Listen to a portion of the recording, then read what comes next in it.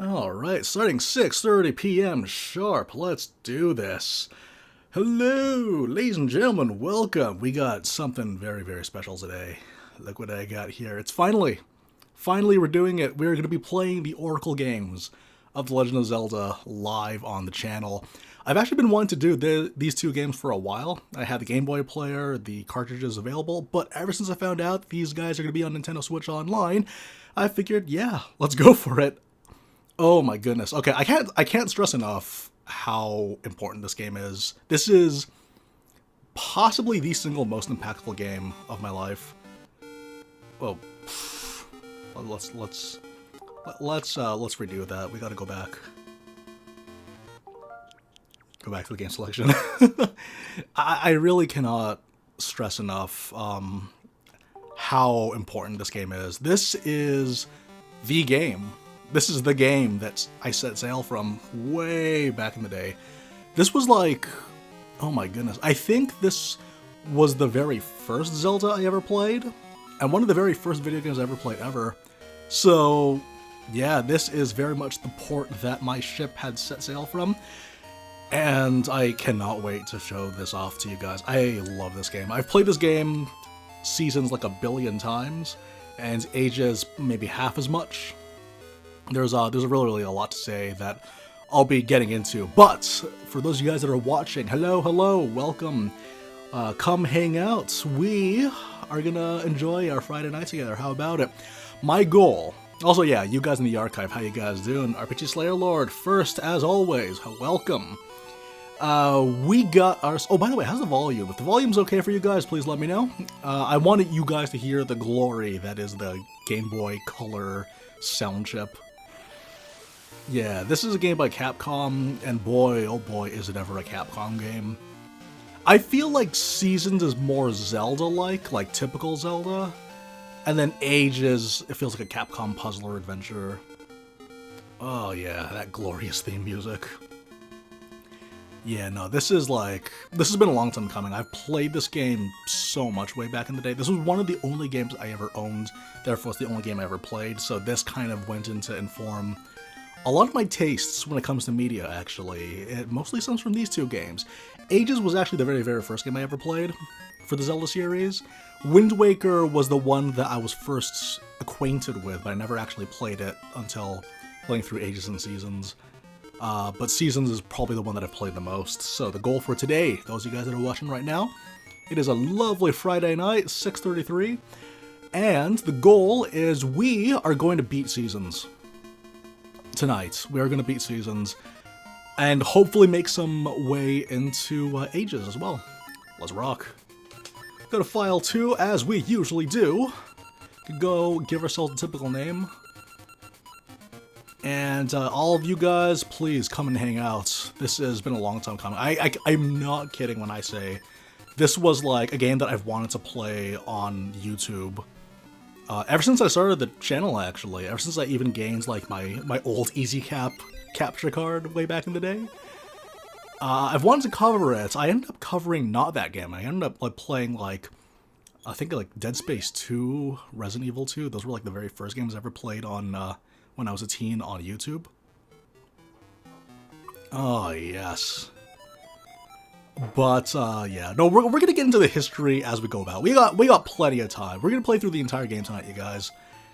And we got nothing but time to talk about, like, kind of like my history with the series, how the Oracle games kind of compare and contrast with the series.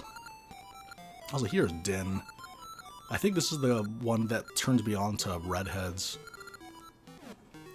Oh yeah, look at those pixels, those gorgeous pixels.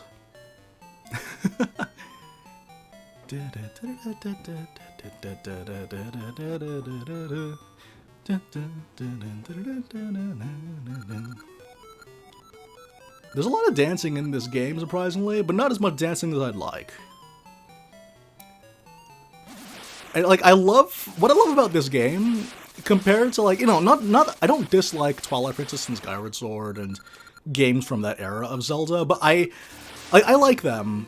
But there's something to be said about how games like Oracle of Seasons, it just goes straight into it. We're not even going to set up the premise of the plot. Here's the premise right now. Okay, go. Go, save the girl. Save the gorgeous redhead with the dancer bod. Alright, and this very next cutscene that you guys are going to see is a reference to Xenoblade Chronicles 2, Chapter 7, The Fear She Carries, where Pyra is tied up and Malos is going to interrogate her and take her memories, and it gets pretty PG-13 in Xenoblade 2. Oh, yes. Oh, my goodness. You'd have no idea how unreal this is for me.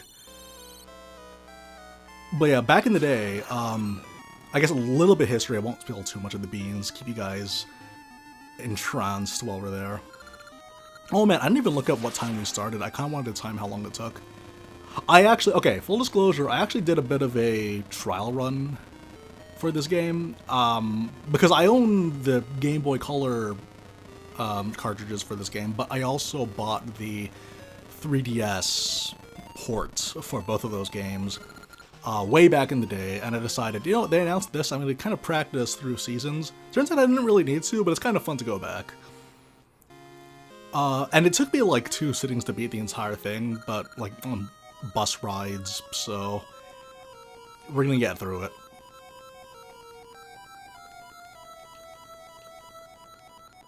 Okay, the premise is we got to go to a magical tree. The magical tree will tell us how to beat the bad guy. And we're off. The stage is set. Something I like about the Zelda games is that it's very versatile with the kind of narratives that you can push. Like, you can go the very, like... You can go sort of like the auteur, artsy kind of way of going about it. Like how they had, like, Breath of the Wild as non-linear storytelling, or Majora's Mask with its surrealist storytelling. Or you can go simplistic. There's nothing wrong with going simplistic. Like, a game like this, it's just get in, get out. There's the occasional thing in between dungeons. It really, actually, I'd say Seasons has more of that. Ages, on the other hand, is the one where it does actually lend itself to more narrative. That felt like more like Capcom had full creative reign. This is probably common knowledge by now, but I'll tell it because this is my chance to tell it. Is that the game that eventually became Oracle of Seasons was originally designed to be the remake of the first game. And I think at some point they wanted to make 3 games to represent all 3 goddesses of the Triforce, but that ended up never panning out. But the general idea is that they wanted to make a remake. Oh wait, I went the wrong way. Wanted to make a remake of the first game, and it becomes very apparent in this game too. With how a lot of the dungeons are designed and how some of the segments of the dungeon are done. The enemies that you fight goes without saying too. There's really a lot. But it becomes very apparent with Seasons, because Seasons is like, yeah, like I said, like a true blue, typical, by-the-numbers Zelda adventure, up to a certain point. I think past Chapter 6, then...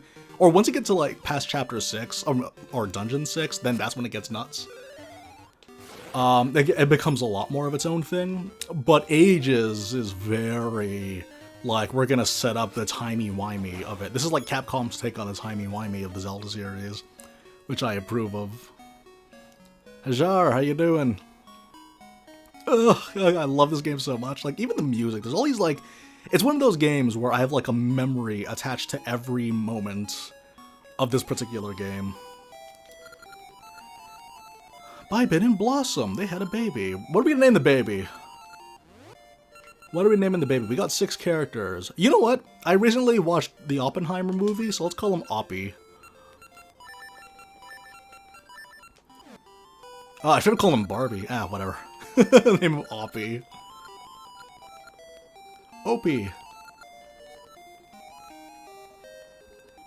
But yeah, like, the narrative structure of all the Zelda games, like, the Zelda series itself is actually quite versatile with what kind of tone, narrative, gameplay style even is a whole thing. You also better talk to this guy, get our rings. Basically, the general idea with the rings is that they're an accessory that you equip.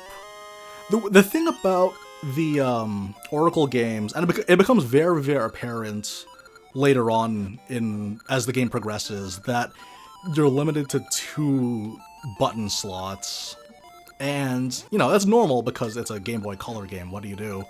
But then when you put it over to something like Switch, you kind of wish you could make more use of the buttons, because there's going to be a lot of pausing, especially later on in the game. I want to say, like, the mid-game onwards, there's going to be a lot of pausing. Similar to, like, Majora's Mask, when you get to Stone Tower Dungeon, that's when there's so much menu pausing happening.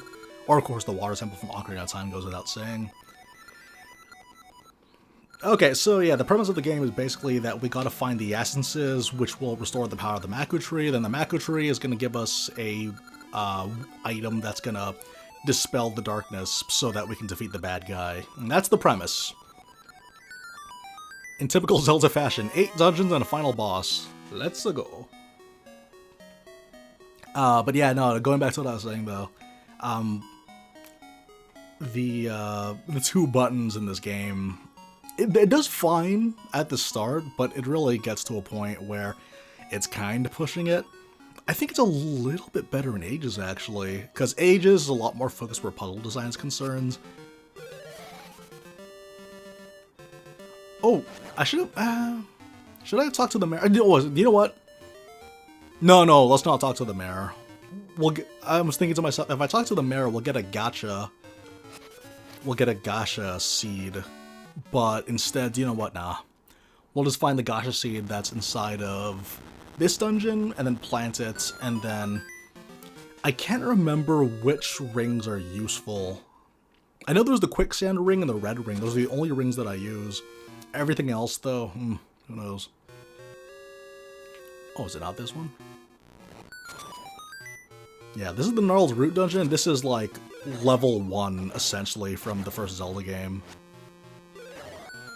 Complete with the exact same boss. There's even a segment where when you get the item, the room is designed just like it was when you got the bow. Complete with the 2D perspective. 2D side-scroller perspective. Okay. Oh, wait. Oh, really? Wow, you don't even press any of the face buttons to open the map. That's fine. Ooh, and also full disclosure, I haven't fully decided how codes are gonna work.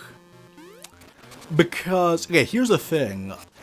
Switching between games to enter the codes.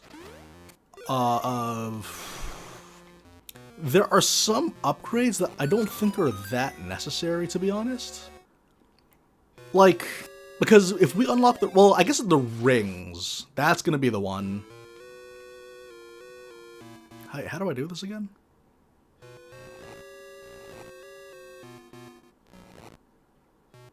Okay. I guess we're gonna transfer the rings, but here's the thing. Oracle of Seasons is decidedly more action-oriented, whereas Ages is more puzzle-oriented, meaning that the power of your sword doesn't really matter. Vanta, how you doing? Like, the power of your sword isn't really going to matter in the grand scheme of things in the second game. Whereas, if you started Ages... Ooh, but then, yeah, then there's the true final boss, isn't there? That would help, wouldn't it?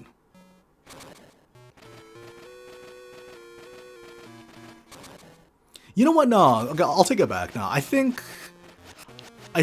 we'll get the code for... We'll get the code for the Master Sword, because I actually remember that one off the top of my head. Or I remember the location for it off the top of my head. It's different for every file. But when it comes to everything else, though, it's literally just a ring and a Master Sword, and honestly, that only matters for the final boss. And that's kind of what it was built for anyways. So yeah, no, that's gonna, yeah, okay, that's gonna be the thing then. That's the plan.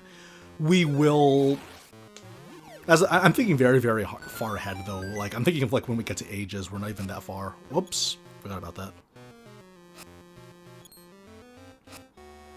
This is like the only time in this series where there's like multicolored these things, whatever they're called.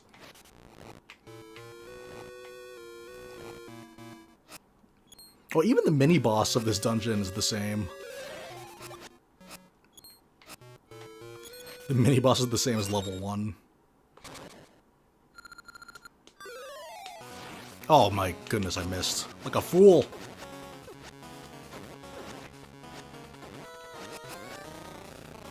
Wait, which one's gonna drop it?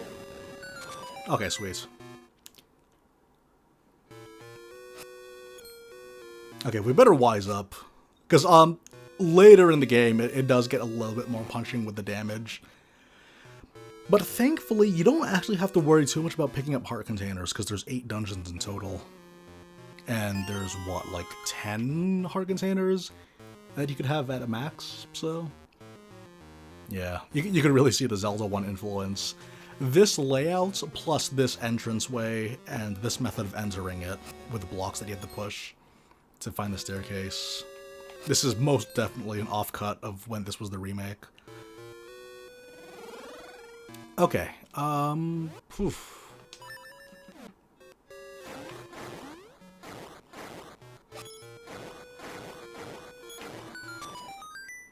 I didn't even really need to do that, did I? Oh yeah, also the sword mechanics in this game, in comparison to like A Link Between Worlds, it's kind of neat because the sword is bigger than Link at this point. So there's plenty of ways to circumvent the defenses of your enemies. And a lot of that comes into play, especially later on in the game when they throw more difficult enemies at you. Wait a minute. Did I miss something? Before I forget.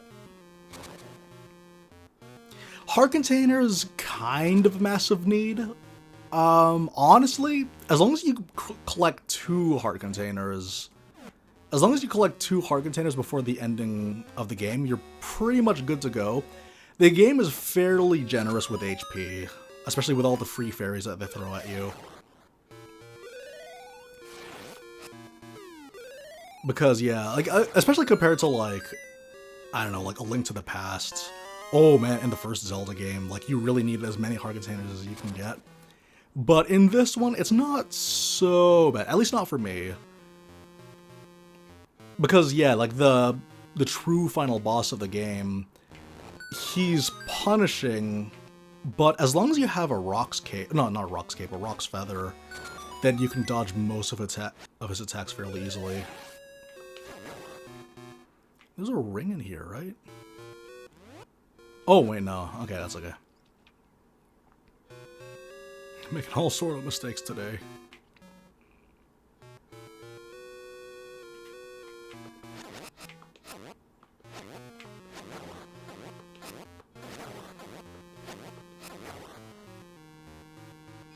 Alright, let's see if we can land this properly. Aquamentus! Sadly, he's actually never been in a 3D Zelda game yet. Gleeok has, but not this guy yet, so... I was actually kind of hoping that in Tears of the Kingdom he'd be here as well, considering that he's a classic Zelda 1 boss. Oh well, he's dead, so it doesn't matter. Okay. We're dilly-dallying a little bit, but that's okay.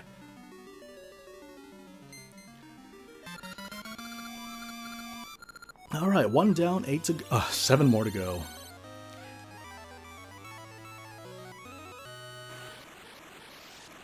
Actually, quite a few of the bosses in this game, because they are basically just exports of the first Zelda game. I was kind of thinking that some of them might end up coming to Tears of the Kingdom, completely remixed. I was happy with what we did get, though, but... Ooh, okay, wait. I gotta do this right. I might end up getting a net loss for this one, because I'm not very confident in my ability to do this. What do you got? Ooh, okay.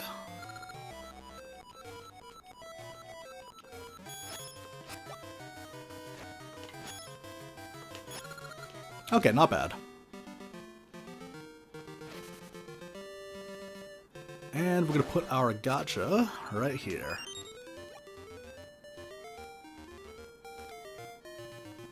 Yeah, like Aquamentus, Manhandla would have been awesome. Manhandla in this game's insane. I really liked how Manhandla was done in this game. Oh well, we got the Goma at least. We got the Gibdo.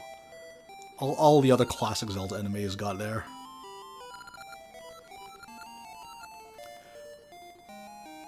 Oh yeah, and now that we have an Ember Seed, we're free to start doing the training sequence, which is actually surprisingly easy to do. Yeah, maybe in the DLC they'll also give us Dark Nuts, I don't know. Like, the Dark Nuts you have to handle very carefully. Ooh, right, I forgot to get the other secret that's near the first dungeon. I'll get it later. This is Mr. Right from The Sims, or SimCity. Made his appearance in Super Smash Bros. Brawl as an assist trophy. I believe he was also in Link's Awakening, wasn't he? We picked up a ring, yeah? No, we didn't.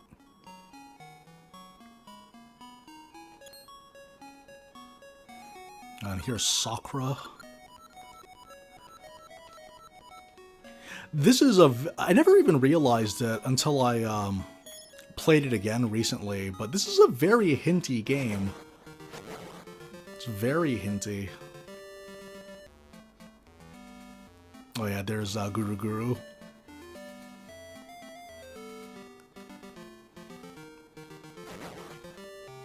Okay, here we go. This is Rosa.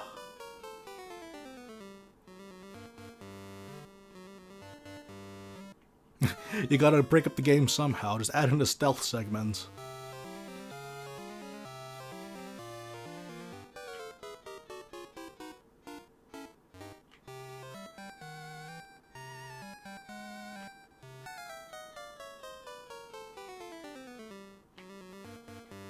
Oh wow, she almost caught me. I felt her gaze on me.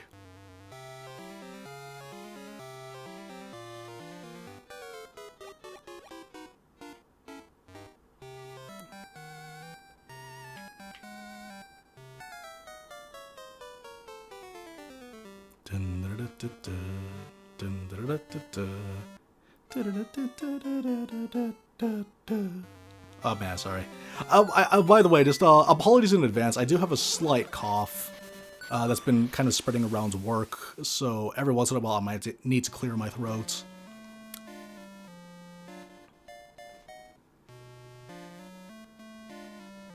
What in the world? Why is that covering up? Sorry, I'm just looking at my chat right now. For whatever reason, I'm covering up the text. Why? Anyways.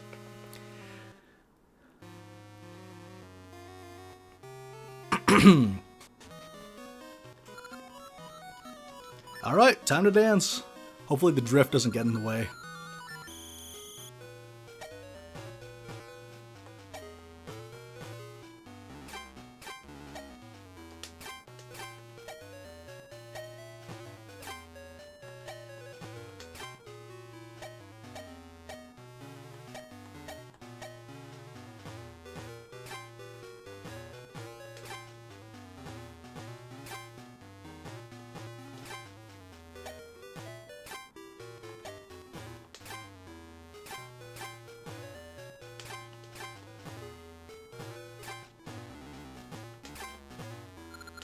Okay.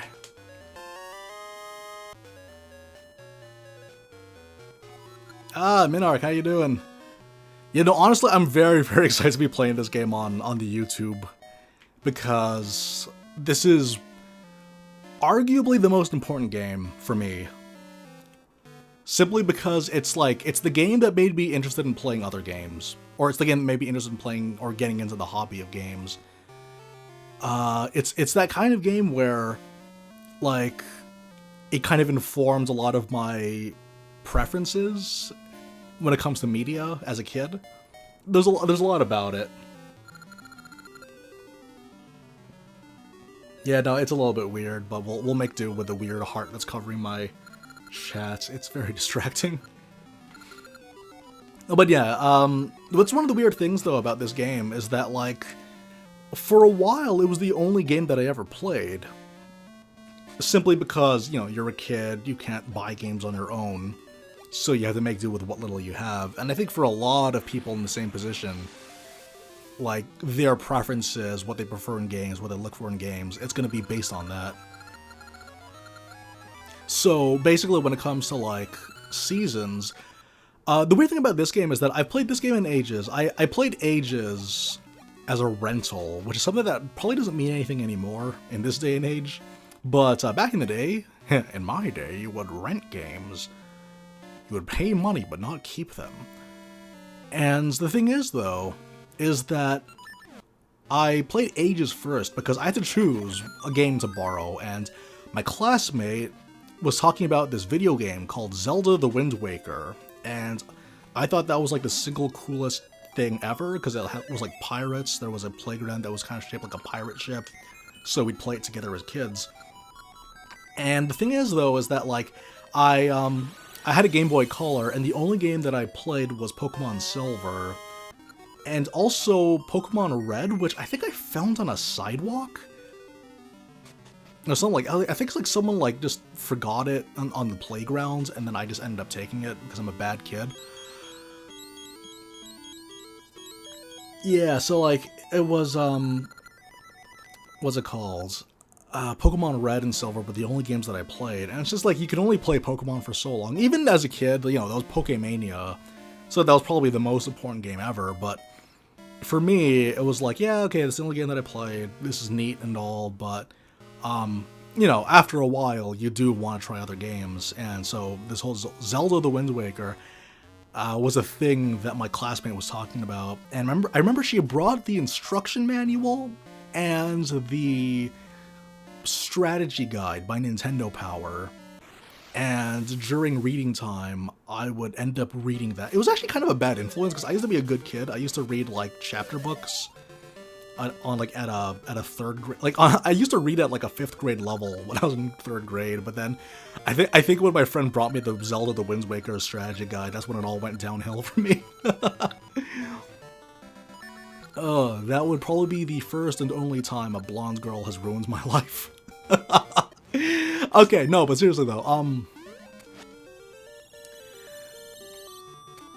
but yeah, so basically what happened though was that, I ended up getting Ages for a rental, and I played through it, and I remember it scared me as a kid.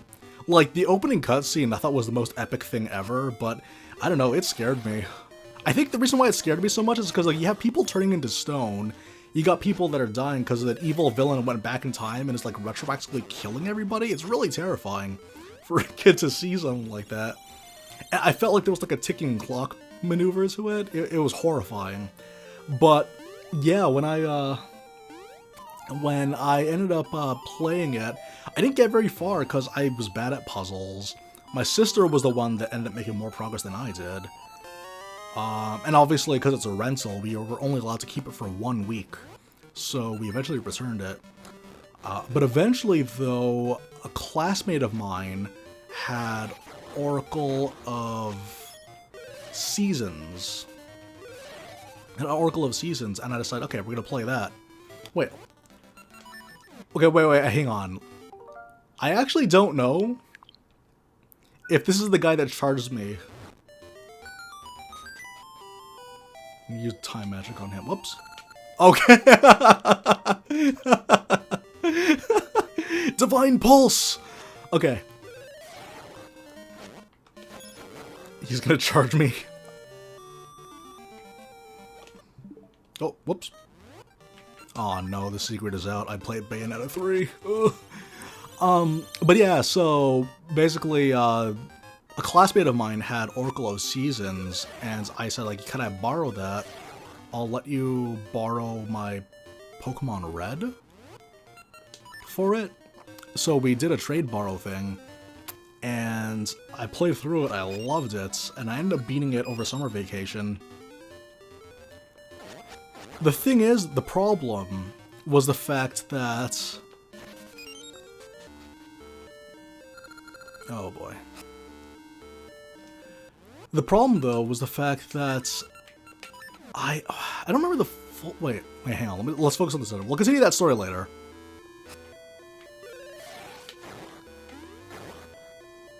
Okay. We gotta take this a little bit slow because these guys appear out of nowhere, and what little damage they do means a lot when you only have 4 hearts.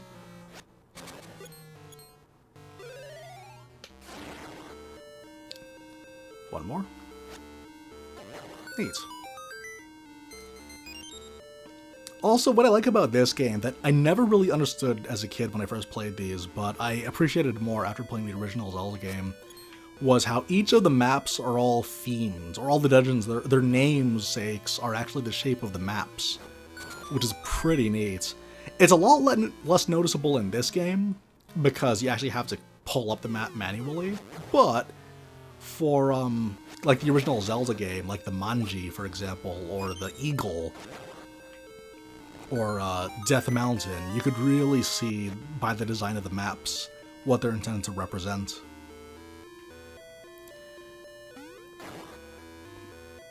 Oh, and also the thing is though, like what I mentioned earlier, that you don't really need to worry too much about hearts, except for the final, like the true boss. But the reason why you don't have to worry about it so much is because this game is very generous with the HP, and that comes in the form of the spirit thingies that you can destroy with your boomerang. They drop fairies every single time, and that's practically a full heal in most cases. Oh boy, oh boy. Wait, I feel like I went too far. I did not? I think? Wait, hang on, let me double check. That doesn't feel right at all. There was like a whole bunch of rooms up here that I could go to. Come on.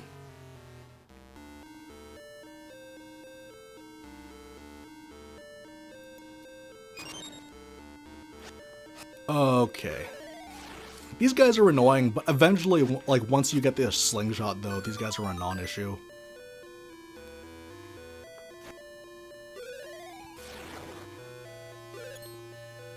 Can I get you to come over here, please?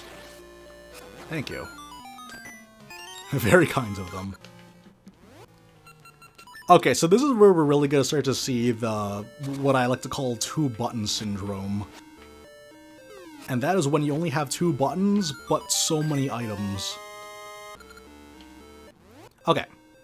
This looks pretty good. Yeah, we're gonna be okay. It's only the 1 floor, right? So we're good. Honestly, though, just trudging along, it's fine. And the thing I like about these dungeons as well is that they're fairly short, but they have a lot of good ideas attached to them. So, for the most part, they don't overstay their welcome, unless you're the type to get stuck. Oh, come on. The keys are a very special kind of annoying in this game. There we go. Oh yeah, then you have like this aspect of it, where you actually do get to leave the building in order to access another segment of the dungeon, which is neat. And something that wouldn't be done in Zelda games for a while, I think. I'm trying to think of examples of Zelda games prior to this game where you actually could leave. Okay, wait, but hold that thought. We need to be fast about this, because this is a time chest. Here we go.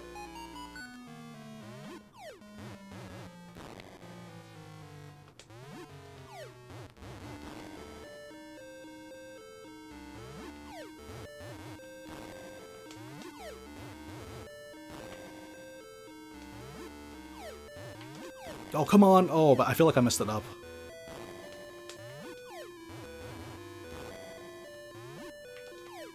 Oh boy, am I gonna make it? No! Let's go back in time and erase it all again. The shame. Try it again.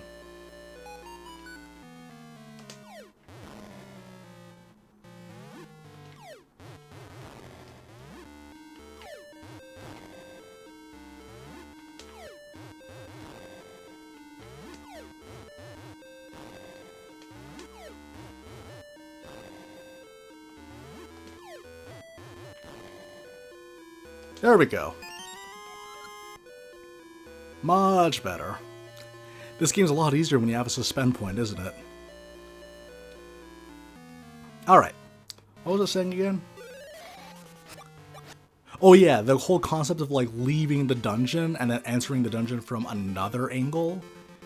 And that kind of like affects how you do it. That's something that I feel like a lot of Zelda games now are striving to do.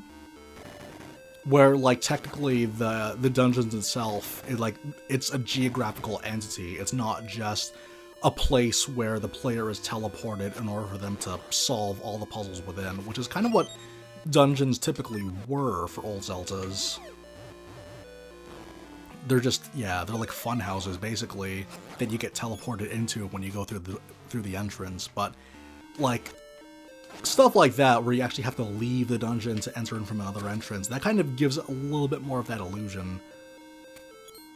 Alright, here's the thwomps, because why not?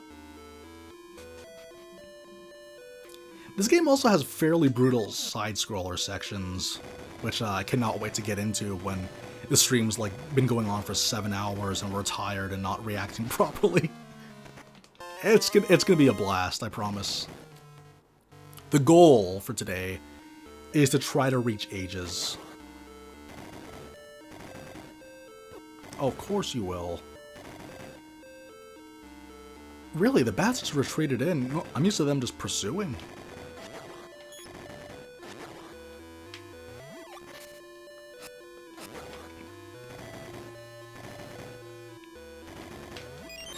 Is this the mini-boss?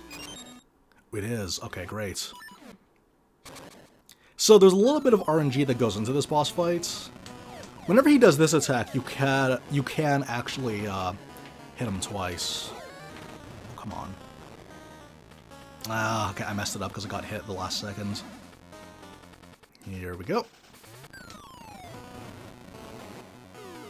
Nope.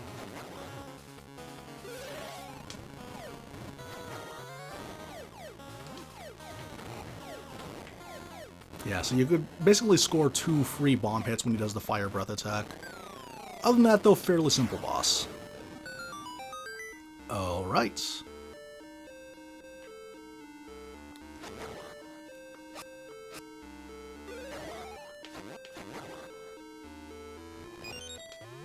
Ah, how generous of them. This game gives you the option to buy bombs. Honestly, never really had much use for it. Because the game's very, very generous, and there are segments where like they did not want to lock you because you didn't have bombs.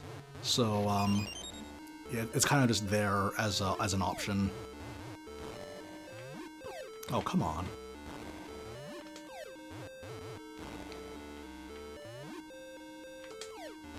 There we go.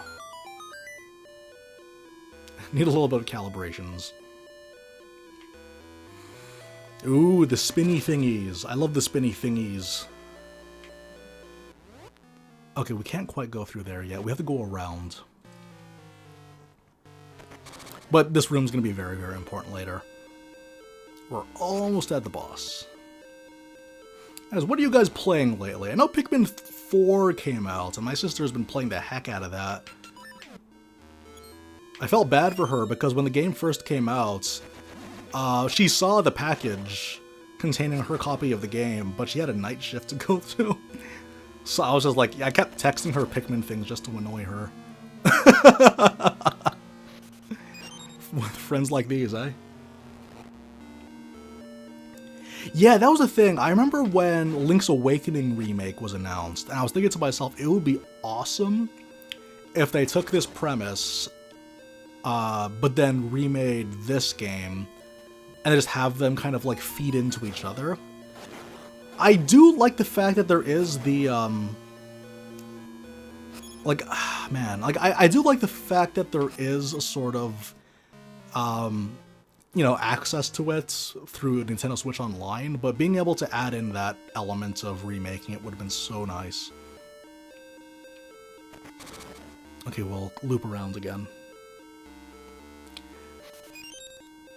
But yeah, no, that's the weird thing, because, like, as far as what deserves a remake, For the most part, I'm pretty lax about it. Like, if it's good, it's good. But for the most part, though, I'd rather just re-release the old stuff. But I kind of made an exception for this game, though. Wait, no, we've already been here. Why are we doing this again? There we go.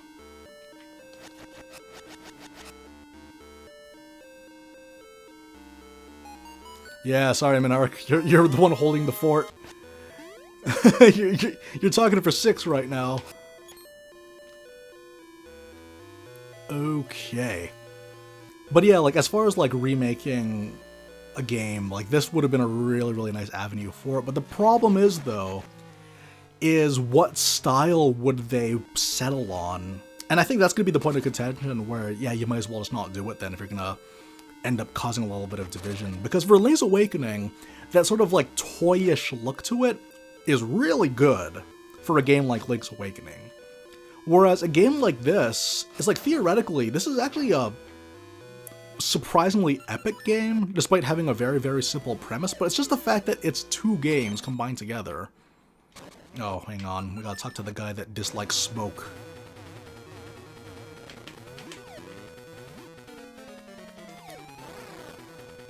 So basically, the Dongos, we fight twice as much against the Dongos that are half as rewarding to fight against. It's called the Dongo inflation. Google image it. I'm kidding, don't do that.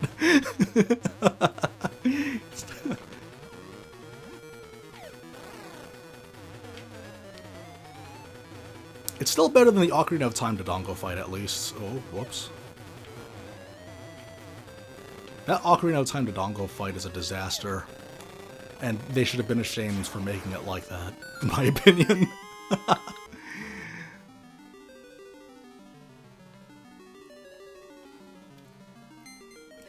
That Dodongo fight, it annoys me, because, like, I don't need Zelda bosses to be salt-inducingly difficult, but when you're building up so much hype around the Dodongo, like, the entire dungeon is based around the fact that this Dodongo has been terrorizing an entire species, basically. The stakes are so high, but then there's a guy that can't even hit you. It really... Yeah, they could have done better. Oh! Should we get the Dimitri? Okay, Ricky, Dimitri, or Moosh? I'll let Minark decide. Oh, no! Why?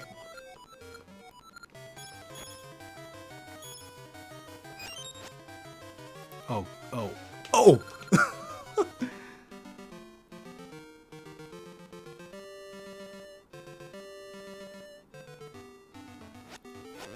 Yeah, like, I haven't really been hearing very many great things about Final Fantasy 16, which is weird because there was so much hype around it leading up to the release, but I don't know, like, I feel like Japanese audiences they're not as enthused about Final Fantasy as Westerners are, and those are the Westerners that I know that aren't really all too fond about Final Fantasy 16 either, which is... But I'm pretty sure it did fine. Like, I don't think it was like a massive flop, but it definitely seems like something that underperformed. Alright, we're gonna get the Dimitri. Because previously I was thinking to myself, oh, what do we do? What should we do? But I figured, you know what? Let's go for Dimitri. I'm hoping I'm not wasting my time here. I actually...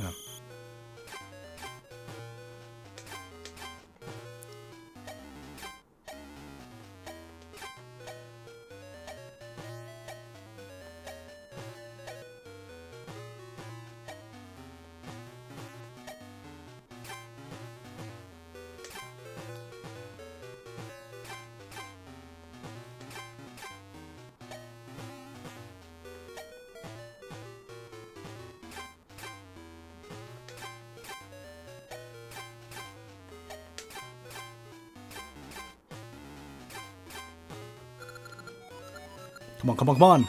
No, that's not it! Oh, do you know what? No, because we did the... third fight. Okay. I think I have to do it a couple of times? to get the Dimitri? I should have looked it up first.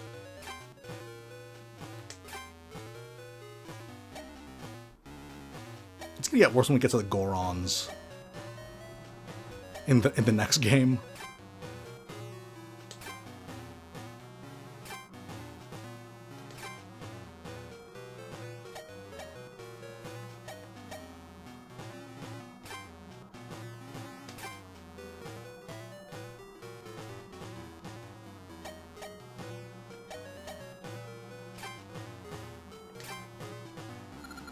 Come on, come on, come on! Oh, this is. I think I gotta do it like 3 times.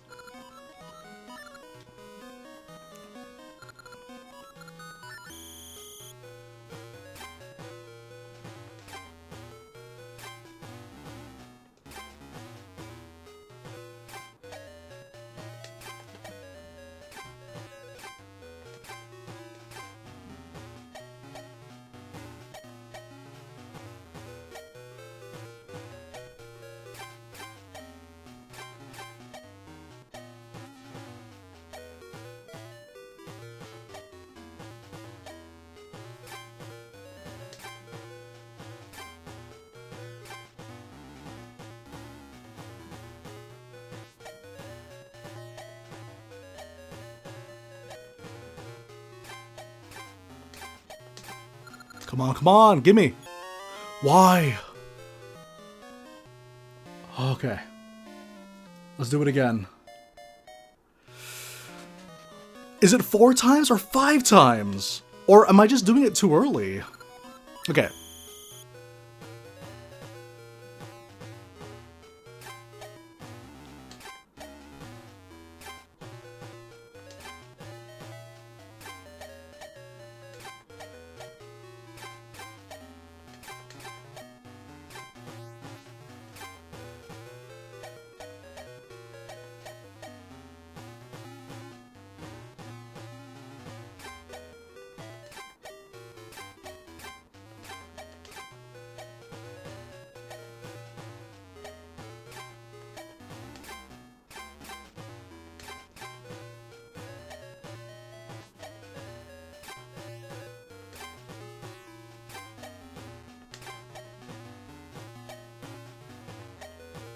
Come on.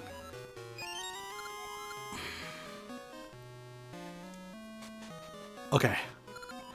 5th attempt? Wait, with you, okay, let me just quickly look it up so that I'm not wasting time. Because I want to know for sure. Because here's the thing, whenever I play this game, I usually just get the Ricky or the Moosh. But I very rarely go out of my way to get the, I rarely go out of my way to get the Dimitri's, though.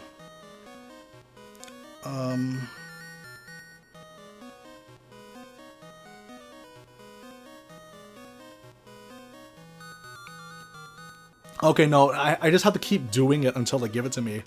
Alright, here we go.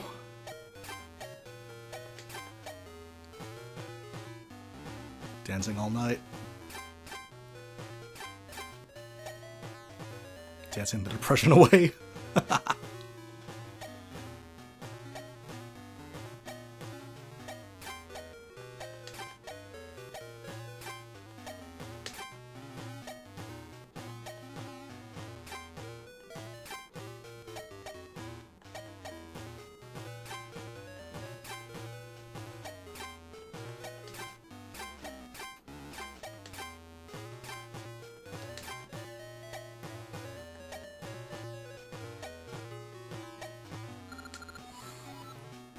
Yes! Here we go. Okay, good. That was like 6 attempts, wasn't it? Alright, we got ourselves the Dimitri, folks. Link dancing okay. Link dancing competently.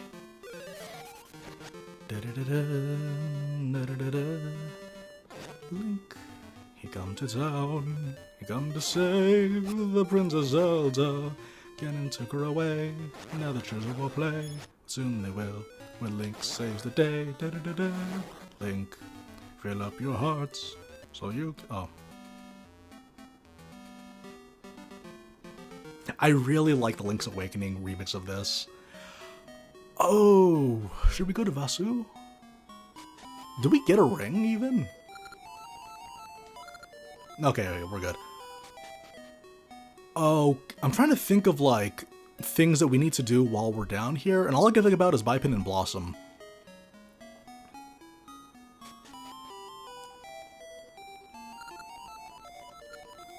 Oh, that's true, I need to buy a shield. Okay, donate the 150 rupees. Oh, probably talk to Bipin as well.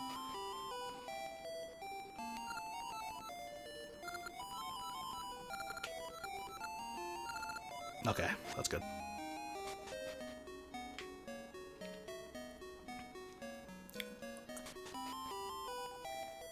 The thing about the shields, they're not super necessary. In fact, I would say that in this game, they're probably the worst. Simply because, again, you're restricted to 2 buttons the entire game. One of them is likely going to be your sword. There's very, very little reason to take out a shield. Except for a couple of select boss fights. But even then, it's kind of pushing it. Like, there's a certain boss fight that would benefit from it. But even then, I feel like, at that point, just jump. There we go.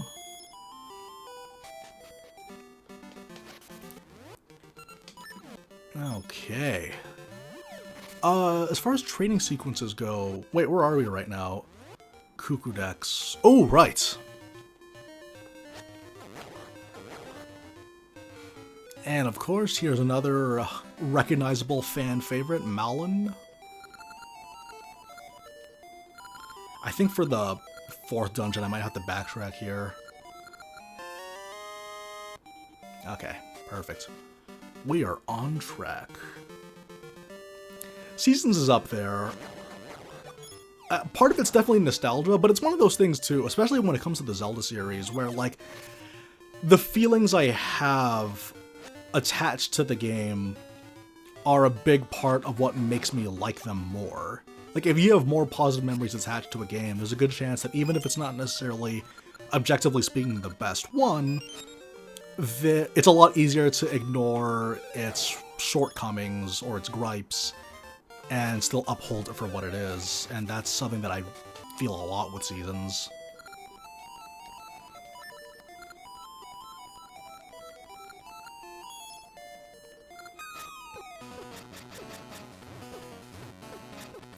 Open your fist, come on.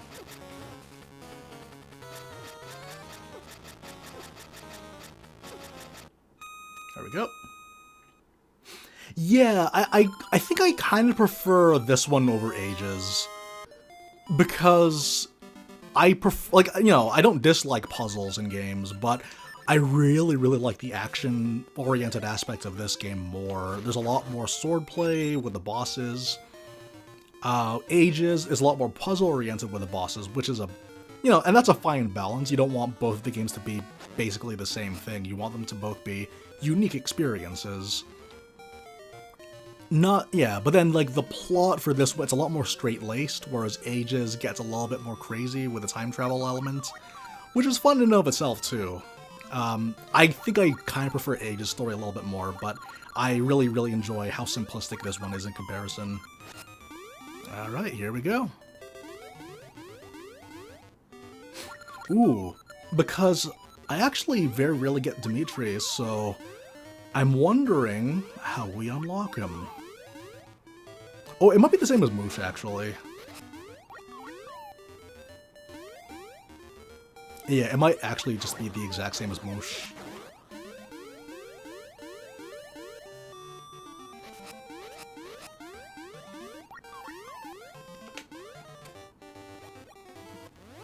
Where's my shovel? There we go. More gotcha for me. Hey Mike, how you doing?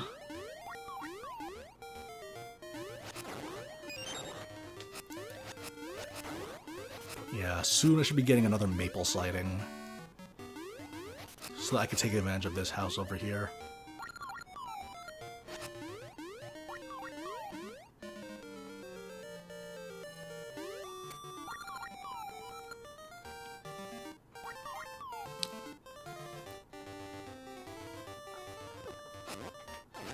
Forgot about that.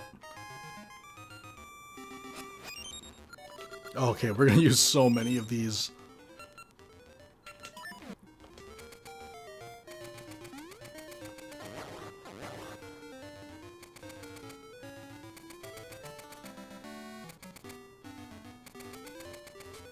I like how this guy's like, I wonder where my key is. There it is.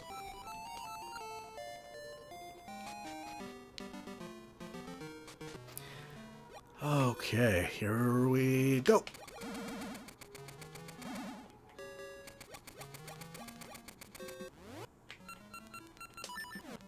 I definitely want to keep my sword handy for this one.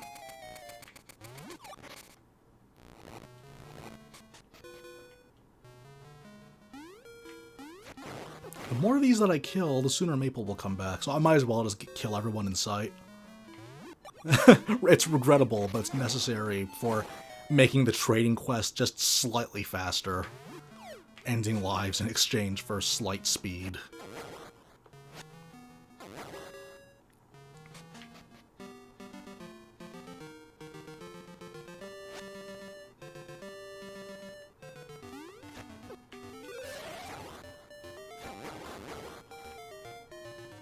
Actually, I think we're pretty much good for kill count to make Maple appear.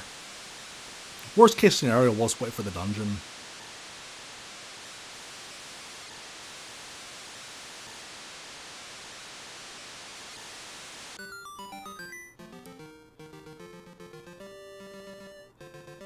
Okay. Do we make it winter now, or... I think we should make it winter. Well, but then fall time is when the holes would be covered, right? So, okay, let's try fall first. And if I have to backtrack, we got Pegasus Seeds for that.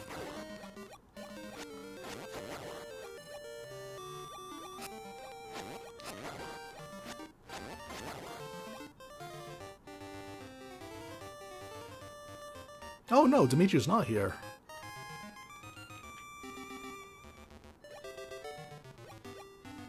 Where would Dimitri be, anyways? Ah, here he is.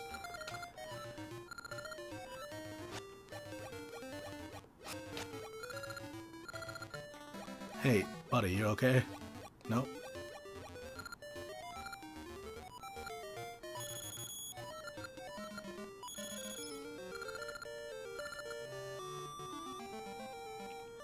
That cost less than getting the Moosh Flute, though. Dimitri's a weird name, too. Alright. Also, I think this is the very first instance in the series where you could actually swim up waterfalls. It's older than you think. Wait a minute. No, I can't do it yet. I need the ability to swim before I do that.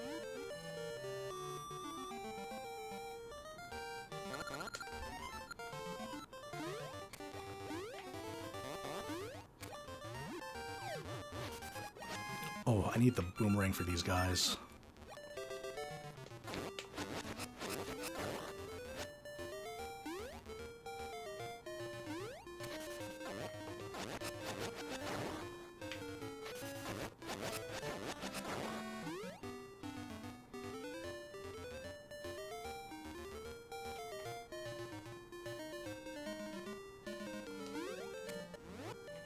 Okay.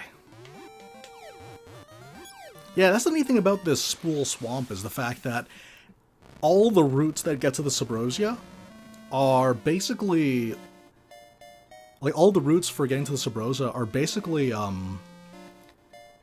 just, means of showing off how useful the mounts can be.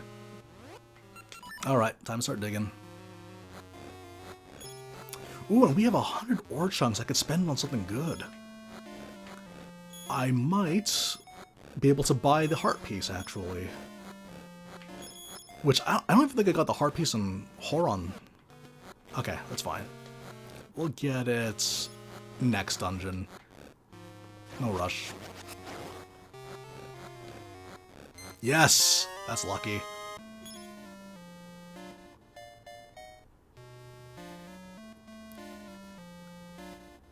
Usually I'd have to go to like 3 screens in order to get that star. I want this, please.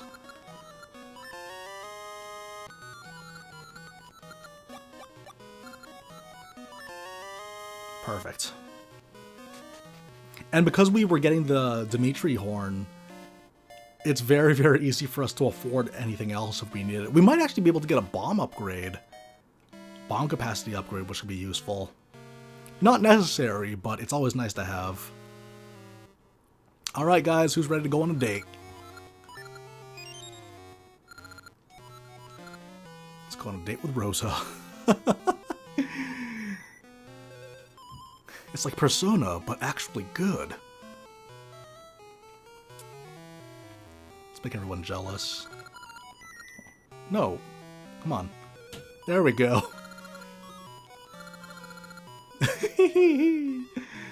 How does it feel to be such a lady killer?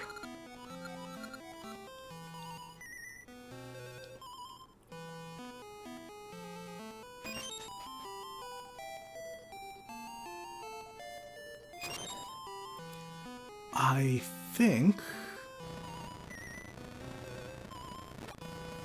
think around here there's something that could be unlocked.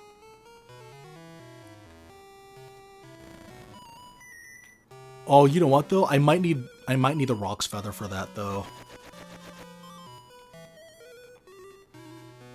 Yeah, okay, never mind. Because, yeah, I remember in a previous playthrough, I was in, like, much later, in a different part of Subrosia, where there was a key. There was a key, lock.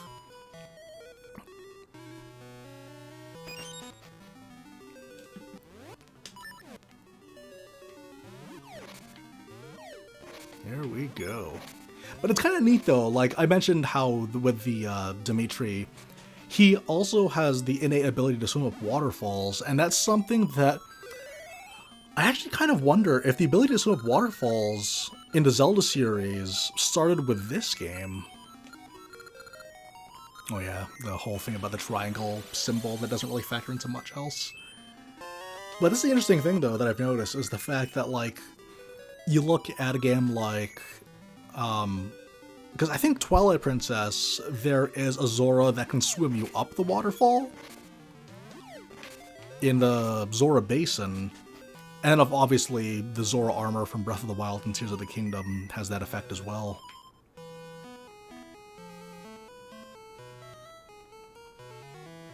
I was mildly distracted when we were doing the dance-off because a friend of mine texted me that he literally just beat Tears of the Kingdom. He texted me like 5 minutes ago that he just beat it, so we're going to be talking about that later.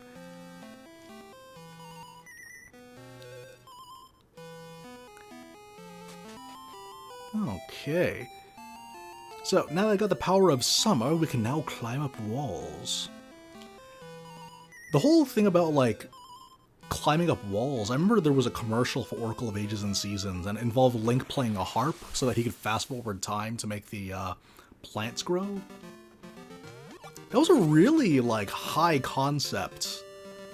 That was a very, very high concept commercial. It was really nice and well animated, and they don't really make them like that anymore, do they? It's probably because making games now is, like, super expensive.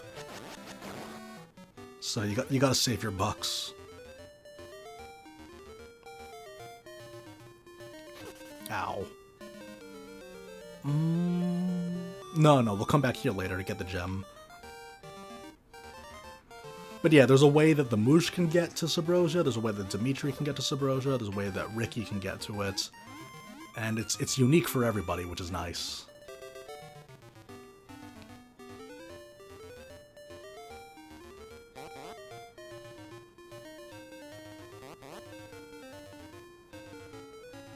He's a bit slow, though.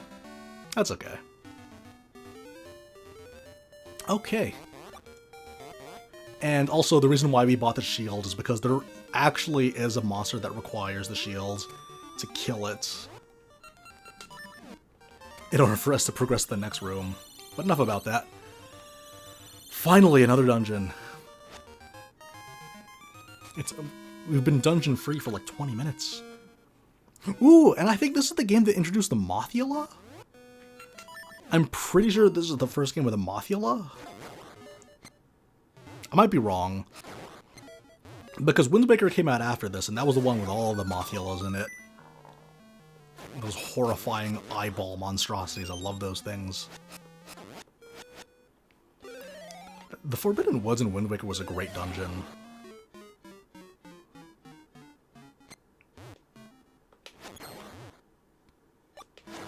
Here we go. And this is a surprisingly simple dungeon as well. It's a lot more linear than you'd think. It all progresses very naturally. These things take 3 hits, eh?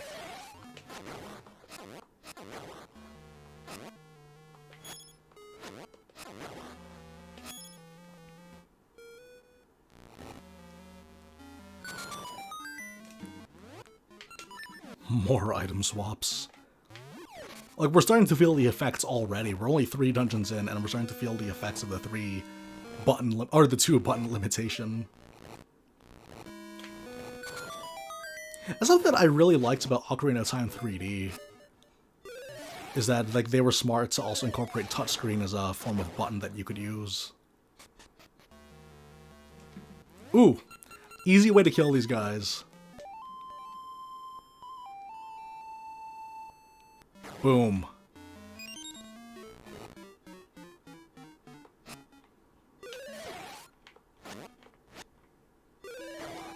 4 hits? Okay.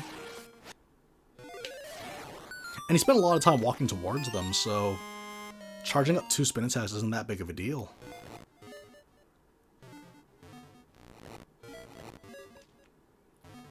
Okay, puzzle.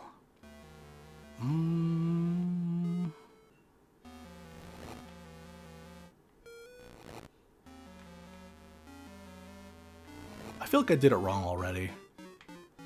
How did I do it last time? Oh!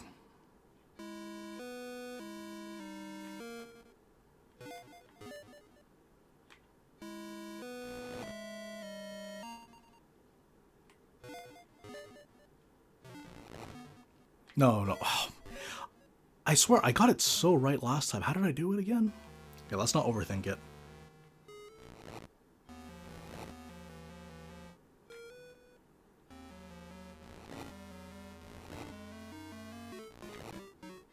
I feel like I overthought it.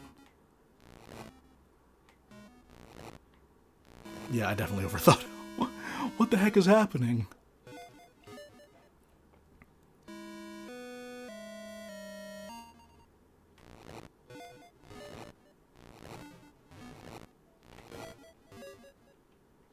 There we go. My goodness, that was...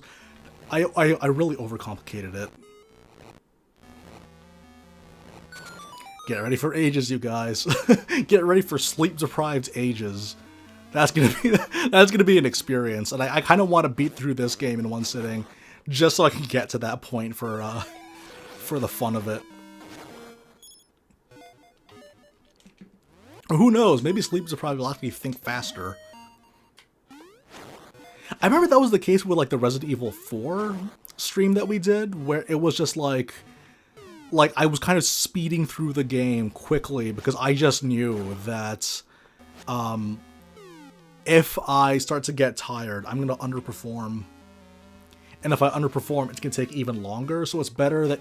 Ironically, it is better that you kind of just rush it out. You kind of just rush it out so that you can... like, kind of bet for a faster solution. Oh, this was optional, wasn't it?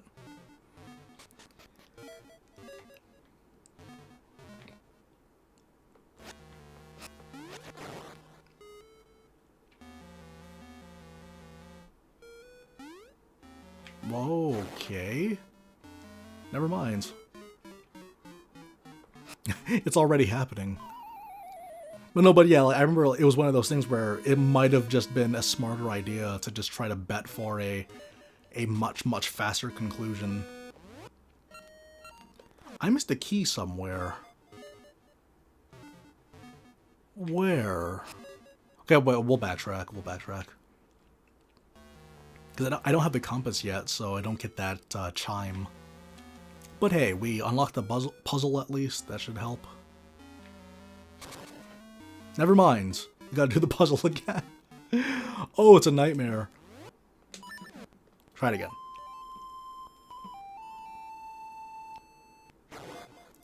I'm pretty sure these contain HP as well. Or bombs. Thank you.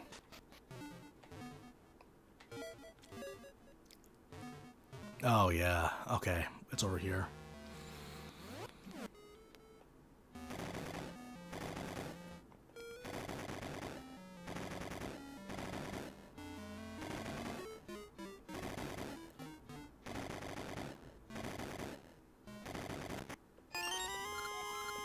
All it takes is that one key.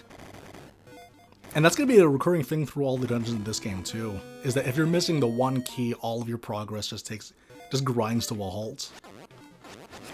I think that's something that people kind of overlook when they talk about like traditional dungeons. There is that element of, unless you follow the directions to the letter, you won't be able to progress as much as you'd want to. How did I do this last time?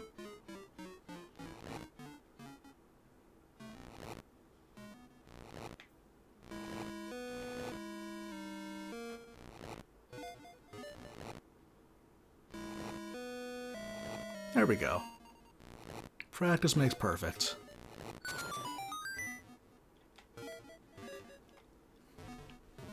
Because yeah, like, when you even look at, I don't know, like the water temple is probably the most egregious example of that. Like, I love the water temple. More than, I feel like that dungeon's overhated.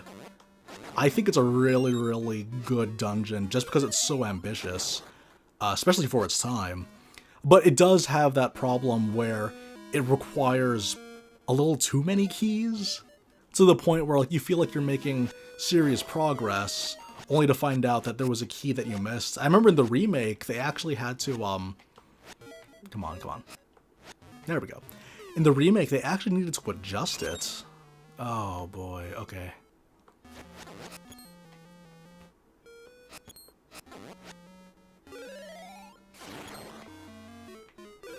Just stay outside the perimeter and you'll be okay.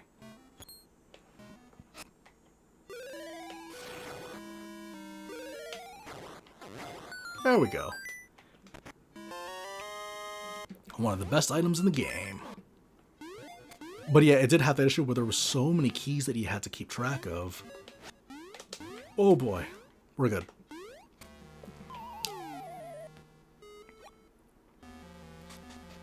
And I think that's something that, like, I don't know, like, complain all you want about the non-linear aspect of the Breath of the Wild and Tears of the Kingdom dungeons, but they did have that thing where you were making oh, it's bad.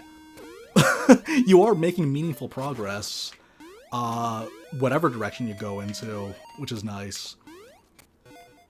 And that's the thing, you don't want to have that feeling of everything's just grinding to a halt and then you just get lost because you don't know what you're doing. Or you don't really know what the game is trying to coax you towards, which can be a point of frustration for a lot of people, I think. Okay.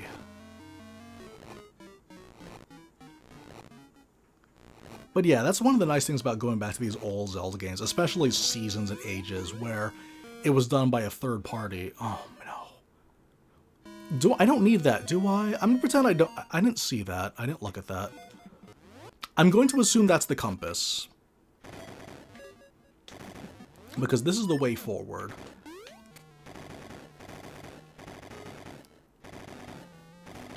But yeah, like all the like little design choices that they make, and then some of the design choices that are really, really good that they want to import.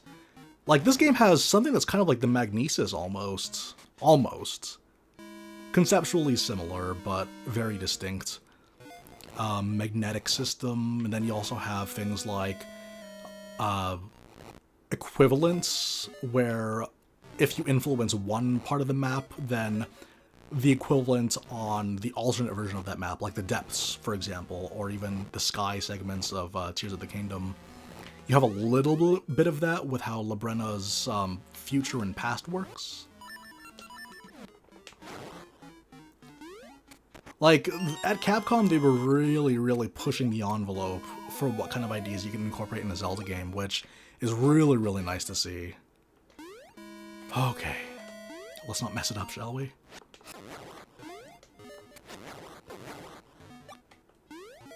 I almost messed it up. Yeah, and surprisingly, a lot of side-scroller segments as well. And this is what I meant when I said that the dungeon is surprisingly linear. Surprisingly linear, because we're already back where we started. And so I think the treasure chest in there is a ring?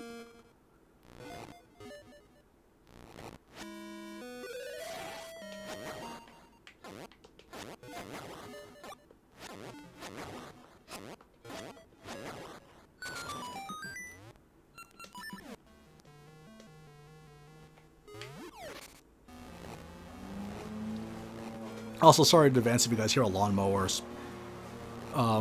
It's past 6. Oh, it's past 7 o'clock, and this would be the best time to mow the lawn. So, apologies. I have to keep the window open so I don't suffocate in the hot weather that we've been having lately. Alright. So, it's really funny about this particular segment as well, because they make it look like you need to use the Pegasus boots to get across. Nope, just jump over the switch. It's fine. Oh boy. And also there's a surprising amount of like dodging involved in this game too, which I really like.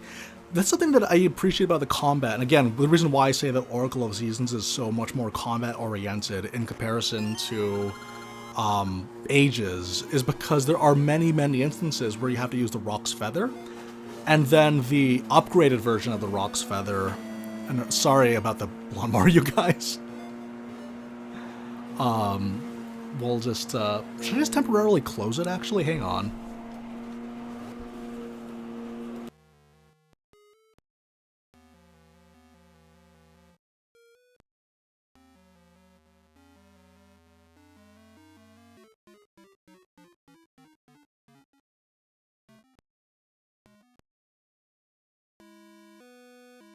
Okay, I think that should do it for the lawnmower.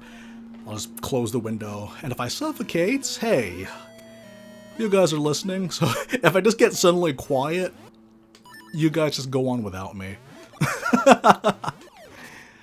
How do we want to do this? Well, we do need the power bracelet for this fight. There we go. Fairly simple fights. We gotta fight against the Inklings from Splatoon.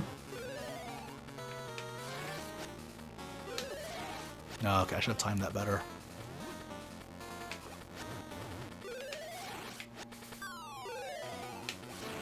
Oh, why did I miss?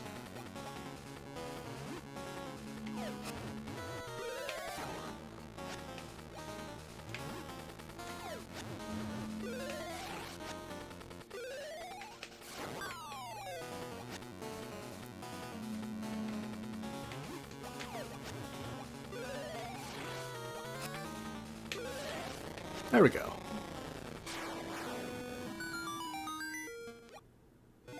Okay, so let's see.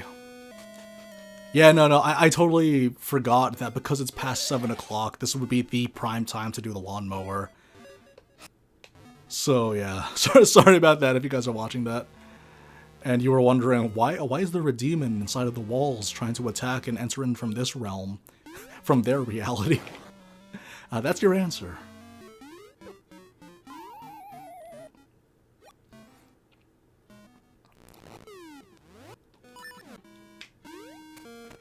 There we go.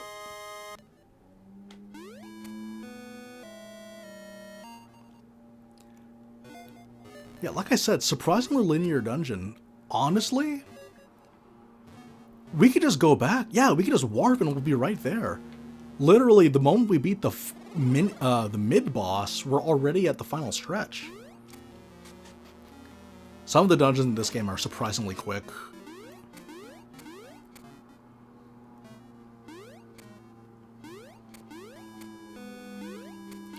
I hope you guys caught what I was saying about how this game, part of the reason why it has more of an action lean to it is because of the Rock's Feather and the upgraded version of it as well. Because there are active movements that have to be made.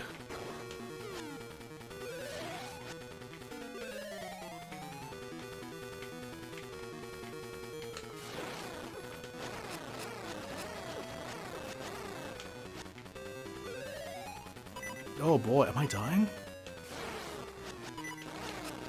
Okay, we're not dying.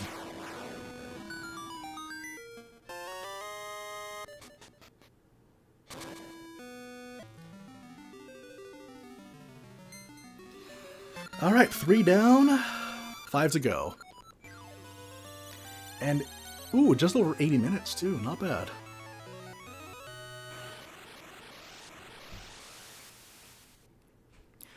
Okay, so here's the deal. The 4th dungeon, there actually is a fair amount of trading quests that we can do. And I would like to do them.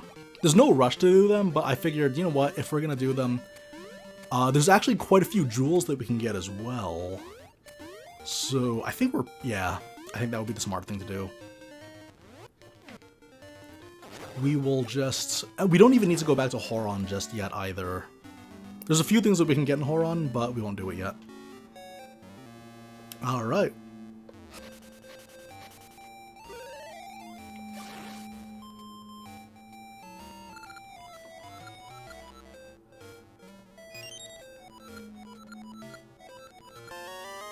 Oh, and the house is right there. Very nice. The person that's looking for this doll.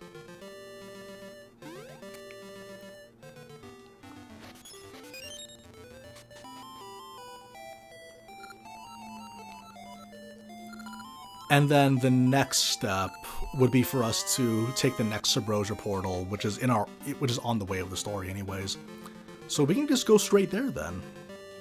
But first, let's make it winter. And then we can just walk the rest of our way to the Sunken City.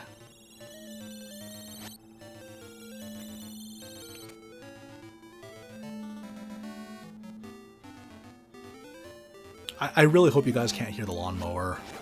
Because it's still going. And I did whatever I could. I just closed the window. Hopefully that'll be enough. The really neat thing about this as well, again, similarly to the Spool Swamp, how that one was just different ways that you would traverse it. This particular segment, this entire segment, the Natsu area, it's different depending on what companion you have. So if you had Ricky, it would be based around maneuvering as Ricky, but because we have Dimitri, it's a river for us to swim through. There we go. It's kind of a shame, we never get to see the companions interact with each other.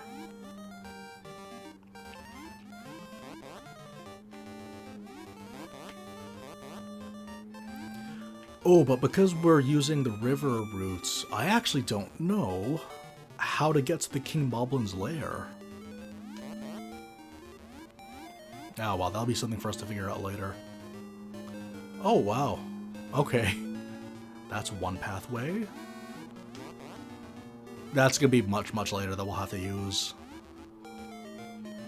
Oh yeah, and here's what I was talking about, how like the waterfall traversal. This would probably be the very first instance where this is a thing, isn't it? This is seed refills, I don't need it.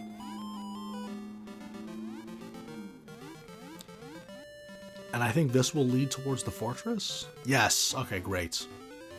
So I'll need Dimitri in order to reach it. And I think, because we have Dimitri, we don't have to worry about cutscene once we enter the Sunken City as well. Oh boy. Okay. Uh-oh. That was really poorly done.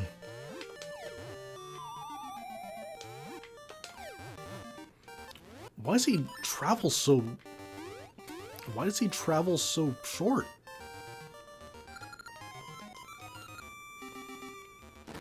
Alright.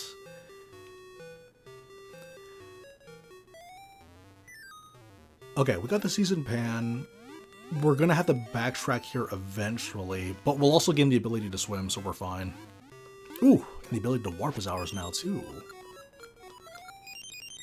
So yeah, backtracking to, like, Horon from here is gonna be very, very easy.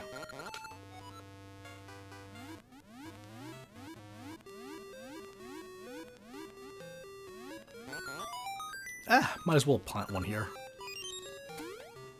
I never even realized it, but this would be my very, very first exposure to gacha as well, wouldn't it? There's that random that elements of randomness to it, which I love. And I think this kind of informed that, wouldn't it? It is kind of weird. It's almost like you're, like, it's like you're kind of reverse engineering your memories to understand what kind of a person you are. It's neat. Because yeah, like, most people, like, they're like vehement in their stance towards gacha. For me, I don't mind it as long as it isn't, like, predatory. And it's not something that, like, you absolutely need it, otherwise your experience will be terrible. It's supposed to enhance your experience. As long as there's no cost to you, then it's fine. And I think it kind of started with this game, to some degree. Maybe not to, like, the most, like, what do you call it, explicit extent, but it is one of those things where if there is that element of randomness where you get a little surprise using in-game resources, I tend to be very, very positively predisposed towards stuff like that. It's neat. It's like forensics. Psychological forensics, or however you could describe that. I see that a lot in this one. You know what? Now that the lawnmower noise is dying down, let's talk more about that story that I mentioned of my childhood. So, yeah, this game, a friend of mine, he had the PAL version. No. Someone I knew had the PAL version of the game, and then no, someone had the PAL. No, another friend had the PAL version, and then I ended up borrowing that person's game for a long time. But then, a classmate of mine had the NTSC version of Ages and Seasons, and I traded my silver and gold in order to get those. Oh, yes. Yeah, I actually traded for silver and gold for that one.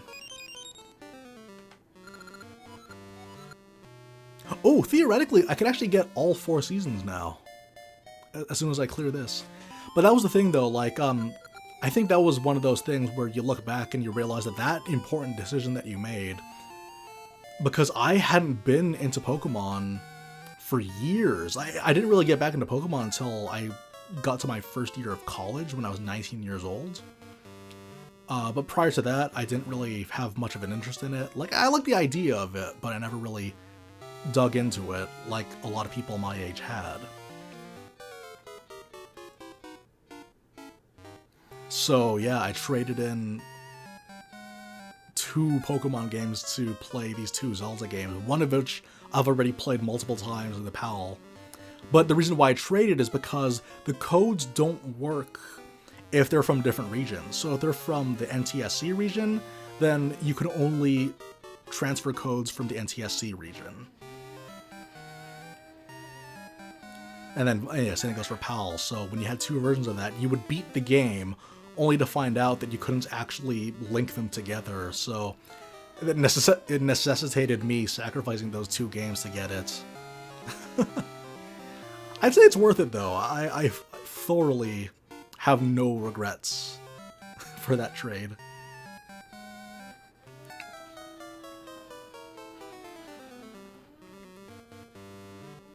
Oh boy.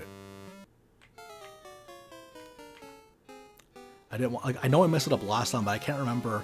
Because if you enter in from the right, you end up getting detected automatically.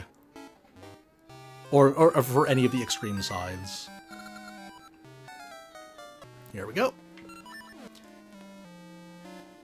I guess I might as well get the shield upgrade. I don't really need it, but I might as well get it.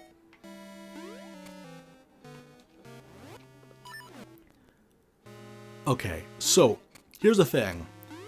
We're here and we can get springtime. However, we have essentially everything we need to also unlock fall. So we might as well get that too. But first we'll unlock spring. Also, we're probably gonna get her... No, not this guy.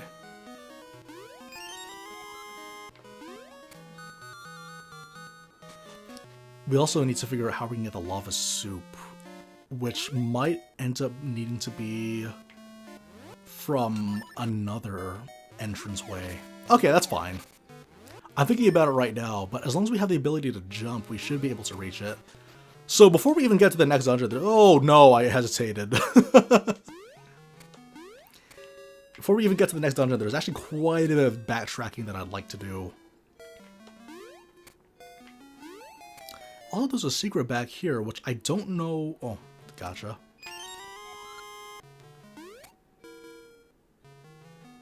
I'm trying to think to myself, though, there's a lot of things that we could hypothetically do here, which might save us a little bit of time down the road. It's not super necessary, but we might as well do it. Alright, springtime.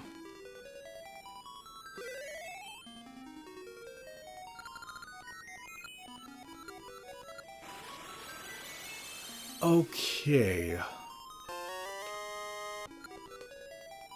So, here's the deal. Do we progress now?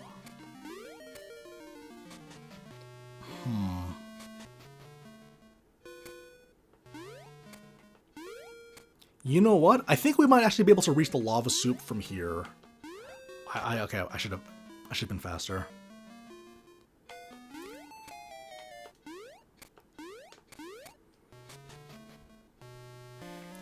As long as we have the Pegasus Seeds, we should be fine. I think. I hope. Yeah, we're good. Is there anything for me? Bomb upgrade. We might as well grab this too. Ooh, and a member's card. Great.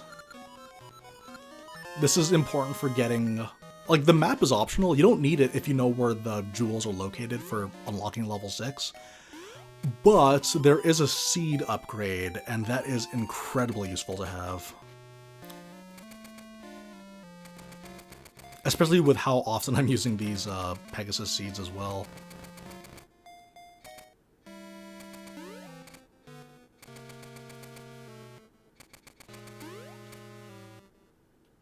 Here we go.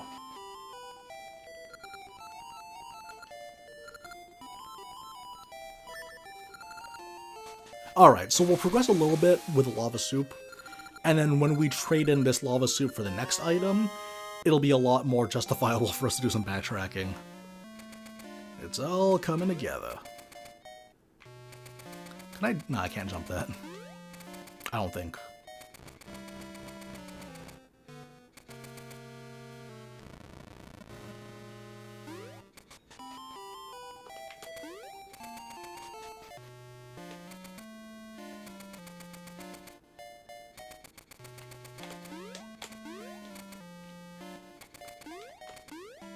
There we go.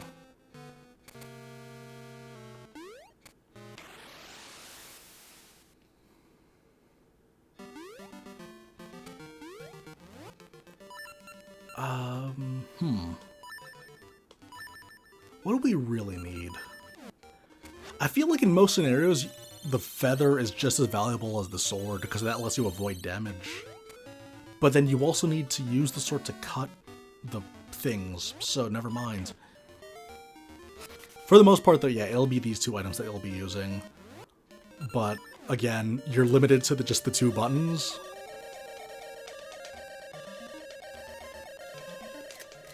Oh, that was a mistake. Mashing a little bit zealously there. Oh yeah, there's a special ring that's in here as well. Oh. Didn't even equip the feather that time.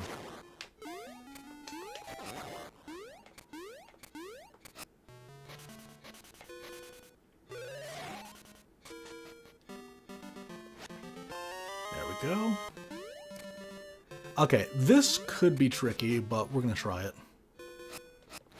It's just that all these keys get in the way. Why? I'm not sure what this ring is.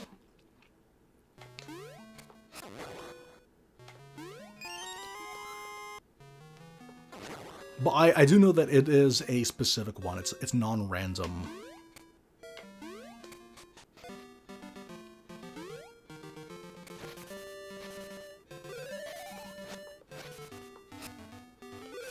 Looks like Ledian from Pokemon.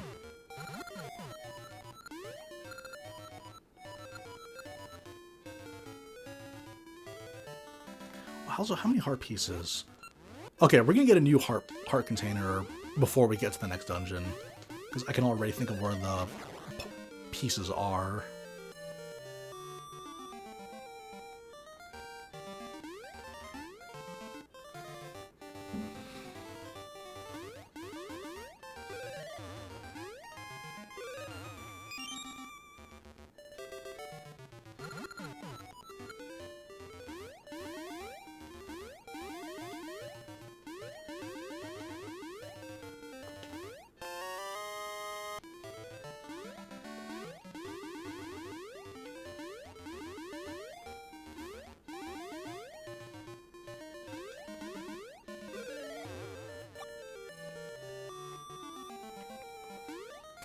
What's in here?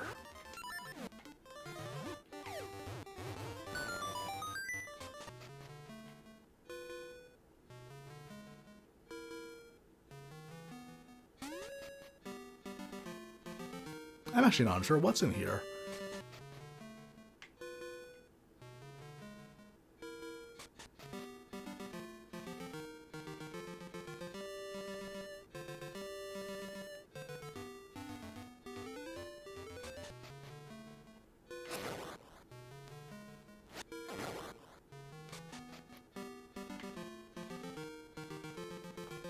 Okay, there's some Lionels, I guess.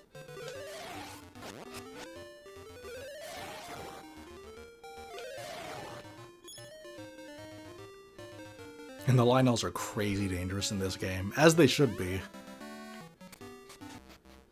Hey, buddy. Yes, please. Okay, great. Okay. My previous playthrough, I didn't get a ring box upgrade, and I was wondering, what am I missing? Why don't I have one? It turns out it was right there the entire time.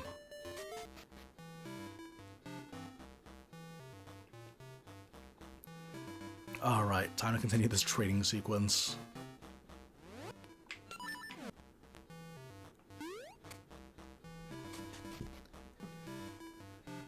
Okay. Bigoron.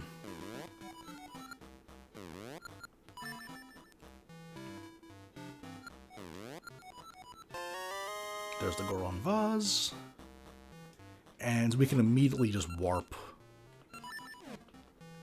Ooh, and because we have... Well, we can't afford it yet, can we? But we do have ourselves the, We do have ourselves the, what's it called?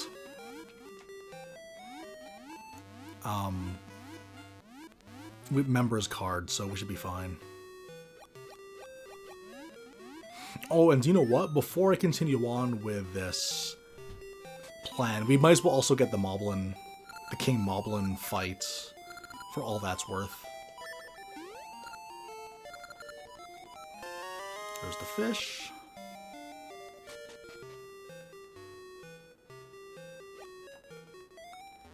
Okay, if I play the flute, will Dimitri show up here?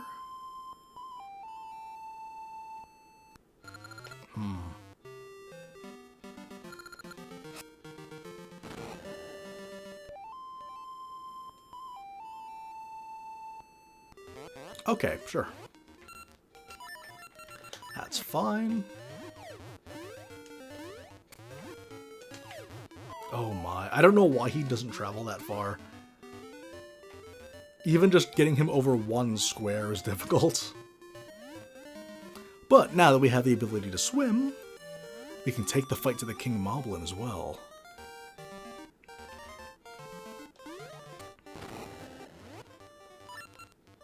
Yeah.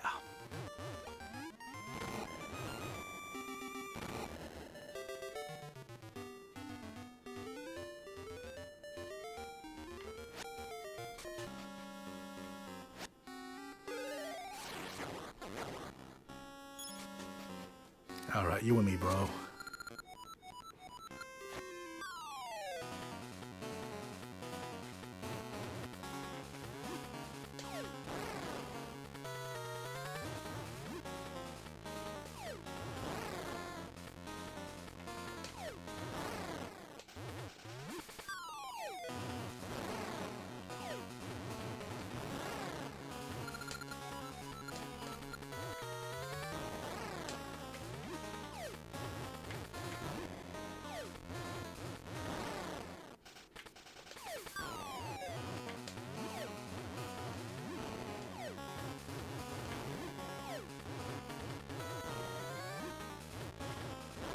No, come on, you were so close.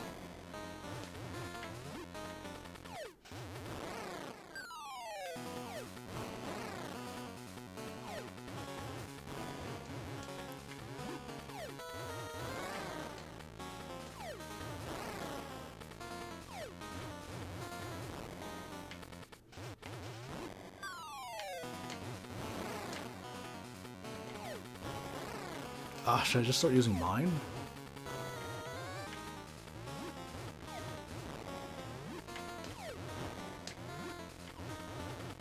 There we go.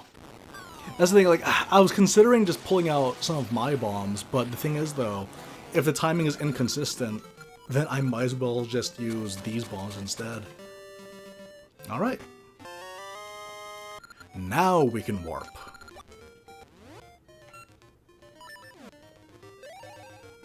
And this is also a good chance for us to figure out what that ring was.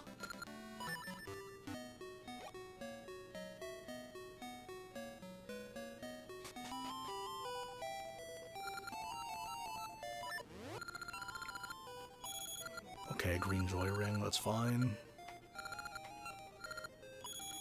Octo ring, fine.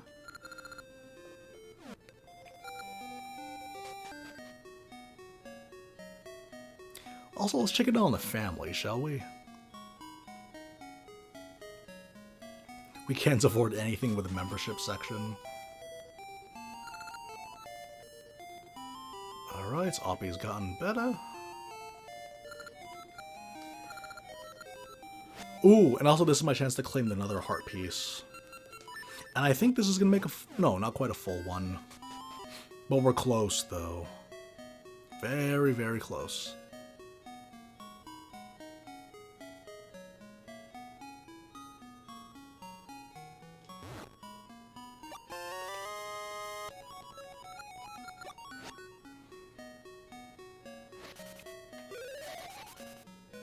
Oh man, and then once we unlock the rest of the seasons, we could theoretically get some golden beasts under our belt too.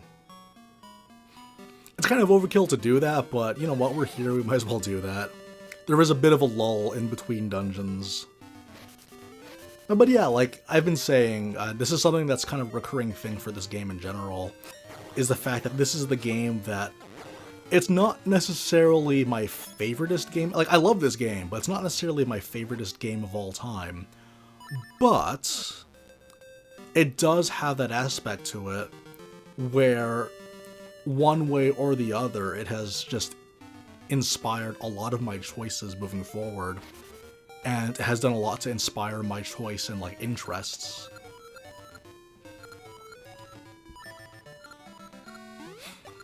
Alright, we got ourselves the megaphone. This is gonna come in handy later too.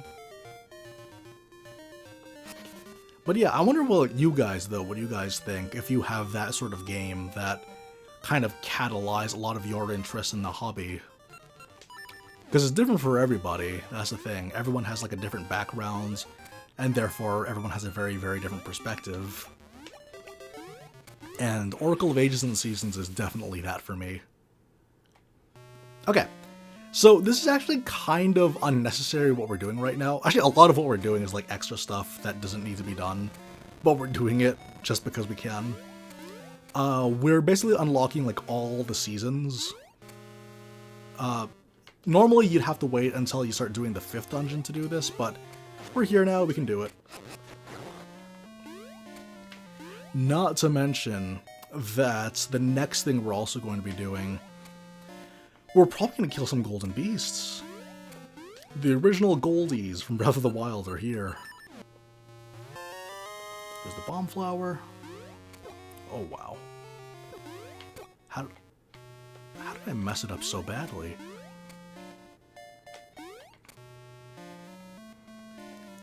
Yeah, we're gonna go for some golden beasts. There are 4 in total, 2 which we can get now.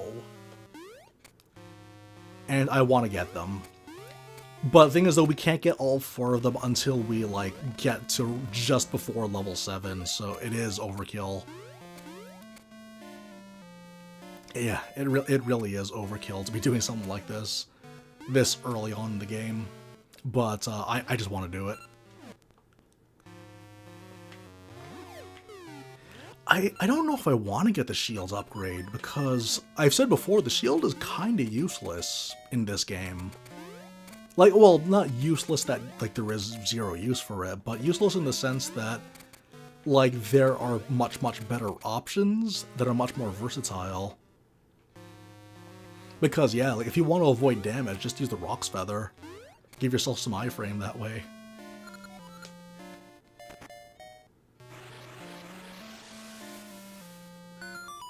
There we go. This is the last entrance.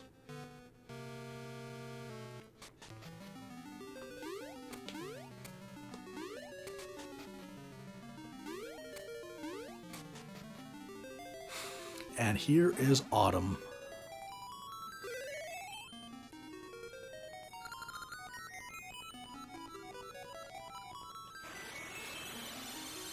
Okay, so now that we have these, yeah, we can just go straight for it. We can just go straight for the golden beasts, I think. The first 2 that I can think of is... Okay, so basically for those of you guys that don't know what the golden beasts are, they are 4 superpowered versions of regular monsters. They're colored gold, just like in Breath of the Wild.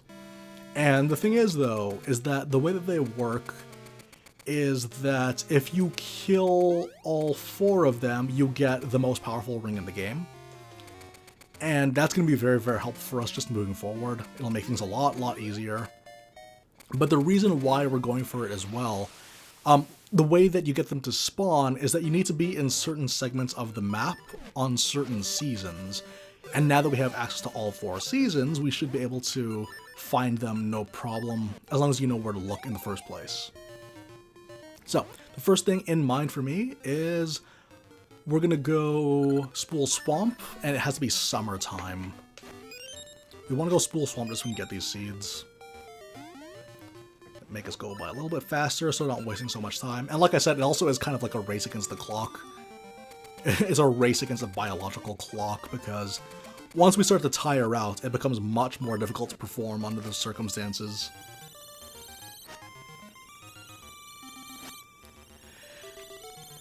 Okay. Springtime is when the Heart Container would be accessible, but we probably don't have to worry about that yet.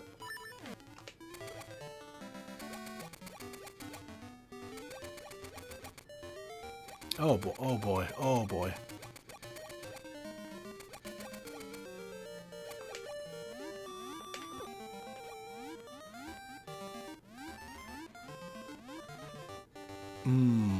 Eventually we'll have to come back here in the fall. There's actually several reasons for us to come back here. Okay. So here's the first one, the Golden Octorok.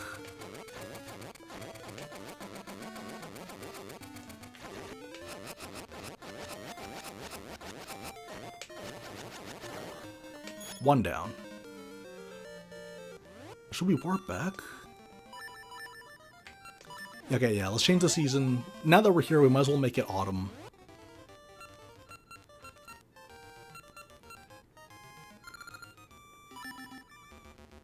No, winter. It has to be winter, because it's autumn by default.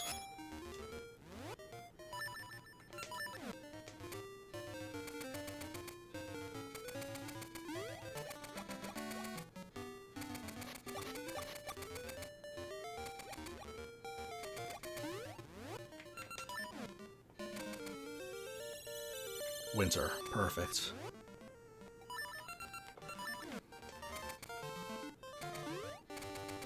And then we're going to use the Rock's Feather to kind of steal back some momentum from the ice. And fail horribly at it. Oh my.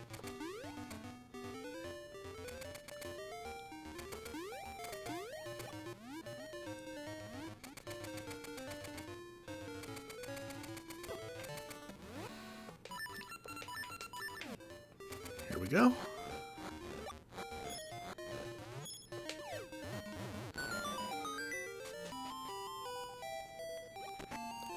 Square Jewel.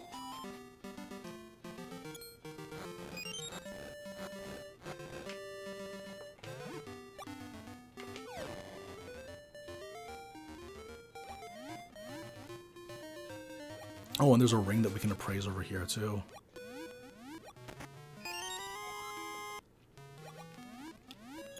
Where's the next gem? Because I know there's a gem that you have to talk to, but you have to beat 5 dungeons in order to claim it. So, okay, I think this will be the last extra thing that we do. And then we're going to move on to the next dungeon. I just wanted to quickly clear out this stuff, because in the long run, it's going to help us. In the long run, it'll be very, very helpful.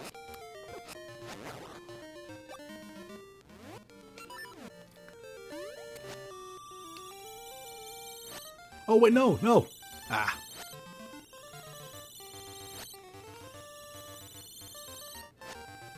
I'm not even sure what the logic is. I'm not even sure what the logic is for getting these monsters to spawn. It's just that 4 beasts for 4 seasons, but why? Why does it need to be autumn for the Woods of Winter? I don't know. Why does it need to be winter for the Tarm Ruins? I don't know.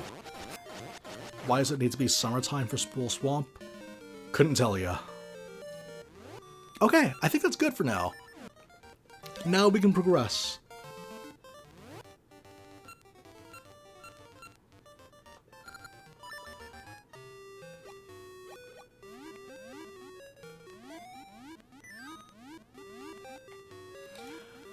Oh boy. Well, there's plenty of opportunities for us to raise money as well, because I do know for a fact that I want to bring a potion just for a safety net. I don't necessarily need the potion, but it's good to have it just in case. Because I know that some of the enemies, especially level 8, is going to get pretty deadly. And that is quite a ways down the road. So, again, like I said, race against the clock. Oh, man. Thing is, though, this is like a very, very notable example of when a studio that isn't Nintendo makes a Zelda game. This is the result. And I kind of want more of it. I want more instances of, like, Capcom taking over. Or, like, any other studio, really. Like, just don't even necessarily have to give them, like, a full game. But, like, look at all the... I don't know, like, look at, like, you know, Tecmo Kai, for example. Team Ninja, they made Hyrule Warriors, and that was a hit for a lot of people. It's not like, you know, it's not like a magnificent masterpiece, but it's a really, really fun thing that you can do with a Zelda IP. Okay, yeah, we have to drop that off to the witch. But yeah, like, that's something that you could definitely use. Same thing goes for this game. And Minish Cap, that's also a Capcom-developed Zelda game. Minish Cap is great. And I'm thinking to myself that there are plenty of opportunities to just take advantage of the creativity of other teams and then apply like this IP onto that. It would be so nice. Because yeah, like thinking about like Hyrule Warriors, however you feel about Musou games in general, but the fact that it is an interesting twist on the Zelda series, which was very strictly formula for that time period as well, so it was very refreshing. And then you compare that with like, yeah, the Minish Cap, fantastic game in and of itself. But the thing is though, you don't even need to go the full on, give them the rights to making a mainline Zelda title. Just do something creative with it, and then I'm pretty sure everything else will follow. Because right now, at this point in history, the Zelda brand is like, it's really, really popular, especially with the success of Breath of the Wild and Tears of the Kingdom. I actually had a look at the sales numbers not too long ago, and for a while, it was looking like, yeah, Tears of the Kingdom might outpace Breath of the Wild. But the thing is, though, is a lot of people look at it from the perspective of, if I'm going to play Tears of the Kingdom, I should probably play Breath of the Wild first. You don't have to, but some people want to do that. Oh, this is all bad. Like, you don't necessarily have to do that, but a lot of people did, so the sales for Breath of the Wild has actually started to skyrocket since the release of Tears of the Kingdom, which is kind of interesting. Like, yeah, pitching Tears of the Kingdom as a direct sequel was exactly the right way to market it. Because, yeah, they got so much money from that. Oh, boy. Just dodge it. I didn't know where I was going.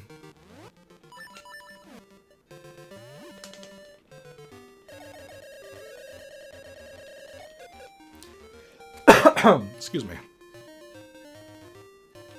There we go. Finally, another dungeon. It took us nearly an hour. We're finally going to another dungeon. But yeah, seeing them try to do a little bit more with the IP could be nice. Like, they don't necessarily need to say, hey, make a new mainline game, because there's a lot of pressure for that kind of stuff, especially now. Like, the bar had been set so high with Breath of the Wild and Tears of the Kingdom that it'd be really, really difficult. I love the music in this dungeon.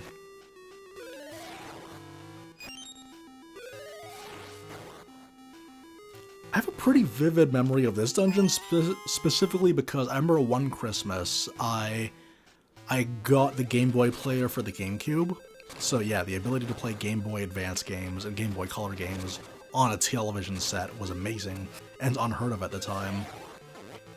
And I remember playing this dungeon, because there's a segment in this dungeon where it's dark, and you have to use the Ember Seeds to light up the room temporarily before the candle goes out, in order to see the pathway. But because it's a bright television set, it's actually very, very easy to see. But even on the Game Boy Color, I would often pause the game, and you know how like the screen turns white? You could actually see a glimpse of the passageway. It's almost like flashing a camera to kind of see your pathway moving forward. It's kind of like that logic.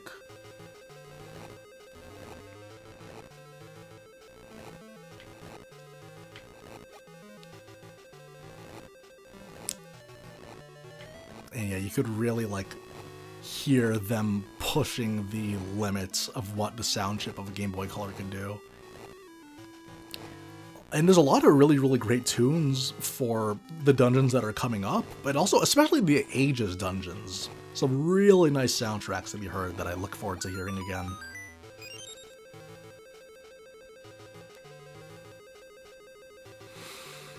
Okay, got ourselves the key.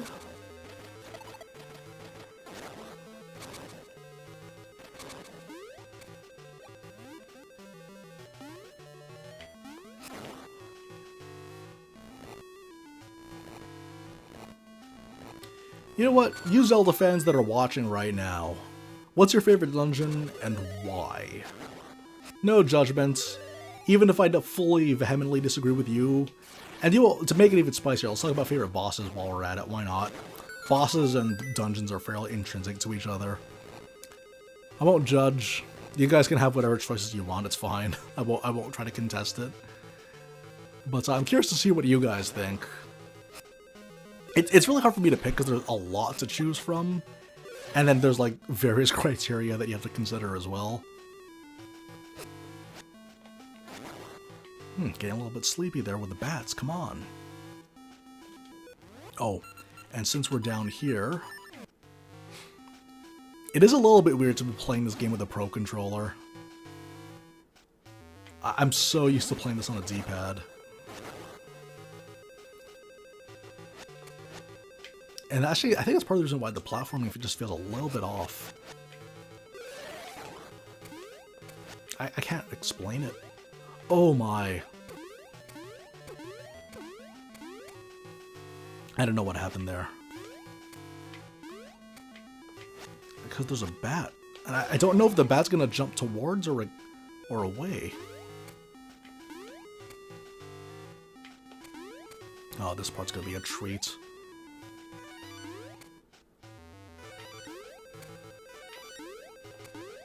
There we go. Oh yeah, this is exactly what I'm talking about. You see how bright the screen is? But then you can also just do this.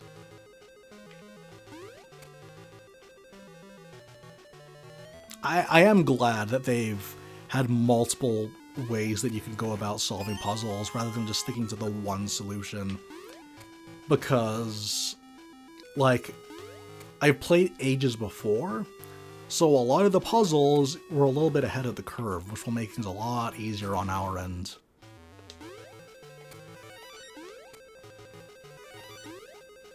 Oh boy. Why? Yeah, you're losing half a heart, which really adds up the more mistakes that you make.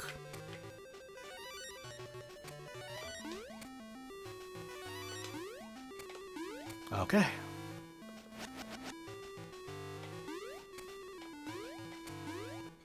And this is another example of those dungeons where, like, it's surprisingly linear. More linear than you'd think.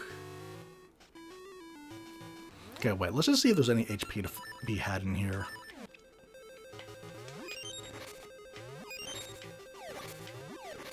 Okay, fair enough. 1 heart. Maybe that's all you need.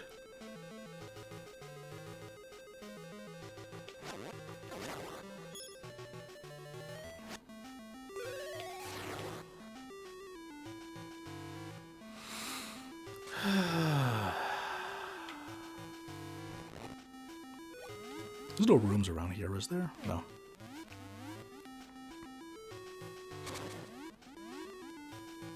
Here we go. Oh no, why? I didn't realize that would be a thing.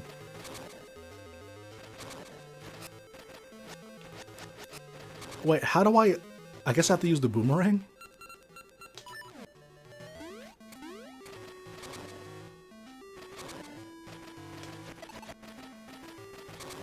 That's a little bit bizarre.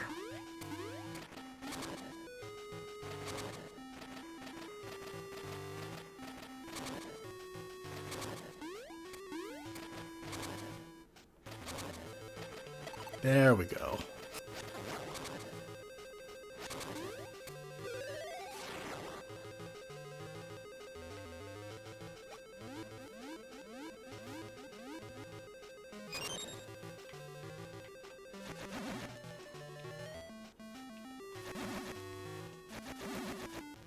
Okay. I know for a fact that there's a bombable wall here.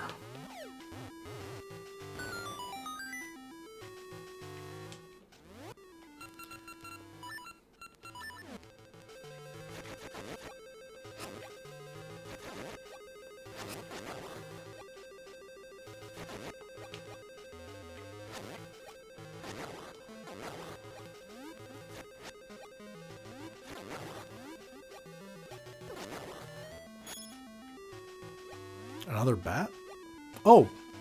I just have to move this? Okay, fair. We didn't miss anything, I don't think.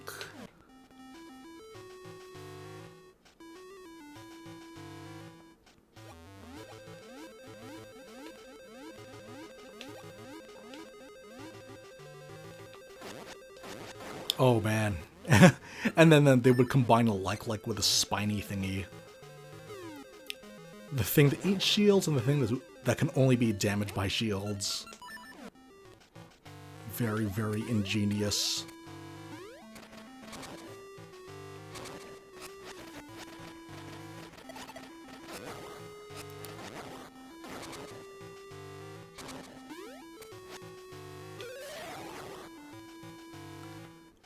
Do I need to unlock this immediately? You know what? It's right in front of us. We might as well.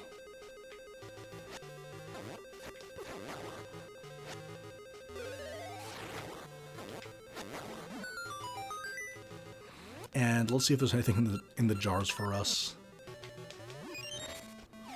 Pegasus. Okay, fine.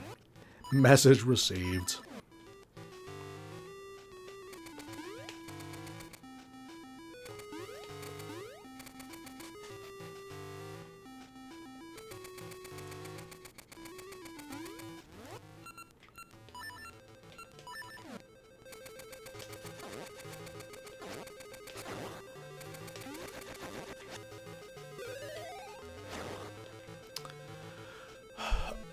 Here's the deal.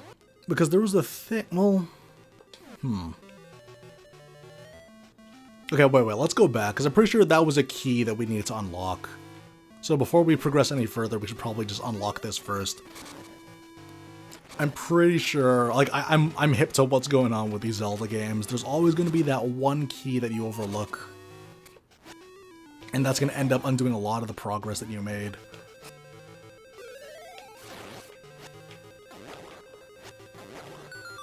There it is. Okay.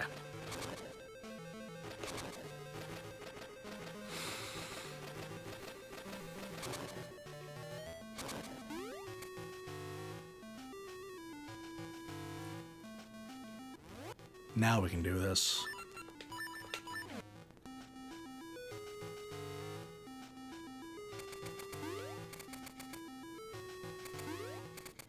Honestly, the Pegasus Seas are just a great idea. I feel like more Zelda games should have them. Just the means of moving much, much faster. And that's another key that we'll have to keep track of.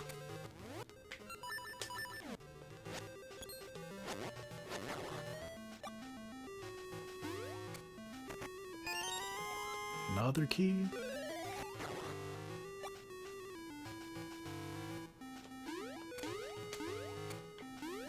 Okay. This is a fairly standard boss, but we'll just time it properly so that we don't waste too much time.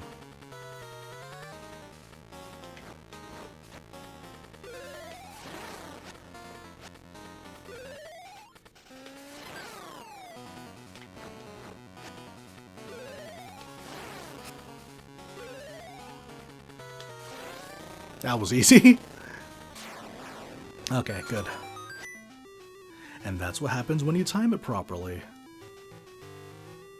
There's nothing around here, is there? Nope.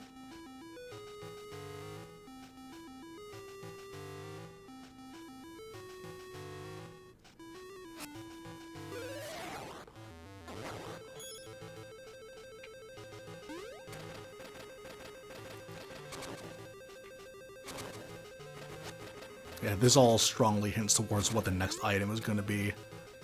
Something that hits things... Something that hits switches from a distance. What? Oh, what could it be?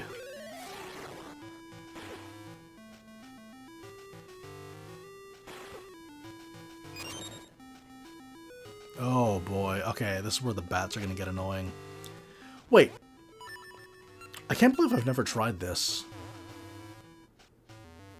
Well, the reason why I never tried it is because it doesn't work.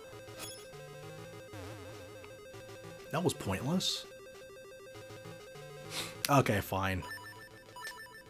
I was thinking that maybe I could use the item that attracts monsters to attract the monsters. That's fine. Here we go.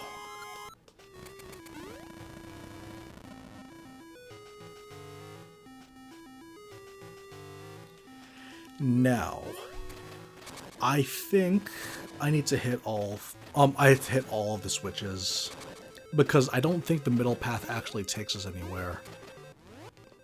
You know what? Couldn't hurt to try.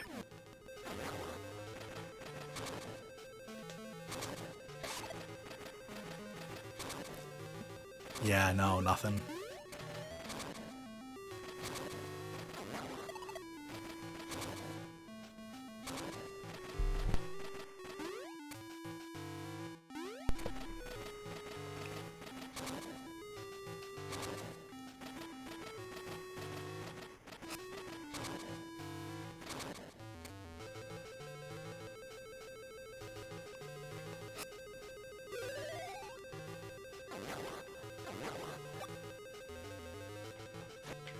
Yeah, these bats really do get in the way of the platforming.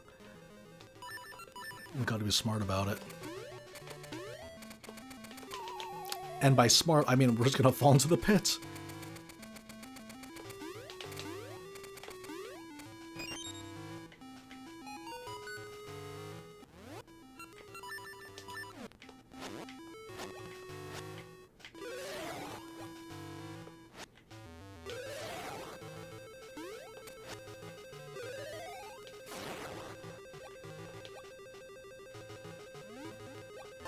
There it is. Okay, what keys are we missing?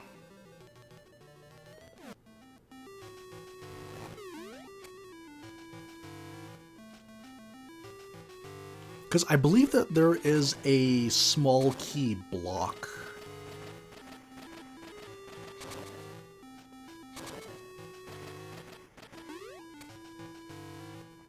Okay, we'll backtrack again. Because I do know that there is a treasure chest that spawns when you hit torches, but I don't believe that's a key, though. That might end up being like a ring or something. As I recall, I think that was a ring. Oh, wait. You have to enter from the correct side. The other interesting thing about this game, too, when it comes to the dungeon design, is that there's a lot of, like, object permanence aspects to it, where you actually drastically alter the layout of the dungeon, which is part of how you progress it too, which is neat.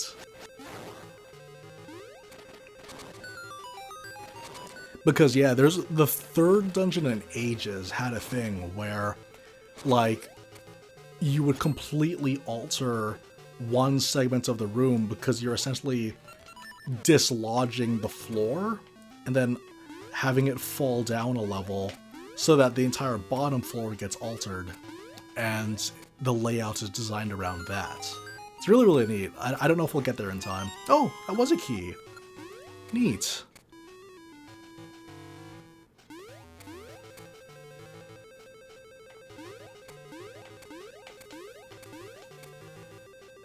Alright. Get some Ember Seeds while we're at it. I think we might actually be topped up. Now we are, I think.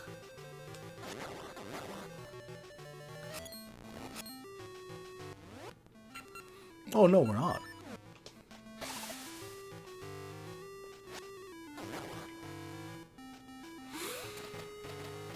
Okay, there's gonna be quite a bit of Wizrobes to deal with, but no blue Wizrobes, I think. Reds are pretty easy, just spawn camp them, essentially. And try not to get hit like I do.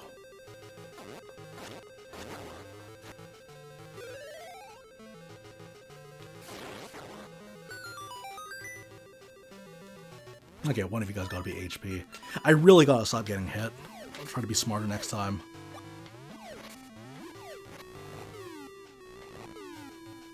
Okay, that's fair.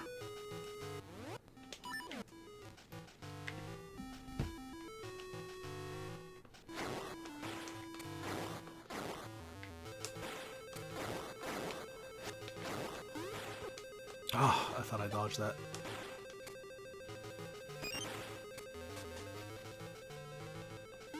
And I never found out what was in that chest.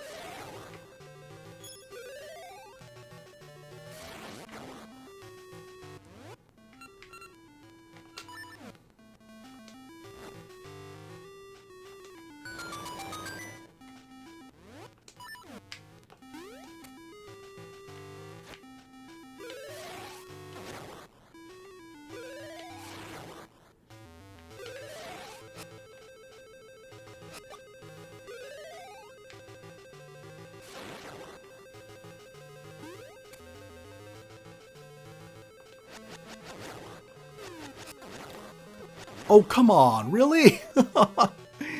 I missed the bats. Oh well, we cleared them all out. This boss fight's iffy. But yeah, okay, here's another classic for you guys. Goma.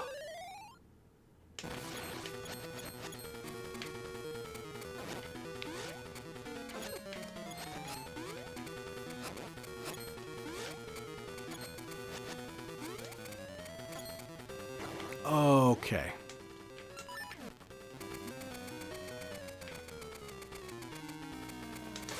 No, come on.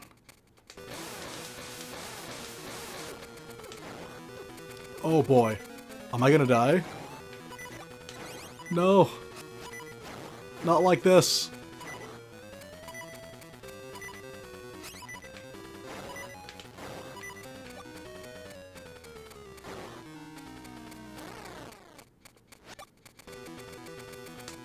There we go. That was that was a really, really close one. We're definitely gonna have to buy a potion. And we're not really too concerned about conserving money just yet, I think. But I feel like maybe for the next dungeon onwards, having a potion on hand is gonna be a good idea. Okay. We don't need to worry about collecting more gems. We got 2 golden beasts down. Yeah, no, I think we're gonna be okay. Ooh, and you know what? Heart piece. Alright, second row.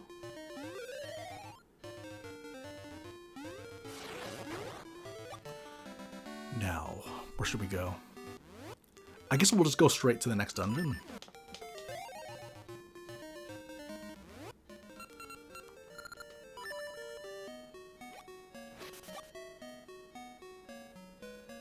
Oh yeah, we already got the money from that guy.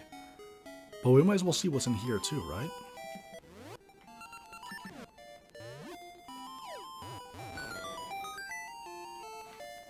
Might as well pick up whatever cash that we can.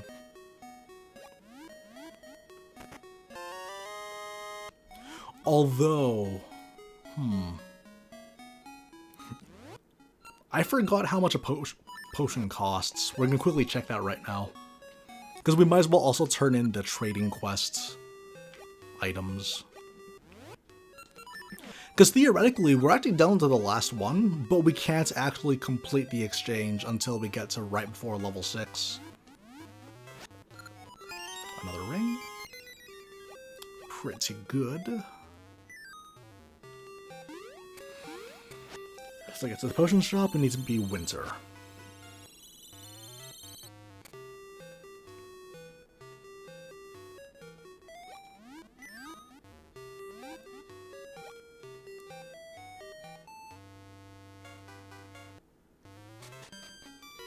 There we go.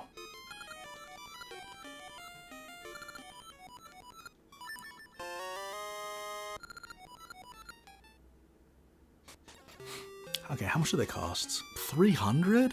Okay. That dream died really quick.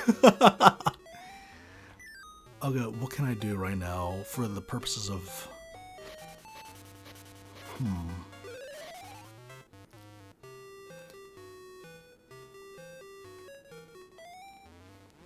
it's probably not a big deal.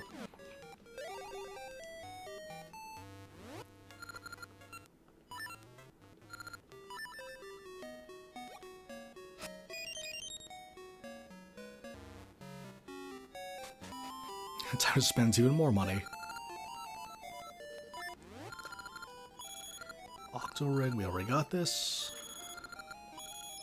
Subrosion. Rock.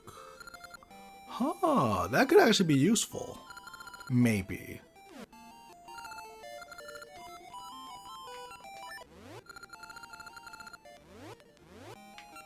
I could use that. And well, let's take a Subrosion ring, just for the fun of it.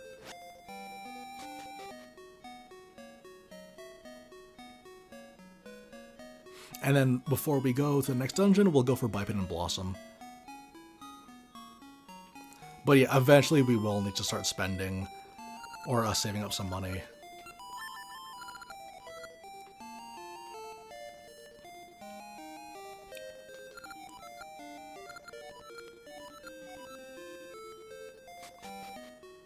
Because there is quite a few of those hidden entranceways, the secrets of everybody areas.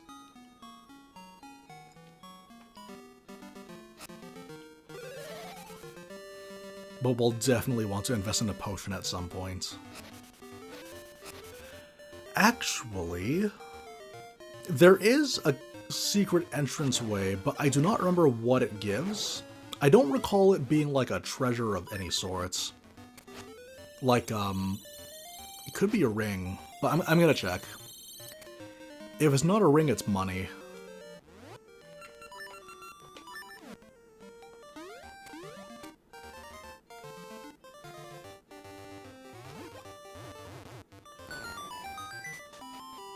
What do you got for me? Money? Ooh, okay. Alright.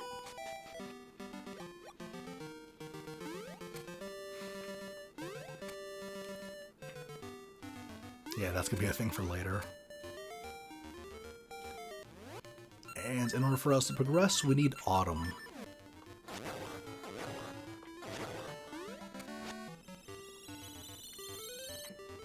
Perfect.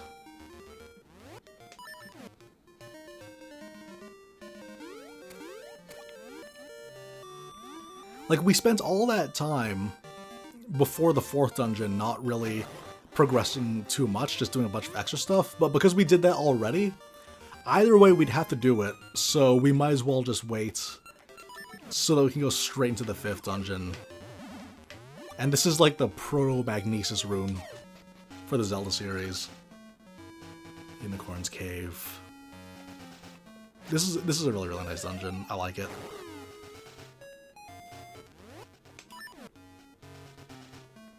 Just the right amount of danger.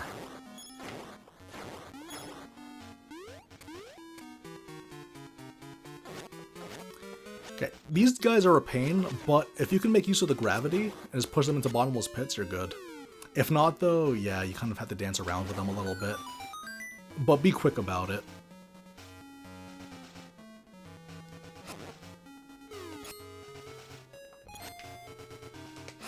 Like, you just want to make no hesitation, just gun it. Actually, out of curiosity, could this work? Yeah, it does. Nice. Just skipping through all of that.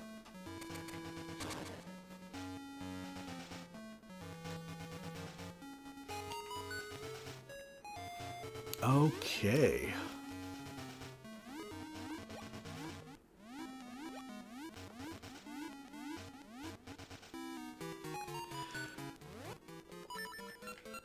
Okay, so as I recall, this one... I'll start with the second one first, and I don't think you have to alter... Well, no. You just have to alter the pathway to get to this.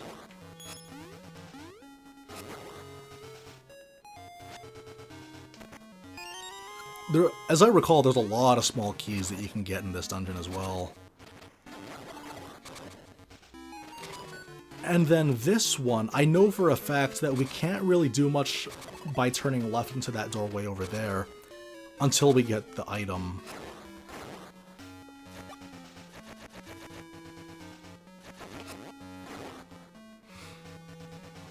So we'll just see how far this takes us. Ooh, okay, yeah, no, this was the right call.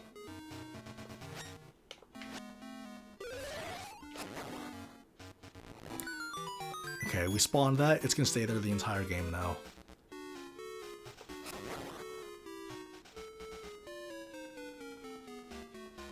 Yeah, it's gonna be something for much, much later, so it's good that we did that ahead of time.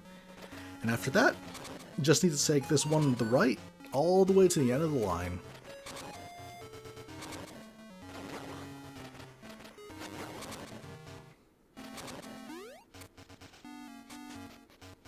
side-scroller level. Ooh, I like this one.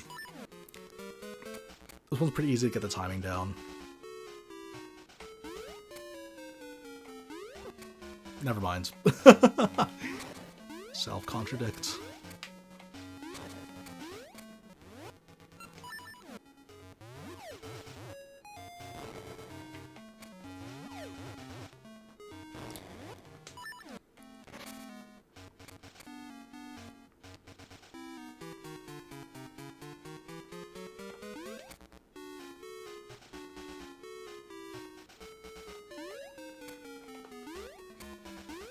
I'm not even sure what the logic of those dragon heads are. Is it random?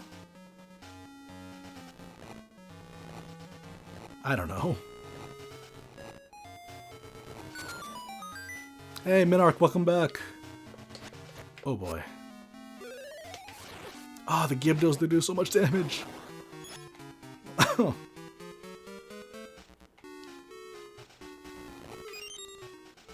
Yeah, how is Pikmin 4 so far? Let me know.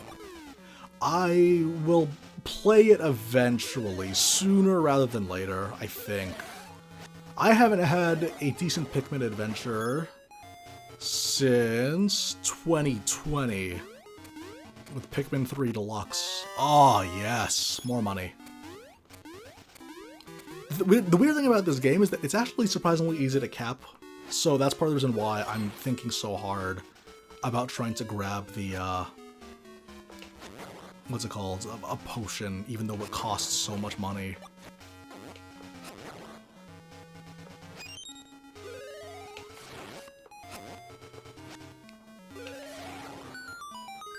Booyah. Oh, what am I doing?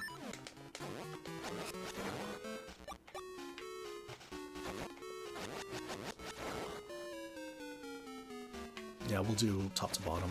This is a really, really neat room concept, actually,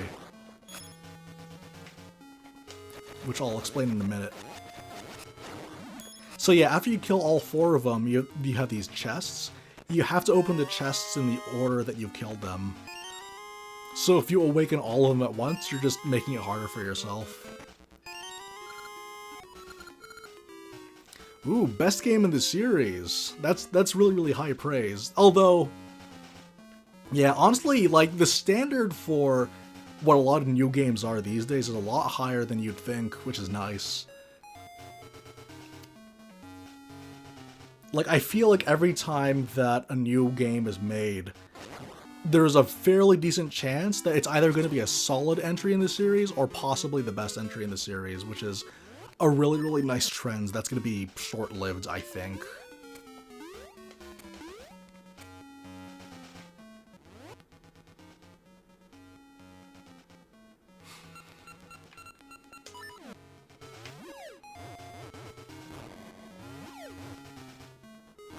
Okay.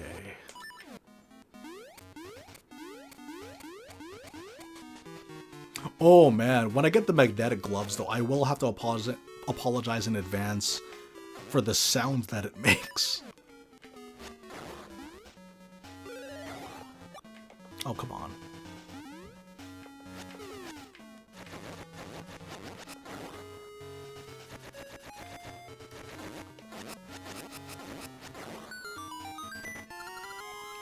That gives the map so late in the adventure.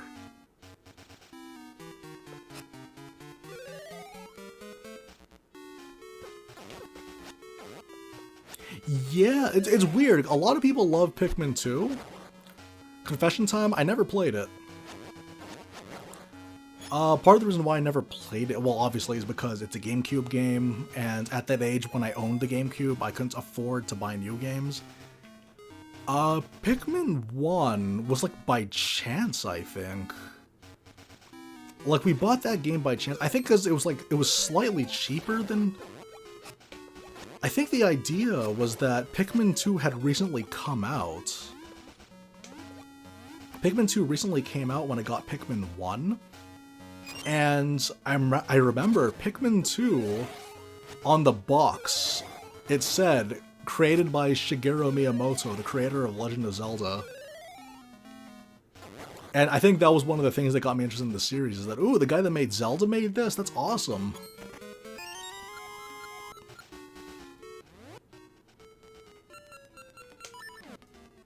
Yeah, I remember Pikmin 1 terrified me as a kid. Which is kind of funny, because it's like really, really cute. But that's the thing, though. Like, games on the GameCube in general, actually, they had that effect on me, because it was my very first time playing 3D graphics, which is why the re-deads from Wind Waker scared me so much. It really scared me a lot. Yeah, so again, I apologize in advance, because we got magnetic gloves coming up. But it's neat, though. It's probably one of the neatest gimmicks. Like, the switch hook from Ages, and then the magnetic gloves from this game. Very, very ingenious ways of traversing in a 2D Zelda game. Hopefully the sound isn't too bad for you guys, but if it's egregious and you have complaints about it, keep it to yourself.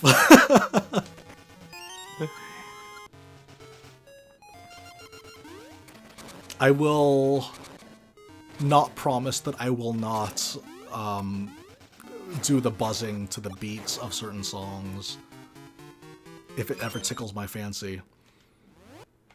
Okay, so this is a weird mini-boss because we literally just got a new item, so you'd think, oh, use the new item to fight it? No.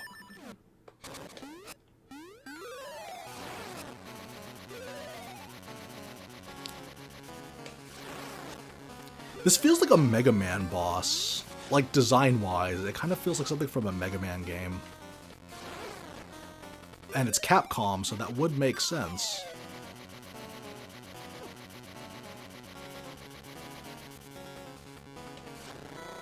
Yeah, so the basic key to dodging that boss is just try to move opposite to how it's moving. So if it's moving clockwise, you move counterclockwise, and kind of just try to weave your way into the middle of the map. And see if that works for you.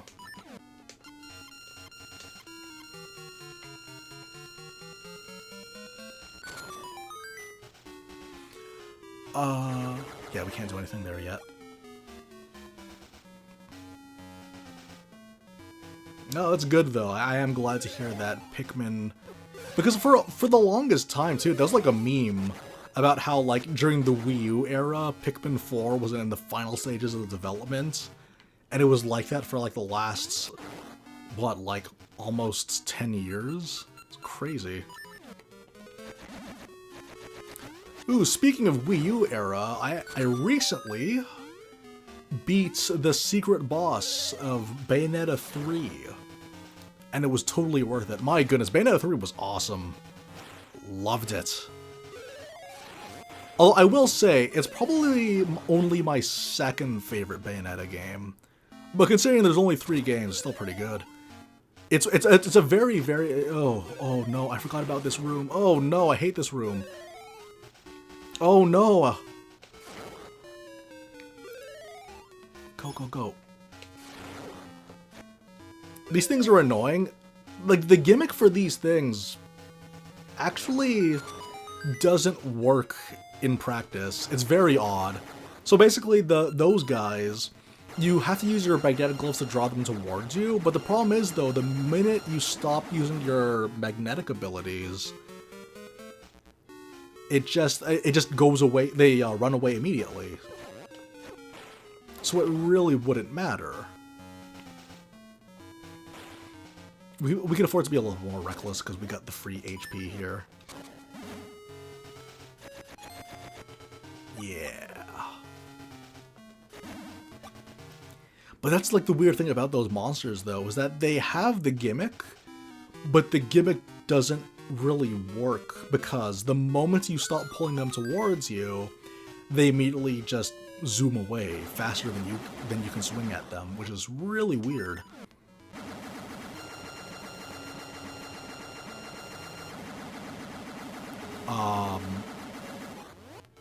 Shoot. Okay, how do we do this? Actually, we can use this to our advantage.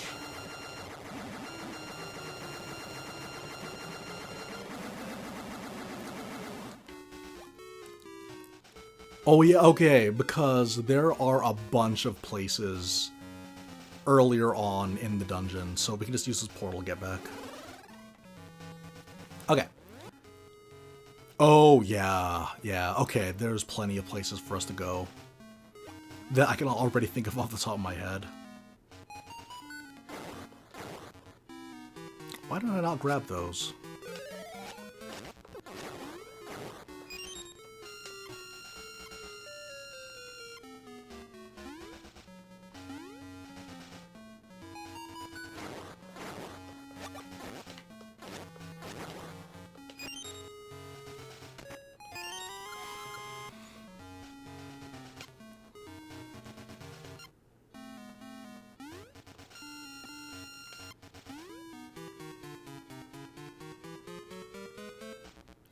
I'm trying to think, do we need to actually reset the placements of those cards then? Oh no, because I didn't use them. I came back. So even though they stay in one spot, but okay, that's it. That's easy.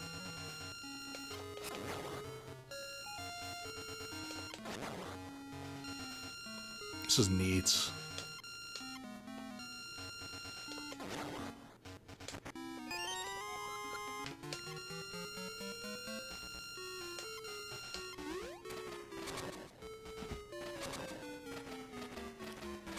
And I think that's pretty much it. All we need to do is just get the boss key and we're good to go.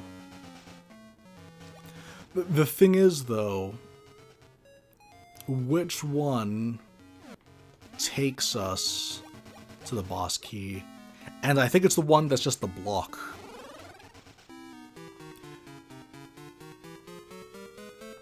Yeah, okay, we got a plan.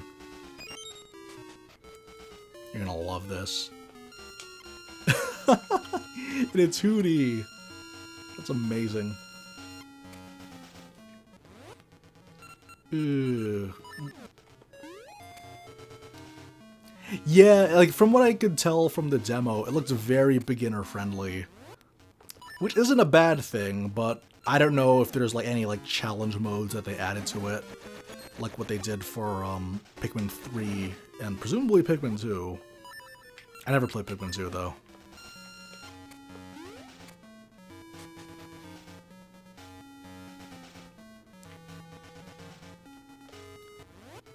Oh. Really? That's actually where we needed to be going? Ah, good to know.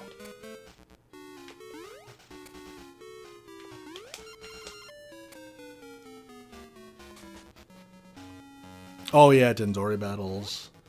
So that's the thing though, like it is one of those things where like they streamline the actual main game, but then all the bonus content. That seems to be like a, well, that's a very, very standard game design philosophy, is have the most difficult content be optional.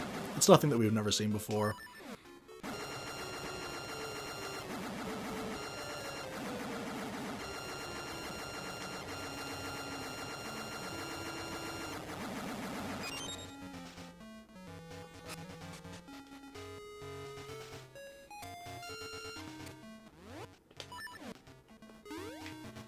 Oh, come on. We're gonna die.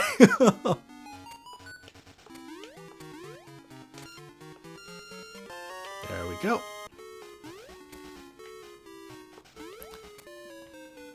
It's taking me 5 dungeons. It might end up taking me 6 dungeons to actually get used to playing on the Pro Controller. But then after that, ages should be a snap.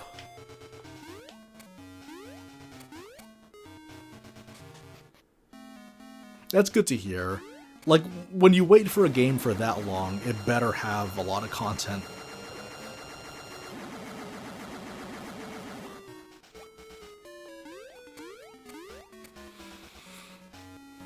Alright, time to get my heal.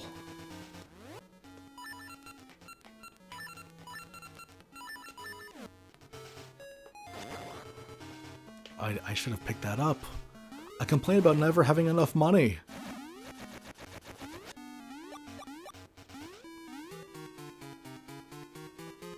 That's fine.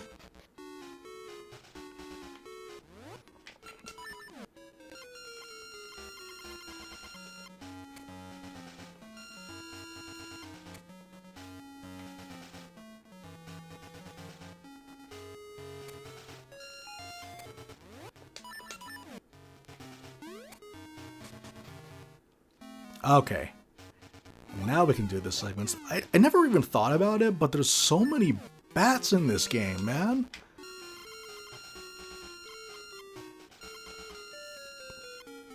Okay, this is weird. This is Dig Dogger, and I feel like in Zelda games they never really know what to do with him. He's solely there to be a gimmick, and in this game it could be a little bit clumsy, but it's a very, very neat idea.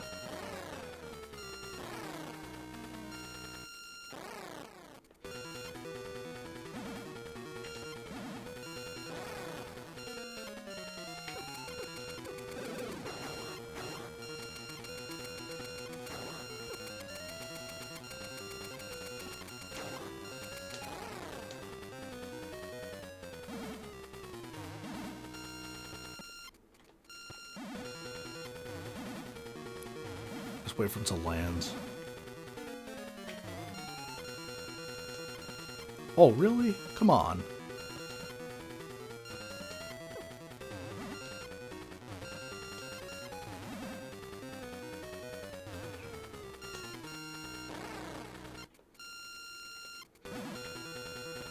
Like, I need a bigger field of vision to fight against this guy.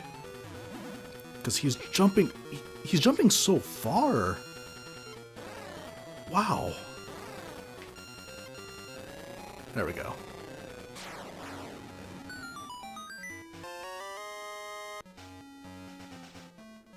Yeah, sorry about that. It's the magnetic glove. There's only so much that I could do.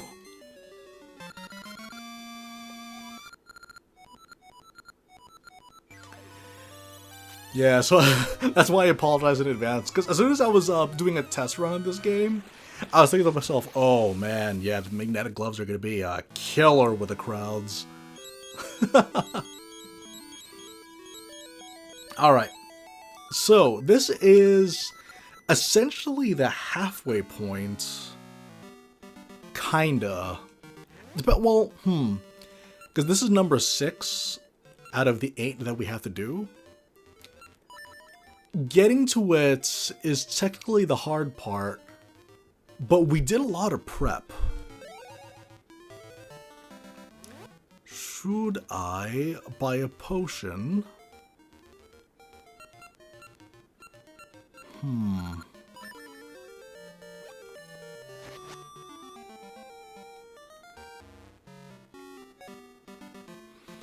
Should I buy a potion? Maybe we'll be fine without it for now. We'll say no for now. I think we should be good without it. We'll just get good. Yeah. Yeah, we'll just get good. No two ways about it.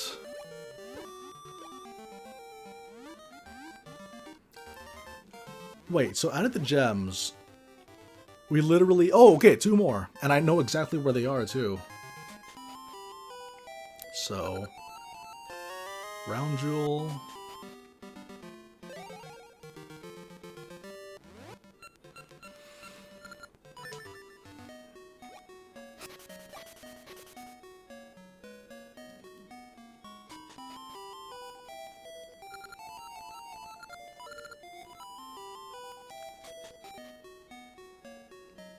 Wait, did we turn in... Oh, no. Okay, we'll finish up the trading sequence. And I think after that, yeah, we're pretty much good to go. We can just make a beeline to the rest of the dungeons.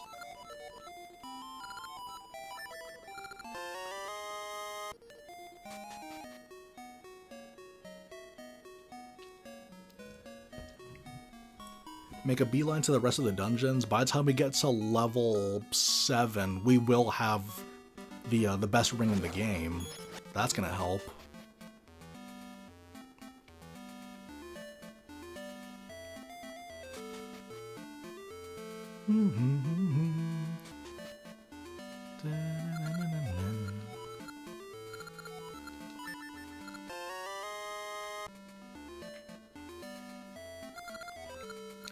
Alright, so this is essentially the end of the trading sequence.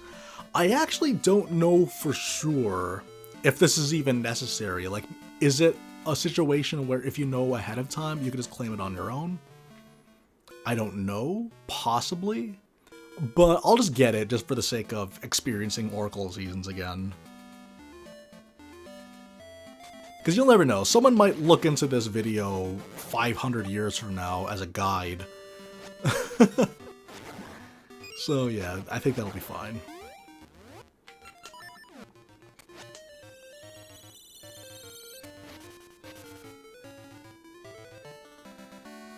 Alright, here's a heart piece.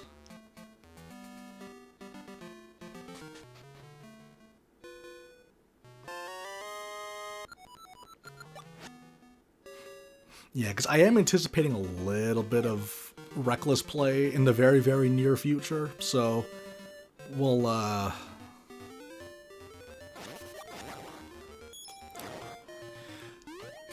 I'm still torn if I should get the upgrade or not for the shield, because it's a lot of work for a shield I will not use, is my problem. And, like, you know, my argument for the, trading sequence, whether or not it was useful or not, is to experience it. There isn't really too much to experience with that sequence. Oh, it has to be springtime? Yeah, like there isn't really much use for the upgraded shield that I don't really need to go for it. Even if it doesn't really take that much time, it's not super necessary in my opinion. I'm torn. Should I go for it? Even if I'm not going to use it? It's not like we're trying to 100% this game.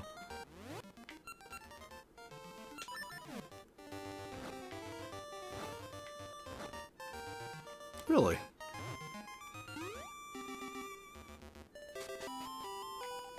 Well, if you guys dislike the magnetic sound, I'm sorry, but keep it to yourself. All that work for a Gasha seed? Really? I thought that was gonna be a heart piece. Oh well.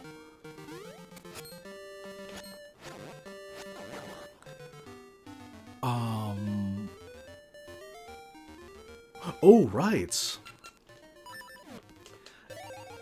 As I recall, there's something in the Woods of Winter that I can claim?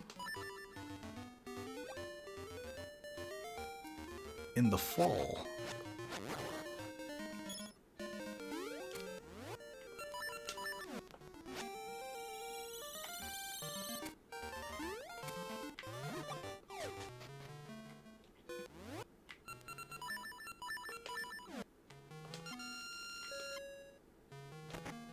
Another ring.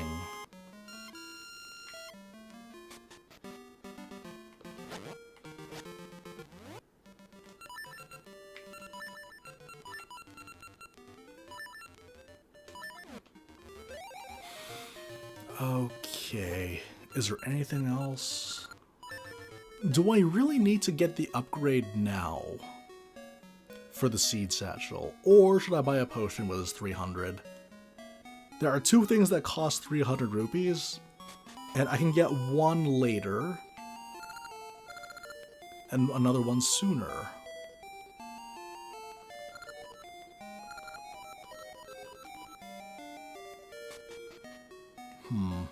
In the meantime, though, we'll pick up some change here.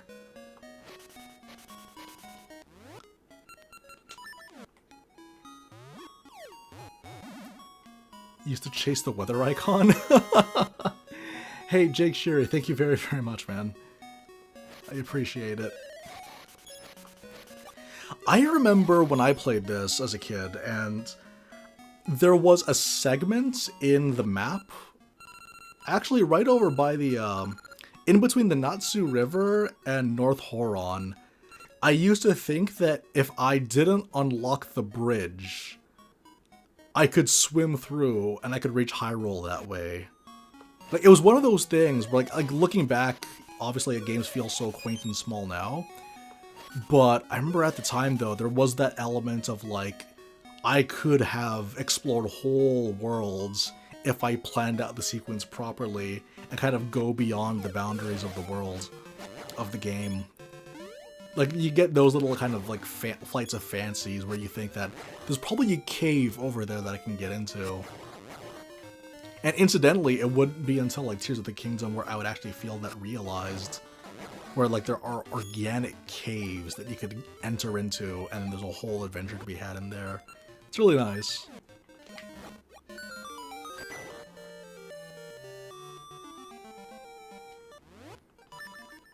Okay. So get our final jewel.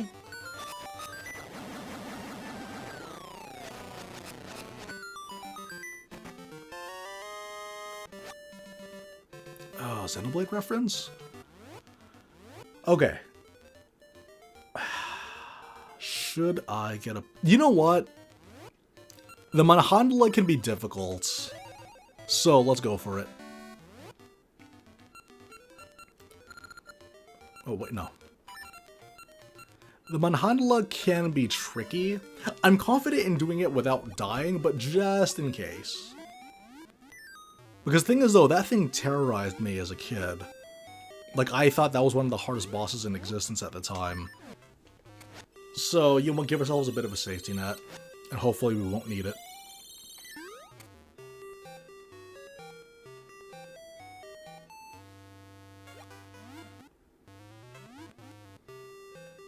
I remember there was a whole... Yeah, again, like, going back to the whole thing, though, how there are segments of this game where I have, like, a memory attached to it.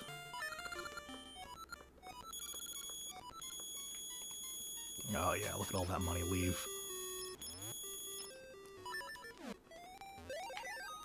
Hey, Venusa, how you doing? Ooh, boy. Yeah, okay, here we go. Yeah, and it's one of those weird things where, like, I remember we had visitors. I was very, very vocal. You know, I'm a very, very angry person just naturally. And, the thing is, though, is that, like, I remember being so angry at the Manhandla boss fight that I would yell at it a lot, and there were people that were visiting my house at the time, and my sister would play the violin for them, and I remember she would play very distinctly the Rohan theme from the Lord of the Rings trilogy, and thinking to myself, oh wait, no, we don't need summer just yet, do we? And yeah, she would play it for them, and I remember, like, that would be the sounds of me getting angry and dying to Manhandla. And our guests were homeschooled, so they didn't really understand the gravity of the situation when it comes to video games. They didn't really understand the gravity of the situation when you play video games, because video games are serious business. And worth losing your cool over. But it was one of those things where, yeah, like, I heavily mixed the two memories where, yeah, like, we had visitors, and it would be in my basement, my house's basement, where I would be playing, and my sister would be reciting the violin, and it's just me getting angry and yelling in the background.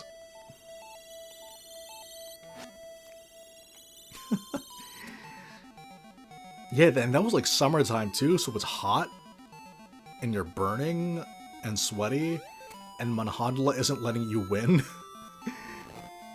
Like I said, serious business. I love the Tom Ruins so much. Who's ready for a representative from the future to visit us? Introducing and saying goodbye to the Golden Lionel.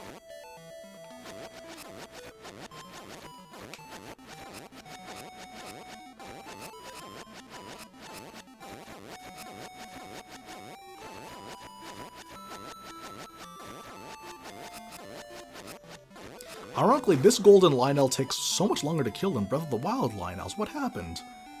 Alright, that's 3 out of 4 Golden Beasts. Okay, do you know what? I'm gonna test it. Whether or not I actually needed the phonograph to do this. But yeah, like I said, going back to the whole, this was originally supposed to be a remake of the first Zelda game. The Lost Woods in this game is very, very reflective of that too.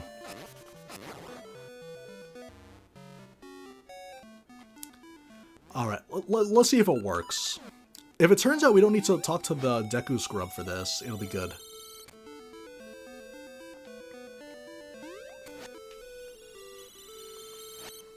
So temperatures have to rise as we continue heading west. So winter to fall to spring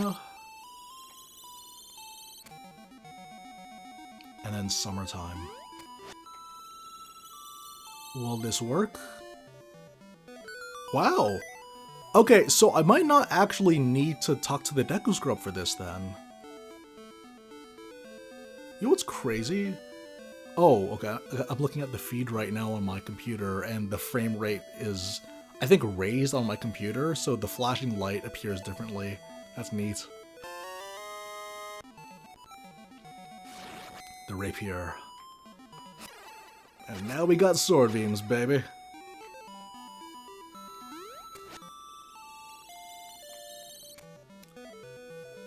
So I think we're going in a counterclockwise direction for this.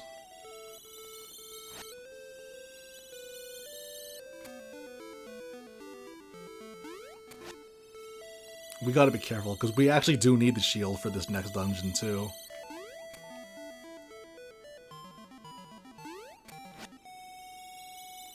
Alright.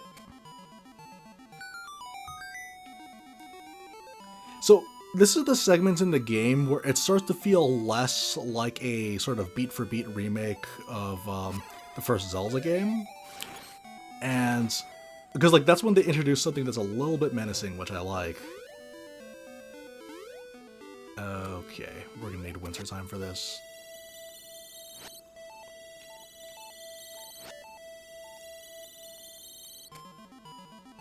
Because this is also when they start having like the foreboding dialogue starting to creep in. And actually, this is the reason why I prefer seasons first in play order over ages. You could, even though you could theoretically do it either way, I prefer seasons first because it is the more subdued one in terms of story. It's basic, like, we gotta rescue the girl so that the world doesn't get destroyed, kind of plot line. But then, when you have this, you have this whole thing with it's slowly escalating, and we have this cutscene that's coming up next too, right? Then you're gonna go and look at, like, the next game where things suddenly become a lot more menacing, and the actual narrative stakes are kind of felt throughout the entire game, which is nice. And again, that's a lot more narrative driven in comparison to this game as well. Like, that felt like a particularly Capcom-style puzzle adventure game, which is neat. Venusa, yeah, I saw your text. Okay, Ancient Ruins are weird because theoretically, you could actually do the first half of the game, save and quit, and then reload to warp yourself at the beginning of the dungeon. Ooh. Test this. Yes! Excellent. Okay, we could take advantage of this then.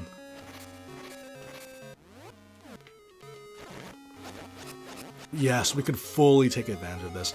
Something I love about this game is that when they give the level 2 sword, they immediately pit you against monsters that can take a hit, so you can really feel the impact of the upgrade that you just got.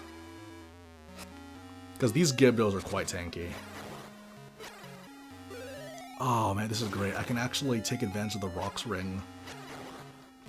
No Quicksand Ring, though. I don't know why.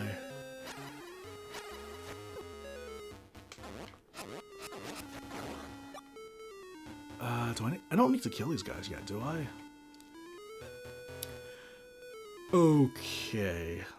So again, we're doing this whole roundabout room thing.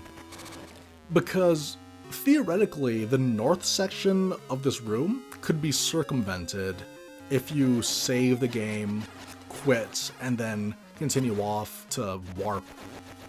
And that would save you in-game time, but it's highly unnecessary. But I don't know, maybe some speedrunner can make use of it. I'm not a speedrunner, so I wouldn't know.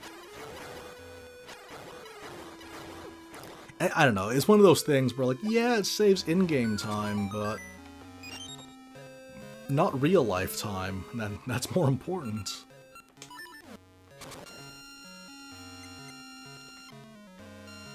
Alright.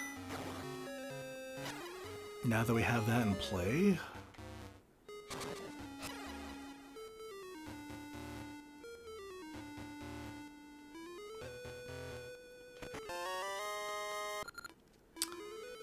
And... oh, this segment requires the... the next item.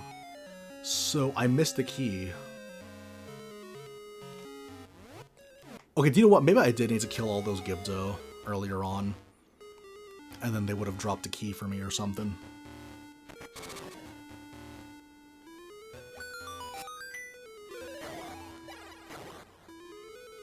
Yeah, it must be in here.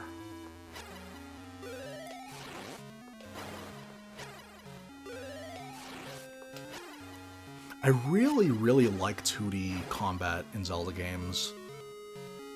Because, like, you're constantly reevaluating your position, simultaneously avoiding damage, and then giving it, which is nice. Oh yeah, and now that we have a level 2 sword, we can break pots. Always nice when that happens. Yeah, I definitely missed a key somewhere.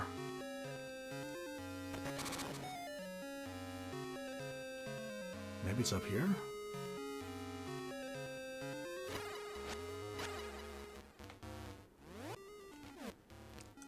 Here we go.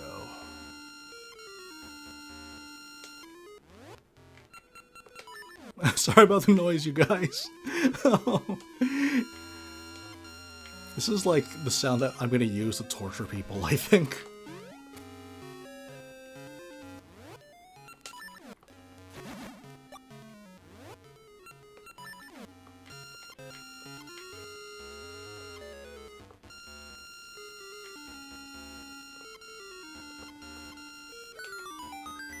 There's my key.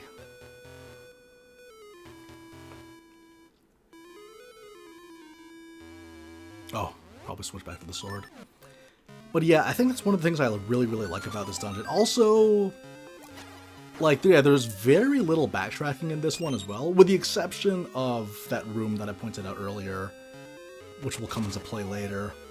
But yeah, like, combining a bunch of like perilous traps, like Indiana Jones style traps, are always really, really fun. Then there's the Gibdo, which let you test out the sword. A lot of threatening enemies too, and it culminates in probably the most grueling boss I think of the entire Oracle series, except for the secret boss, of course, like the true final boss. But that goes without saying.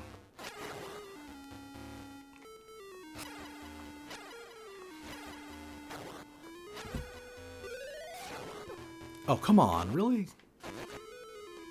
I look away from the screen once I get hit by a fireball.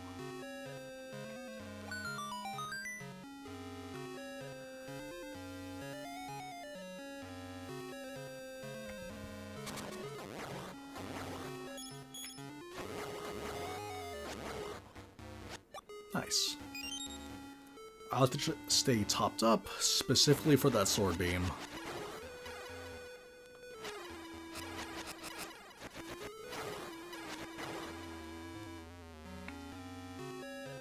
Alright, north half.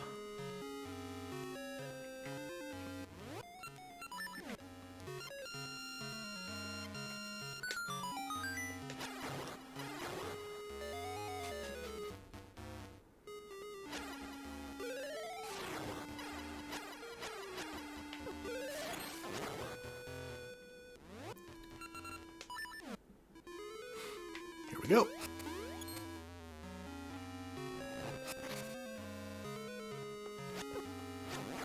And this is one of those stages too where there's a little bit of dexterity required for getting through things without taking damage. I don't have that, but that is something that they do require. Oh man, having a level 1 shield and a level 2 sword feels wrong. But that's the choice that I made.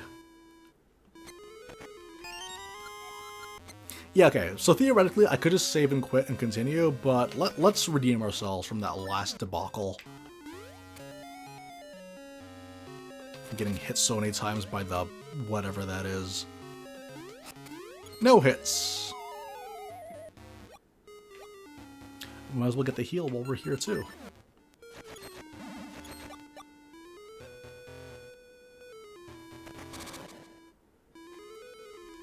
Oh man, yeah, actually, you know what, this might actually save IRL time. Worms?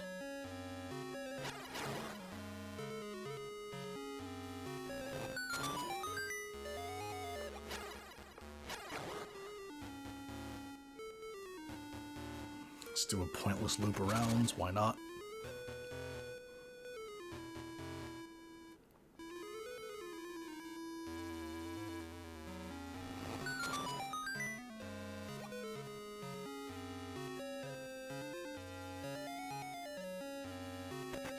I love the dungeon music in this game. It's so catchy. And yeah, again, it's one of those things where you can use sound to really take me back to places in the past. And this game is full of stuff like that.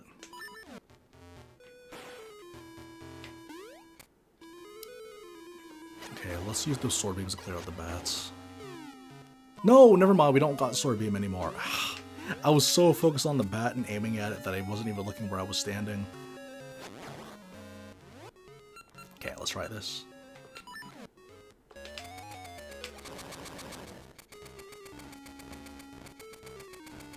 Oh, that shaky cam is so effective, I don't know where I'm going.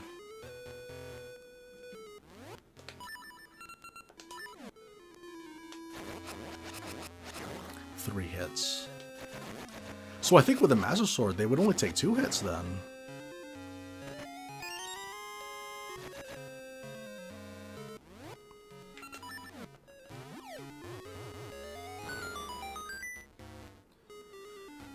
Okay, so from what I remember last time, I think I can just go straight through here first. Unless... No. We'll get whatever's in this chest, and then we'll... Because I think the item from this dungeon... It's south from us, right? Oh man, I could be wrong.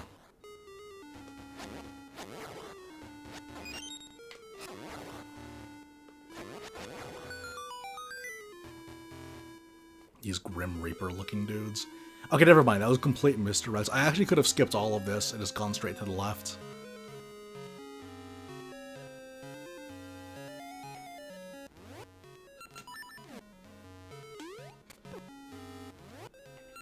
Again, this is where you really see that come into play. The only 2 buttons.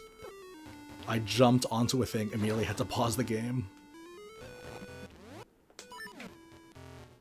Because, like, you gotta have your sword. That's the thing.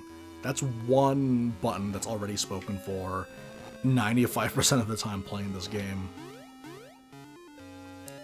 Something that I really like about this game, and that's something that, like, most Zelda games have sort of a diminished sense of, compared to, like, the first Zelda game, but also in these games as well, is that Link starts off with no sword, kind of like a 0, basically. There's not really much to him in terms of power, but give him 1 sword, and then things just skyrocket like crazy, where he becomes, like, armed to the teeth, and becomes like a one-man army, because things just snowball out of control over the course of his quest. And you feel that sense of, like, that very, very, very palpable sense of progression from when you first started and you're kind of helpless, to the very, very end. And that's something that I felt very strongly with Tears of the Kingdom and Breath of the Wild. Like, you have no weapon, what little weapons that you do find, they break, but eventually you get to a point where you're like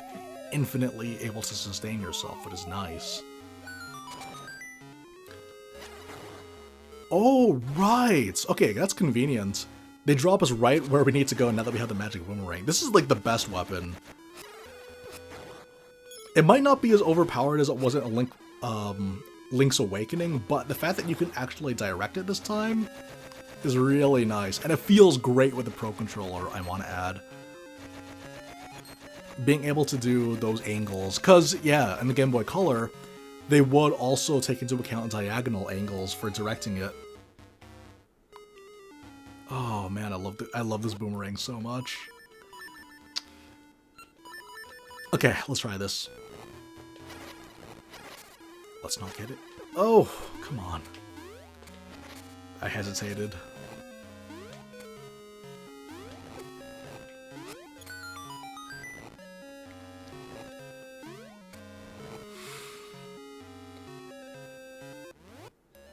Here we go.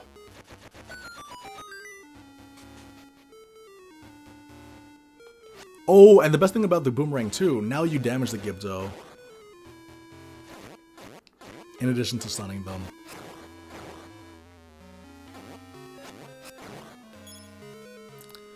Alright, where do I want to go first? What? Wait, what was that?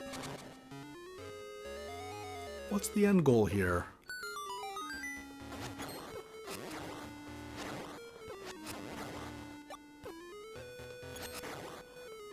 I'm not sure what the end goal was for this. Okay, it's fine, whatever.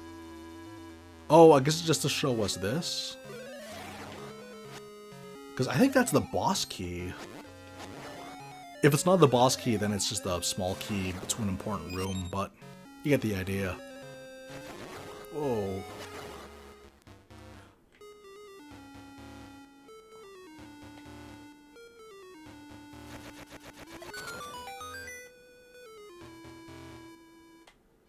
Okay. Just the two ways you can get to it, I guess. One spin attack is all it takes to kill the Dark Nuts. That is great. Shields.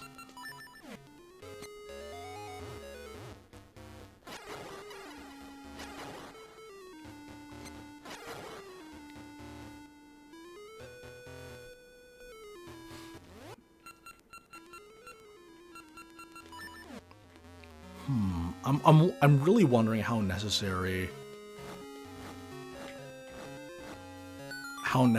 a seed satchel upgrade would be at this stage. Okay. We're gonna need this and this.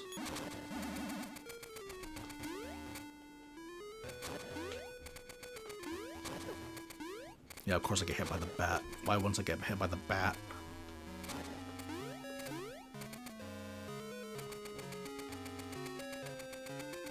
Okay, boss key.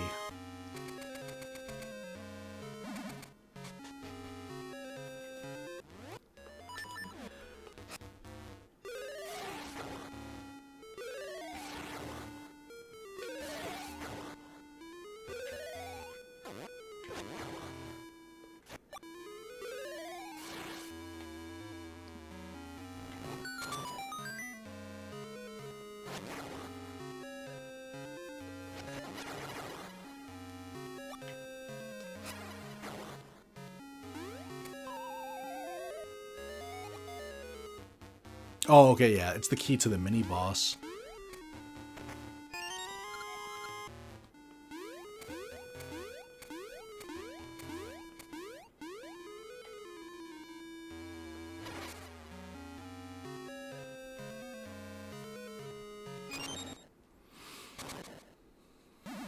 With a level 2 sword, this boss will be fairly easy to beat, but it's pseudo-scripted with how, like, he just runs away every time you kill him.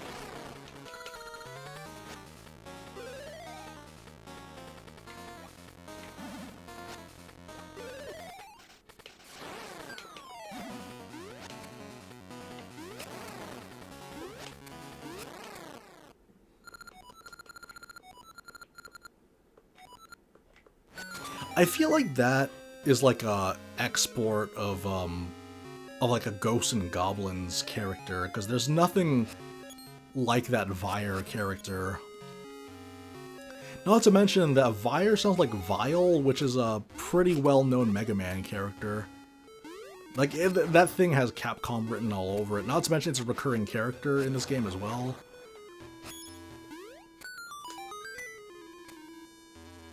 Goat Auntie. Oh, nice. Yeah, I beat the Abyssal for Goat Bro. Wait, did I just get the first try? Nice. Usually that's like a 50-50.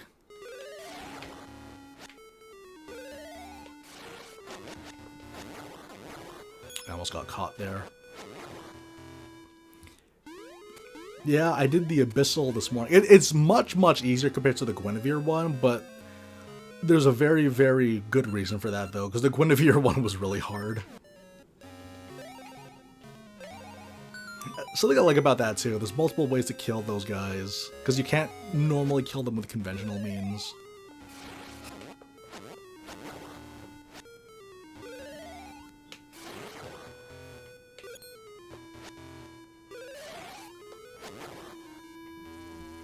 Yeah, the Abyssal for Guinevere was really difficult, but Flair, on the other hand, was quite easy.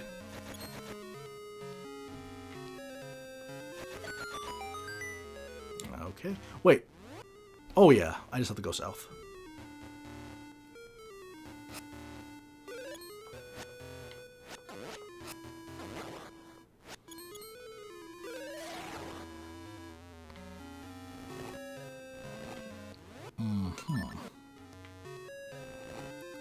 The thing about Guinevere is the fact that, like, my Staff of Wrath abilities won't work.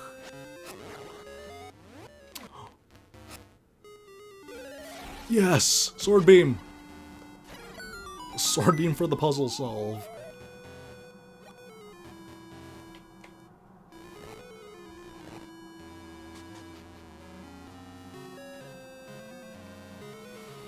Okay, here we go. I feel like I'll be fine. We just gotta focus. You know what?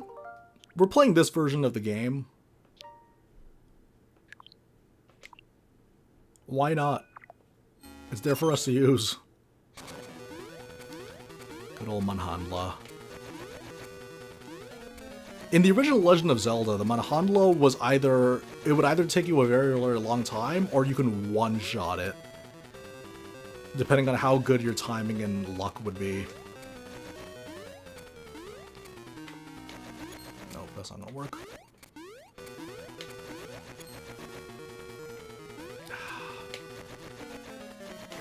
Like, yeah, in a situation like this, having the Iron Shield might help. But honestly, I'd rather just jump around to resist to the pull of the quicksand. That's the thing that makes it very, very difficult. And you're only able to hit them when the mouth is open. You kind of have to guess when this happens. Oh, man.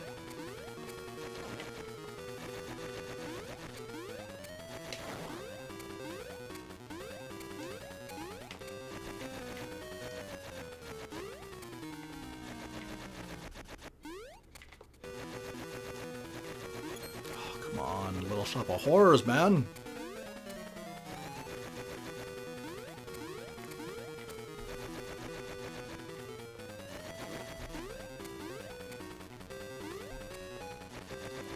Seymour. Seymour. Oh, come on.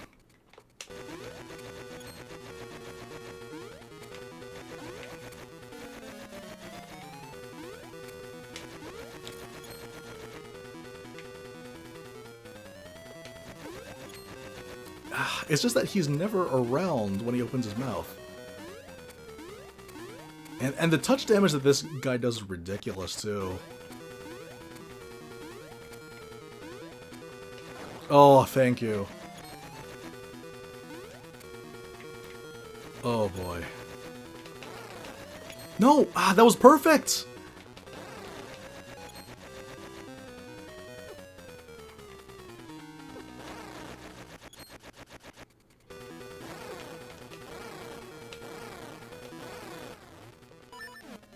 Yes! Okay. Okay, that was not bad at all. We got through a lot of the fight without getting hit. I'm proud of myself for that one. Alright, the blowing wind. I've avenged my childhood self.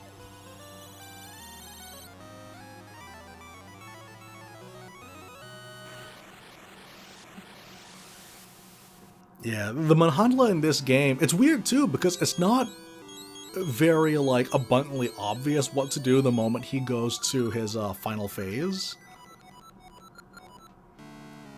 But it's fine. Okay.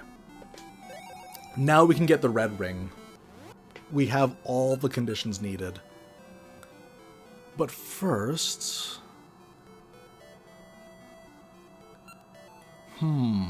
Oh, do you know what I need to do, though? I need to enter from where we got the bomb flower, so that we can unlock this segment of the Subrosia portal. The 121 rupees. Saving it up. Now Oppie's all grown up.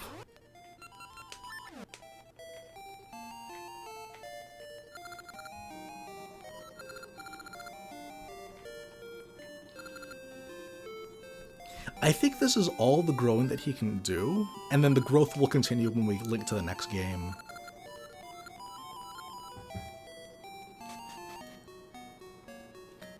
But yeah, the Manhandla fight, in my opinion, is the hardest boss. Simply because, yeah, like, you have to avoid him, and then get the timing right. You have to play really, really, really safe with him. Okay, what's this ring? Moblin. Okay. So no quicksand ring. When did I get it last time? Oh well, it's okay. In the meantime... No, I think we're pretty much good. All that's really, really left for us is just to get the red ring, and it's just a beeline to the ending of the game, really. Because we have 6 of the 8 necessary essences.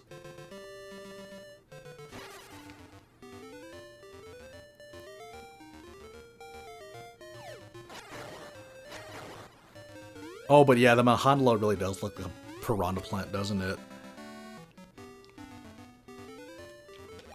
Or at the very least, it looks like the bouquet that Bowser tries to give Peach at the end of Mario Odyssey. And by the end, I mean the midway point that looks like the ends before the credits roll.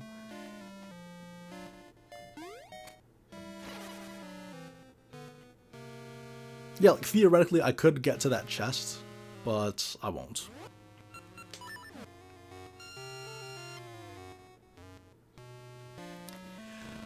As I recall...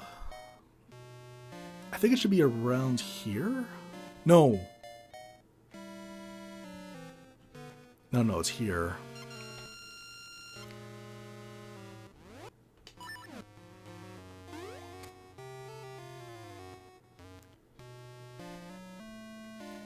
Oh yeah, that's true. He was the famous piranha bouquet appears in the movie. Yeah, okay, here we are. Pirates.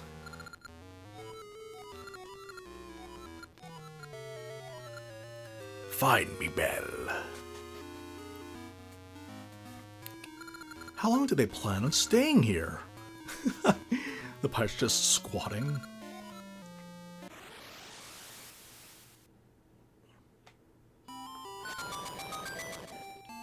Alright, now that I've talked to the pirate captain, we can investigate the desert.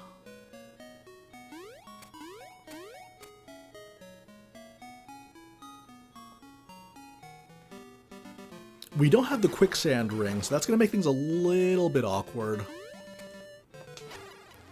Wait, I equipped this ring, we should probably use it. There we go.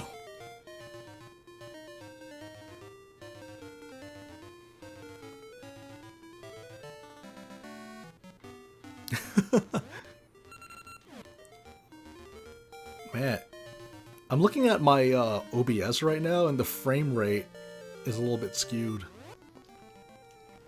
Seeing this game with that kind of like higher frame rate is weird.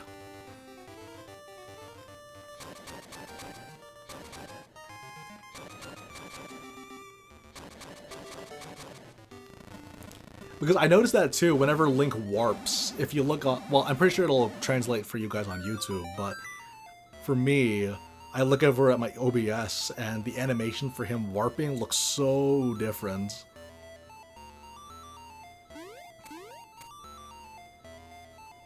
Wait, do I have to talk to the guy to get it to spawn? Yes, I do. Okay, that's fine.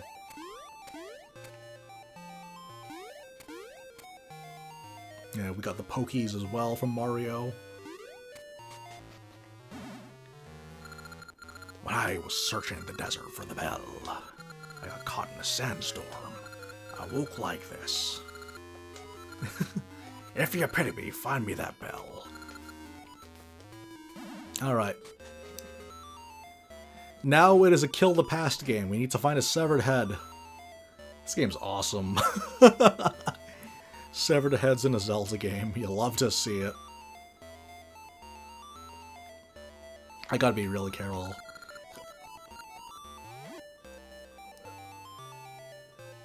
Let's see how lucky I get. There's a spot that I usually go to first.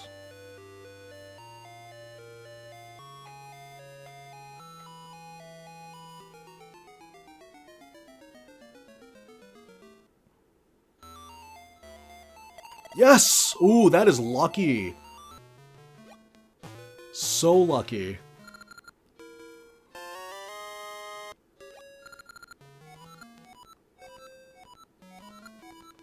Sweet. That was a very, very lucky find. So the way that it works is that it's completely random. I should get my Gale Seeds topped up, actually.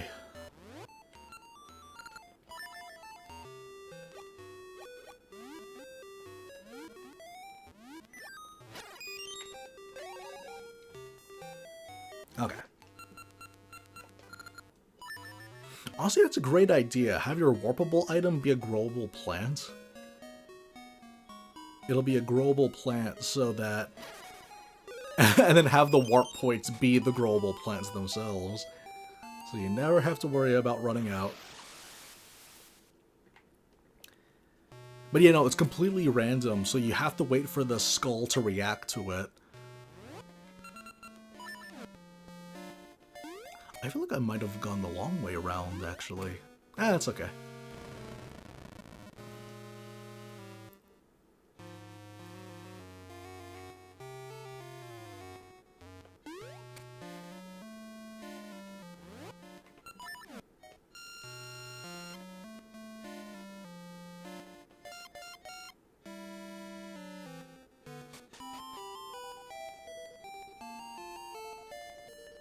So they should be around here, yeah?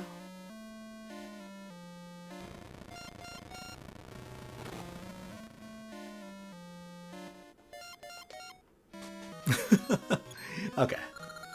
Welcome to the Subrosian Smithy. We do the finest work in all the land, but we take on only the jobs that interest us.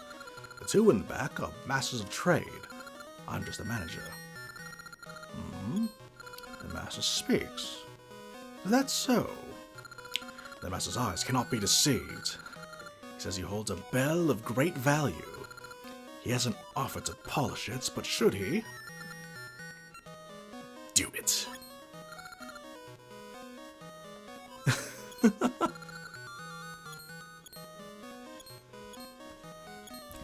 Do it.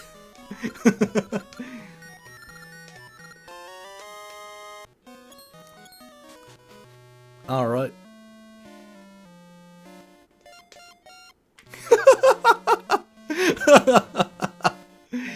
The things that we gotta do to keep ourselves amused.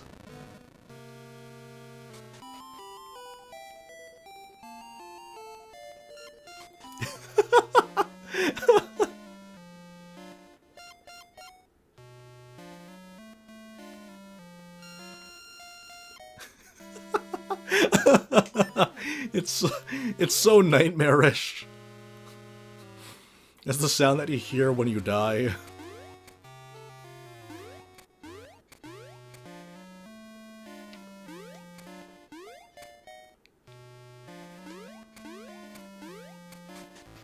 Alright boys, let's rock and roll. But that don't mean they're all good.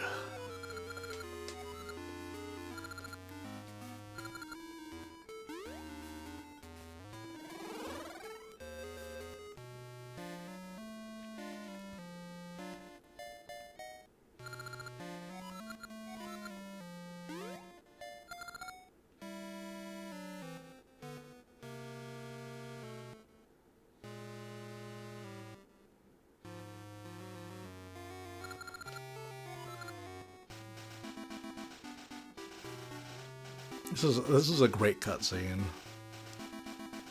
Leave it to Capcom to really push the Game Boy hardware to their limits.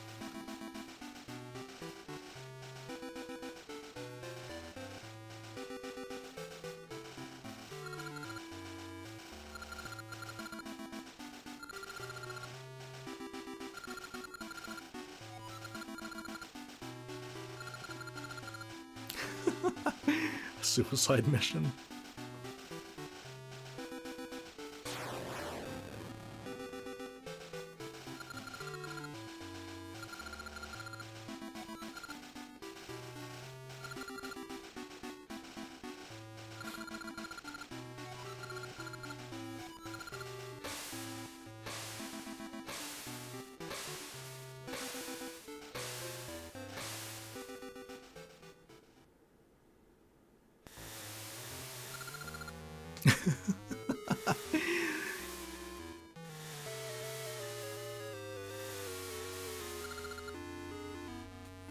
I love how they're getting seasick, but they're skeletons. So they don't really have a digestive tract. Or organs, for that matter.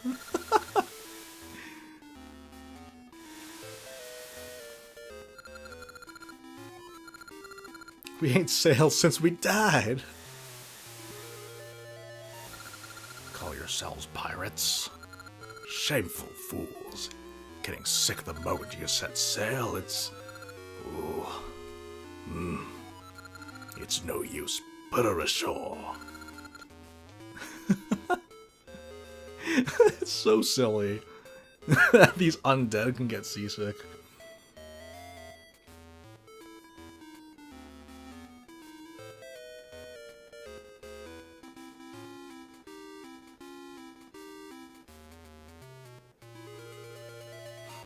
Ooh, and we're gonna get probably my favorite upgrade of any Zelda item. It's up there. It's certainly up there. It's definitely like the top 3. But first, let's get our ring.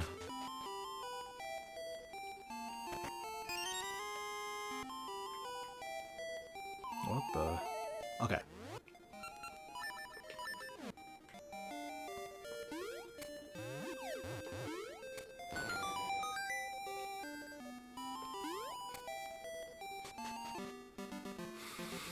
We want springtime.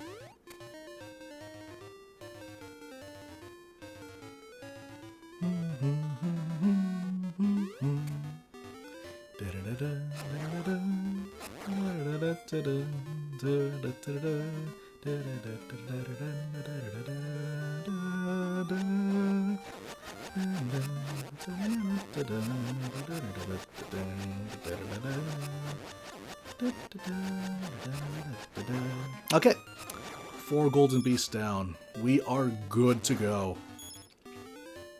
And we can finally claim our prize.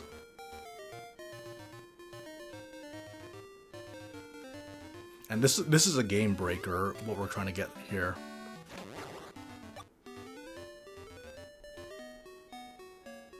Oh, the deal was really messed up. This locked door, I don't think anyone can access it anymore. Unless you buy it on, like, the legit hardware. Because the whole point about that door is that it only opens if you're playing it on a Game Boy Advance. The problem is, though, the 3DS port of the game, and apparently now the Switch port of this game, does not count as a Game Boy Advance. So the door doesn't open. No one can enter that door anymore. Unless you have the cartridges and you put the cartridges in your Game Boy Advance. It's interesting that, like, subsequent re-releases of this game have never accommodated that.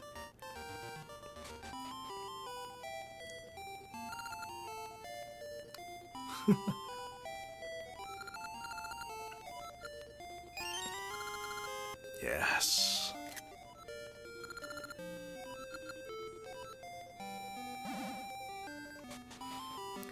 Although I'm gonna have to double check if the Game Boy player counts as a Game Boy Advance for the purposes of opening that door. If it does count, I'll be inclined to actually take a picture of the inside, because I think that's like an increasingly rare instance now. Although I guess if you played it on a Game Boy emulator, or Game Boy Advance emulator, it might also count. I don't know, maybe?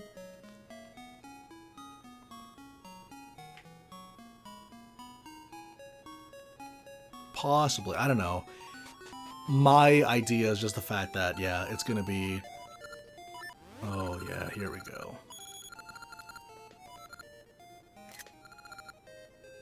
Sword damage times 2.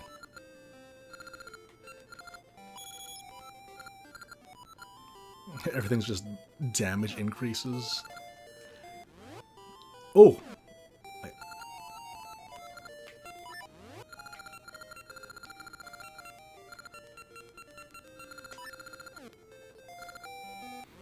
There's actually quite a few rings for you to pick up in this game, but honestly, this is all you need. Okay. So now this is as powerful as you can get in the base game. Until you start to unlock other stuff. The problem is, though, and this is a recurring thing with a lot of Zelda games, is that once you get, like, ultimate power, there isn't really much for you to use it on. Because, yeah, like, you have to kill the most tanky enemies in the game in order to even acquire this ring. There isn't really much else for you to use it on, except for the true final boss. But that requires linking the games, though. And that's something I really, really like about Ages, when we get to it, is the Black Tower. The Black Tower is just all the enemies in, a tower that's, like, several floors high that you have to go up. And it is the perfect way to start, like, playing around with loadouts. I remember, I think that was one of the things that got me inclined to, like, creating build videos, actually. Is just, like, combining the 2 buttons, and, like, yeah, whatever items you assign to those 2 buttons, according to some kind of theme, and then making a class based on that. Like the Cane of Samaria and the sword, for example. It's like the Battle Mage. Stuff like that. Okay, you guys, here we go. Level 7 coming right up. And this is gonna be... This is actually a pretty fun dungeon, not gonna lie. It has some interesting puzzles to it. Okay. There are some pretty fun puzzles to it. So yeah, we'll get to it.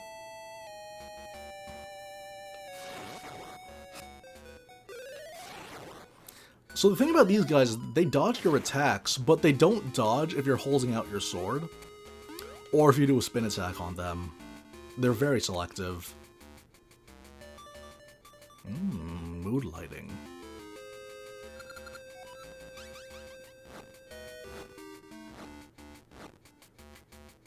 That was close. Oh man, everything dies so fast now with this ring.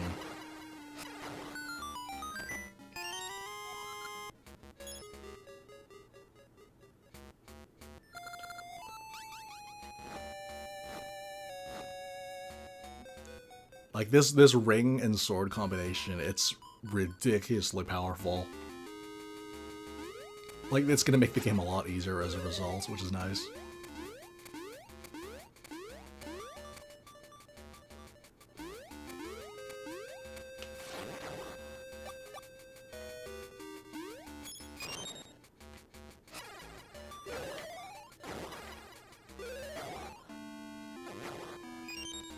I think this drops a ring? Yes. Okay. What the ring is, we'll never know, because we already have the best ring.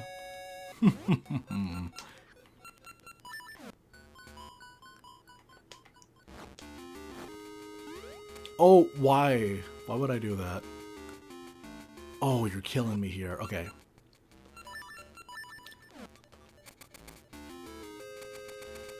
Okay, better wise up.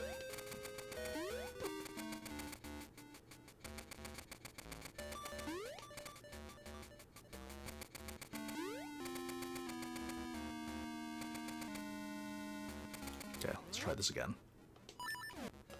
Wait, I could have just rewound it, actually.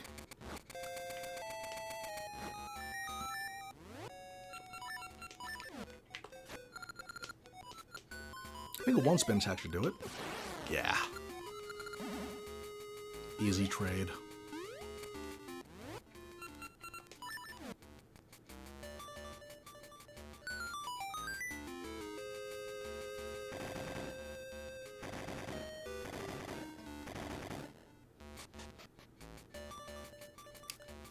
I won't do this puzzle yet.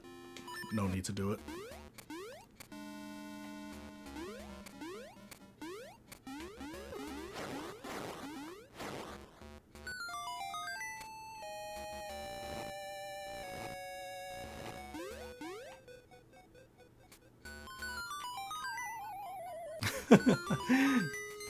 It never leaves you. Normally what you would do, you would move the spring onto that spot, and then you'd have to make the calculations yourself where you would have to land, or where you'd have to push it in order to land on that switch.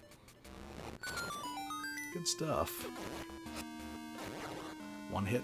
Oh, these are all one-hit kills. Great.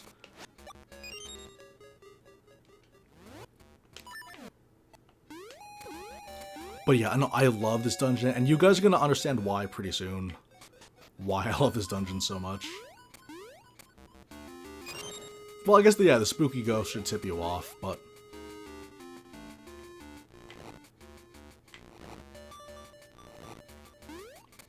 But also, yeah, just like that foreknowledge that you need to have, or that foreknowledge really goes a long way. Because I've memorized all of this. Like I said, like there's those memories attached to a game.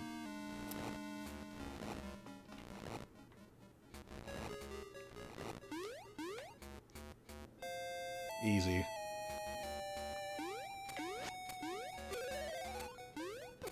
Oh. Got jinxed.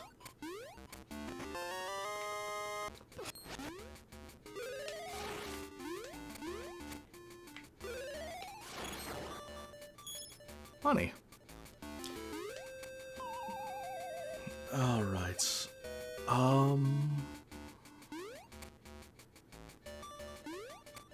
Wait, I can't go through here yet, can I? Yeah, okay, now.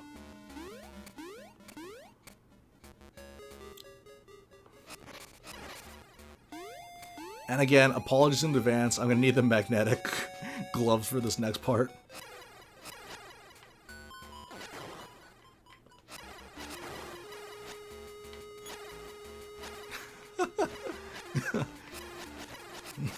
It's one of the worst sounds ever.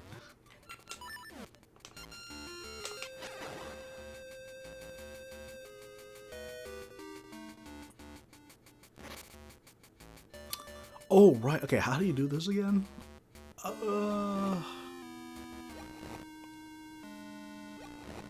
Just eyeball it. First try? Yes!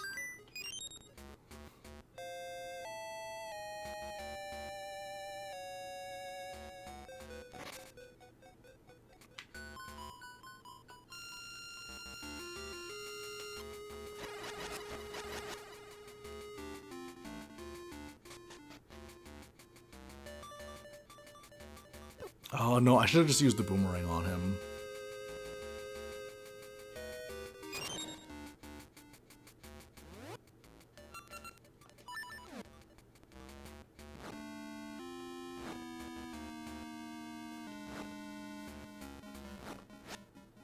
Oh, right.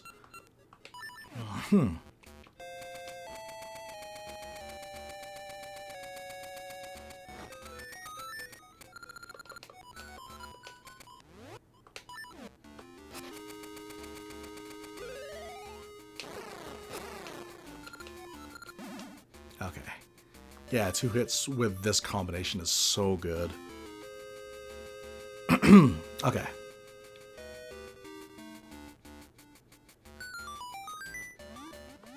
We have to do a better job of preserving our health, though, because there is a segment that involves bottomless pits.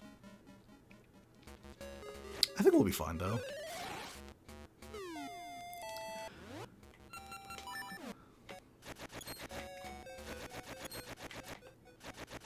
There we go. Theoretically, you could also just throw the boomerang past it and then reposition yourself so that it comes back to you, but who has time for that?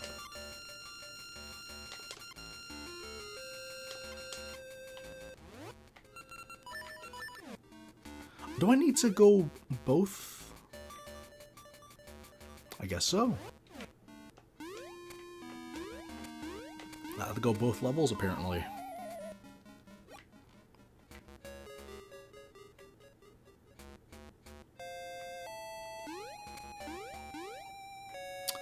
Wait, what was the point?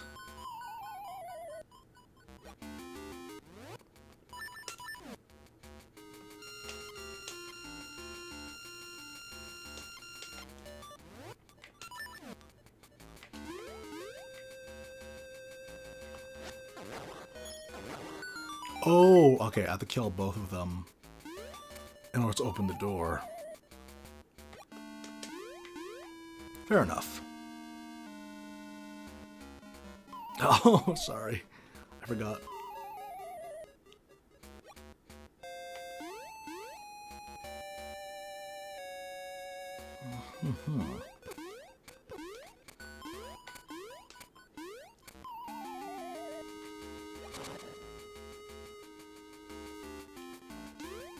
Oh, right, okay.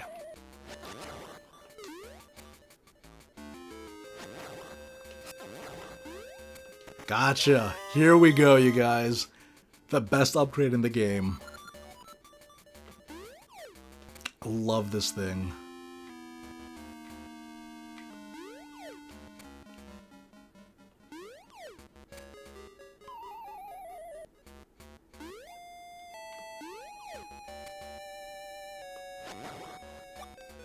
Oh, the red Dark Knights die in 1 hit now? Absolutely fantastic.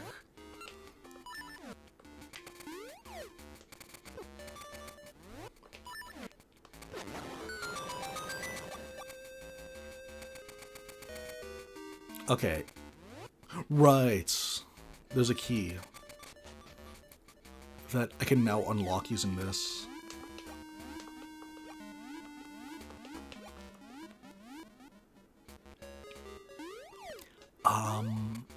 Oh yeah, it requires, I think, the Pegasus. Oh man, it requires more of the magnetic gloves that you guys love so much.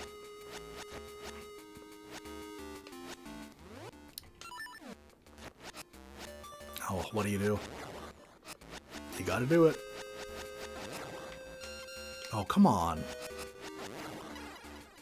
Oh well, got full health this way.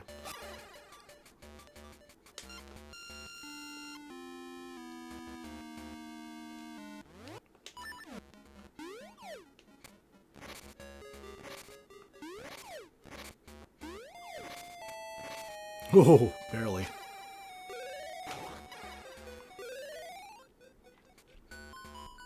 These things are a lot easier now that we have this combination. Easy.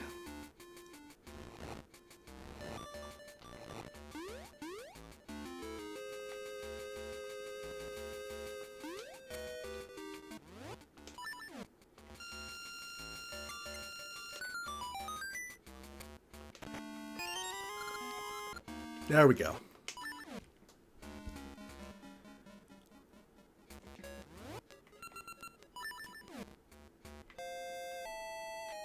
No, I don't like that.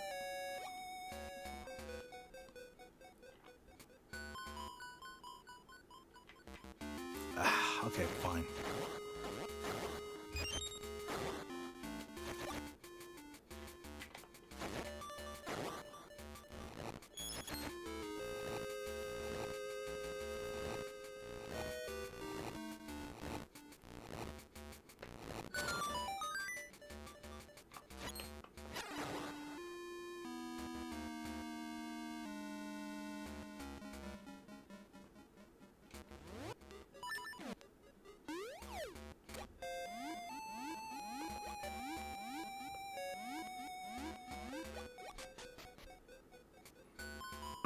And now we play the waiting game.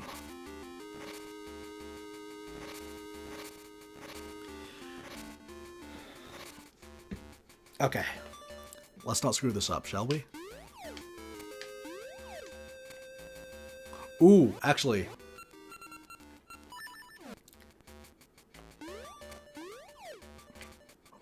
This way we can actually take our time a little bit.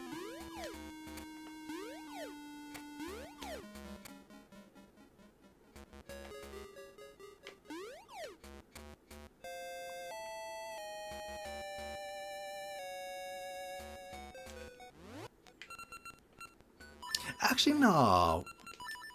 This is faster still. Because if we kill the thing in one hit and then just keep moving...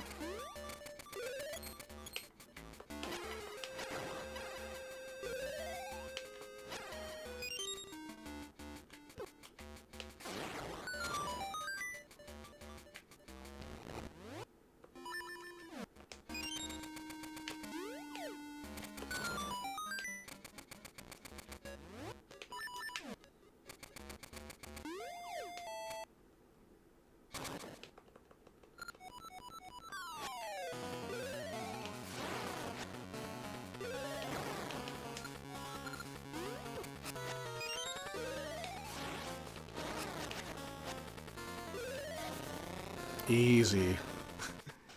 Literally 4 hits per ghost.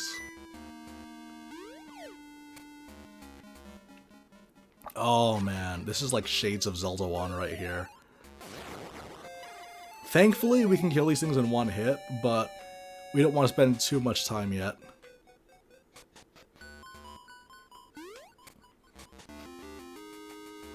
As for the order, I couldn't even begin to tell you. I just memorized it. I can't even tell you what the proper order is. But the general idea is that, yeah, just follow the steps on each. Follow where the steps are located on the map. And then find the corresponding matching ones. Sorry, you guys. It had to be done.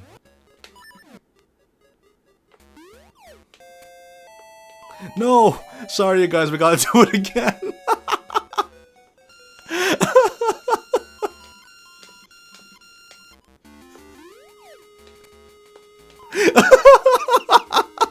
No, I promise I'm not doing this on purpose. Just I'm laughing so much at it that my depth perception's getting messed up. Oh, apologies.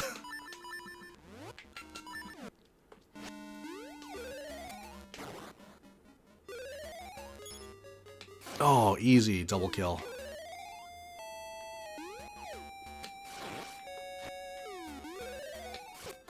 Yes!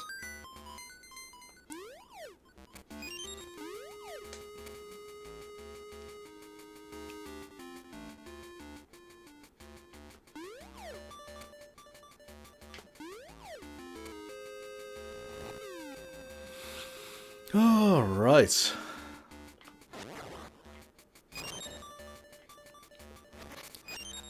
Okay, so this puzzle's weird because I think there is an intended way of doing this one, but I do like the janky way of doing it.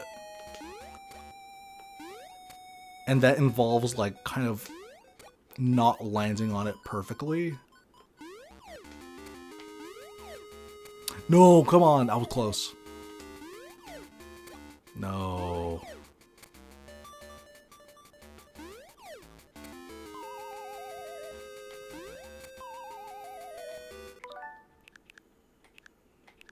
Yeah, we're gonna take advantage.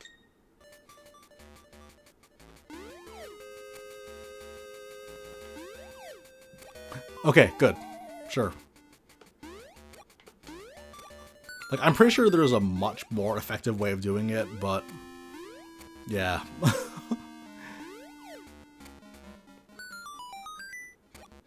Oh, I like this. There's a cute puzzle for this one.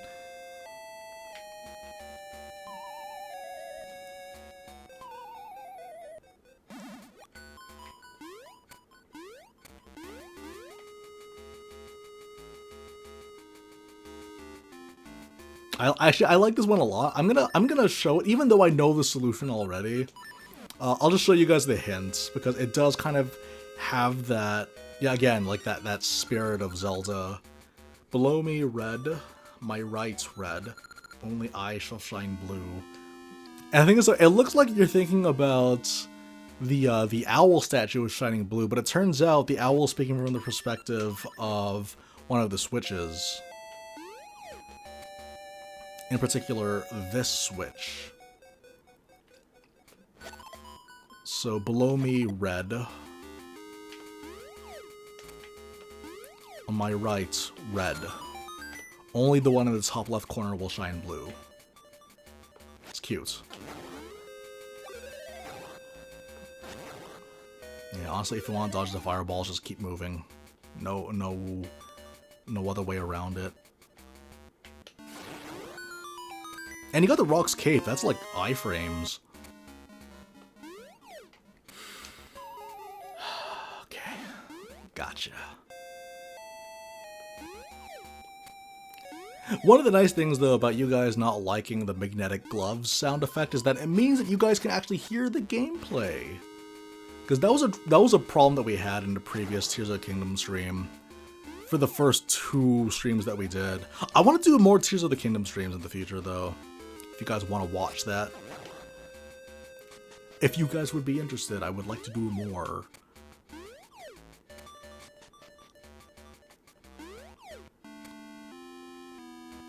Okay, so here's the reason why. Gleeok. Gleeok's back, baby.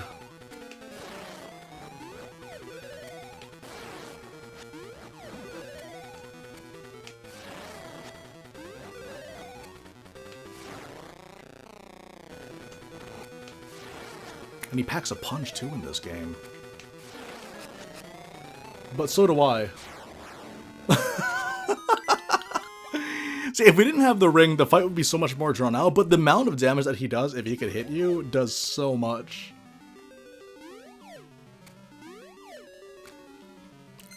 And those do not look... well, Seed of Life. That's a very, very apt shape for the Seed of Life. Yeah, I found them. Oh man, I remember, yeah, that's another memory that's kind of burned into my brain, my immature 10-year-old brain and my friends from boyhood. We were just like, we thought that was the funniest thing. That and blowing winds, we were just very mature children. Okay, time to get that final essence. Oh, but my heart pieces look okay.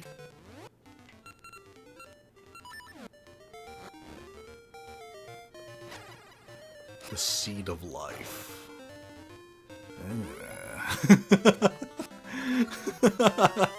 What? What? What? What? What? Did we just get a potion? For free? How could this happen? I think Gacha has screwed me once again. Oh my gosh. Yeah, Gacha has screwed me over once more. I literally could have spent that on a seed upgrade. I literally could have just spent that upgrade, but I spent it on a potion because I thought I would need it. But now I'm at a point where I can two-shot bosses. Oh my goodness. That was so shocking. I totally forgot that one of the potential prizes from the gacha nuts are the, what's it called? Potions, the magic potions that fully heal you when you die.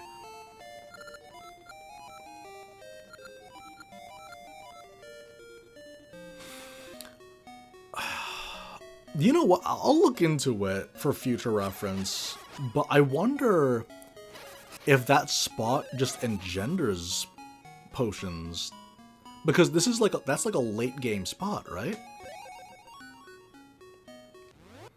Okay, where do we go? I feel like there's nothing else for me to... Yeah, we'll just gun it. Gun it all the way to the end game. What do you mean that landed? What? Oh yeah, well you pushed me into that time. I can't be held responsible for that.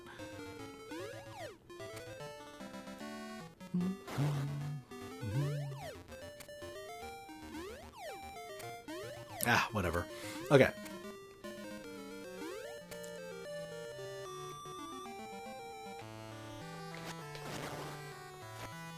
Yeah, Dark Nuts die in one hit now.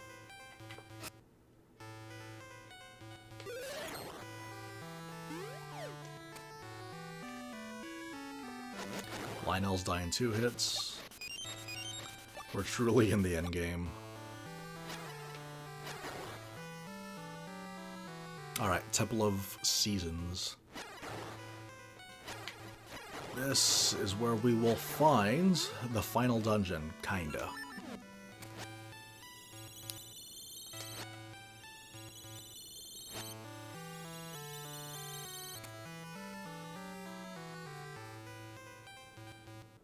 Thankfully, this is all fresh into my memory still.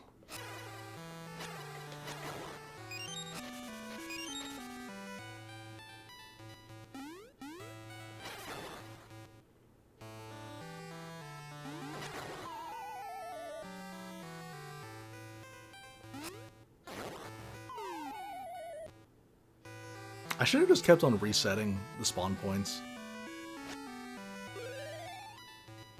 RPG Slayer Lord, thank you for joining us. Yeah, honestly, old school games, they have that charm to them where they don't really know what they're doing, but at the same time they have every idea of what they're doing. Like, programming is like in an infantile state at this stage for them, but they have so many ideas and they don't know if they can meet them all, but they're gonna try. And they really, really, really throw in a lot more stuff as a result of that ambition, that raw ambition, whereas these days there is more of a question of, is it feasible for us to actually pursue this? And if the answer is no, then they just stop it right there. And then, yeah, that's why a lot of modern games, sometimes they tend to feel a little bit more streamlined as a result of them being all too aware of limitations rather than using your imagination to work around them. I think there are plenty of great stuff in today's games, though. I don't want to be that person that says, because a lot of the games that I've played from these days, there is still an element of creativity to them. There is still an element of creativity to them that are, like, generally fine-tuned, where they still embody the better qualities of imagination. But something about, yeah, like, older games, though, where, like, they're like almost like not hesitant to try things, even if it doesn't necessarily always work out, but the fact that they're more willing to take those risks is nice. But also, the thing is though, like on the flip side, there are plenty of games in, you know, today's world right now where they have a lot of ideas and they actually do have a semblance of an understanding of what exactly they want to do with it, with that that core concept, and actually running with it. So yeah.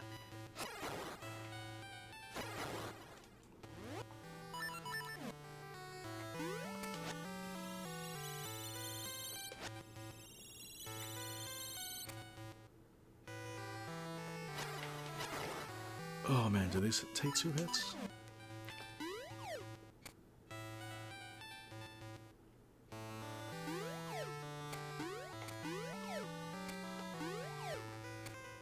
I think that's something that I really appreciated about the last couple of years, is that, like, you know, between games like, you know, Kirby and the Forgotten Lands, Elden Ring, Xenoblade 3, Tears of the Kingdom, it all proved to me that the modern industry can still make stuff that I love.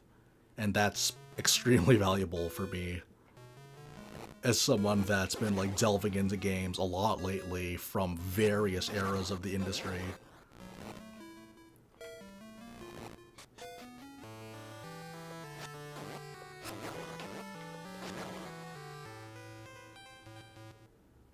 Wait, do I need to jump for this one? Ah, let's find out.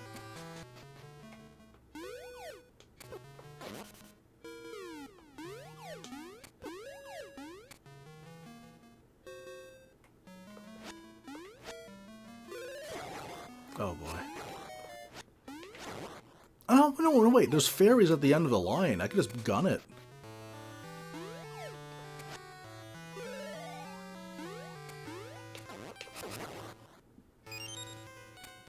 Well, if you're reluctant to, you don't have to ask. It's fine. Okay, here you go, you guys. Final dungeon. I think we're pretty much ready.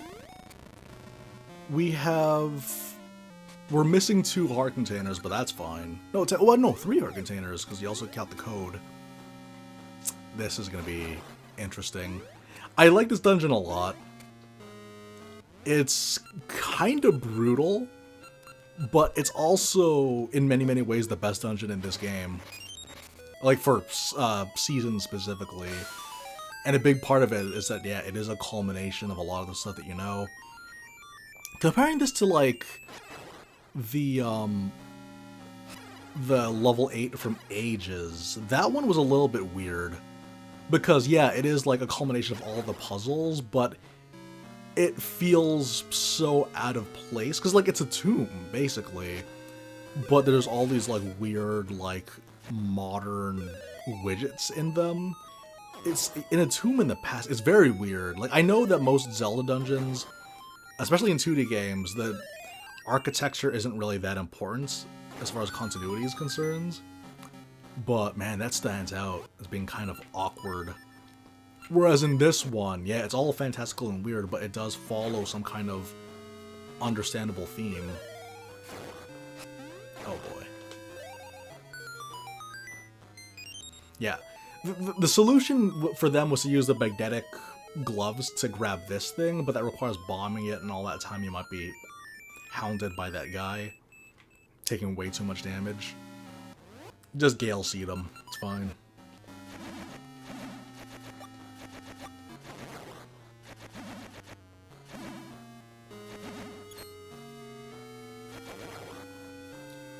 Okay.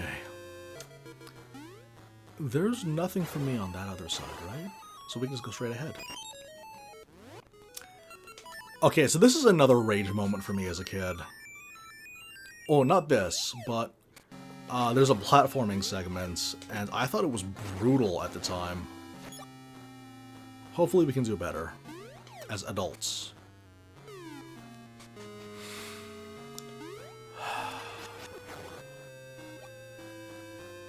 Bring it on.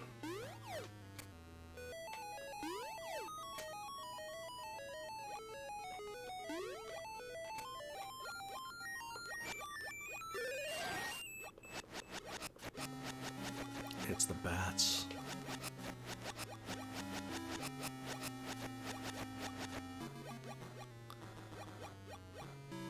There we go. Not enough reach, really. Okay, this is the other thing also that messes me up. I don't know what it is. I just keep underestimating it, I think. Alright. Oh boy.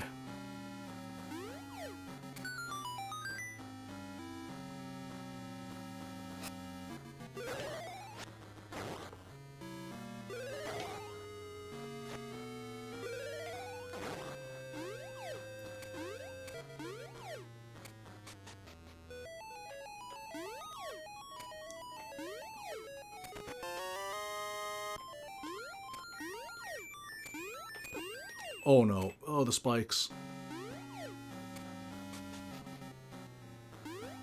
Okay. Got through that relatively unscathed. I was really worried about that one. Do I have to commit to this yet?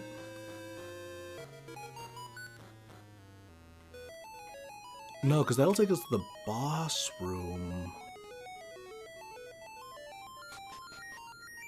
And this is a thing that we can't access yet.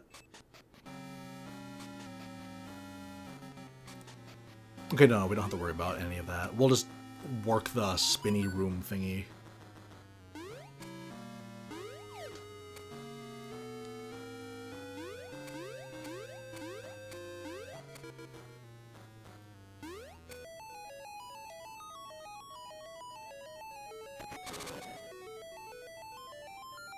Oh, okay, so this is a weird one, because the only way that you could make this thing move is that you have to stand perfectly still, but it counts actions that you've done in the room, including killing the enemies. So the key to success here is to kill every enemy, leave the room, and then just stare at this thing.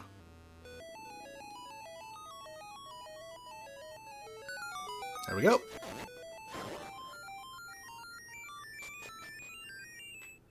I'm actually kind of worried about the mini-boss. The mini-boss in this dungeon, it's not quite as hard as Manhandla, because the terrain is like normal terrain, but the damage that it can do if you're not careful, especially with touch damage, is pretty devastating.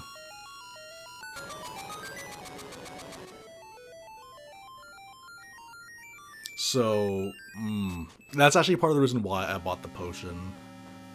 Manhandla was definitely like the main reason why, but the Manhandla was definitely the main reason why, but I don't even know what it's called. I guess it's called the Frostfire Wraith? Something like that. But yeah, it requires a little bit more care. There we go. Oh, come on.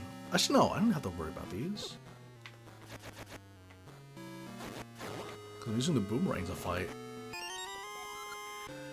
Okay, slingshot upgrade.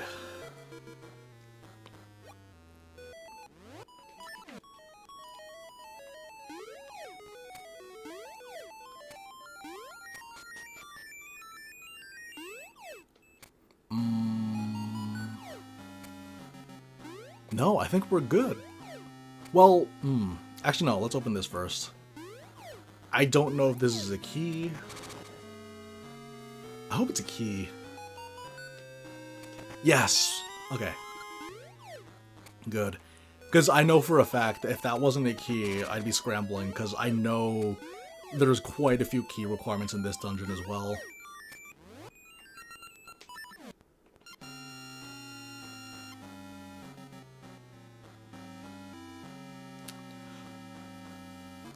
Okay.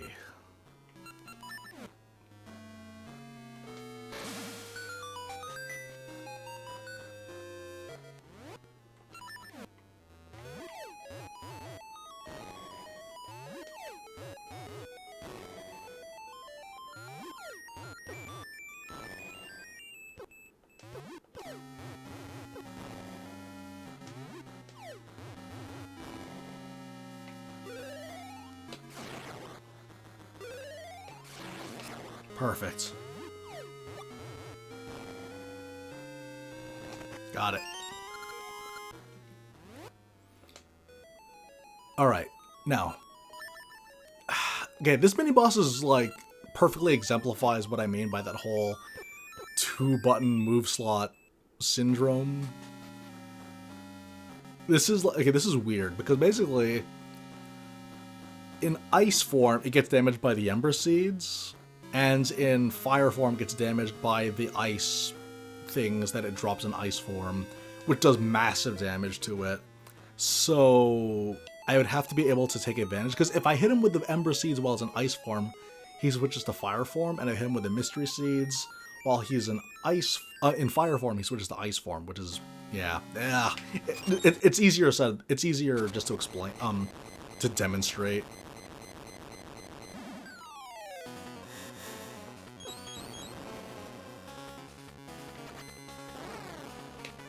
Okay, then switch. Oh my.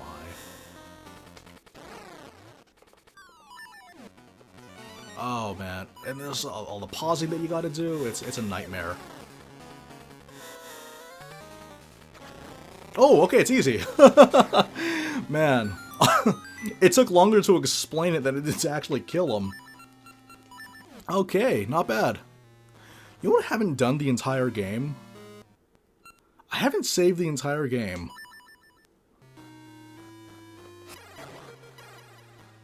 The entire time we've been streaming this game. Come on, come on, come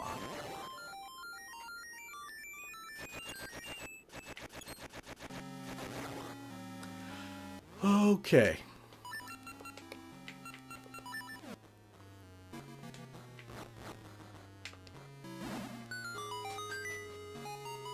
Yeah, okay, because that mini-boss, I remember it used to take me a very, very long time to kill it, because I would only attack it using the Ember Seeds.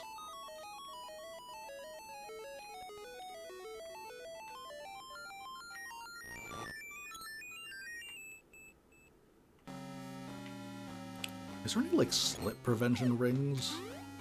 There probably is, right?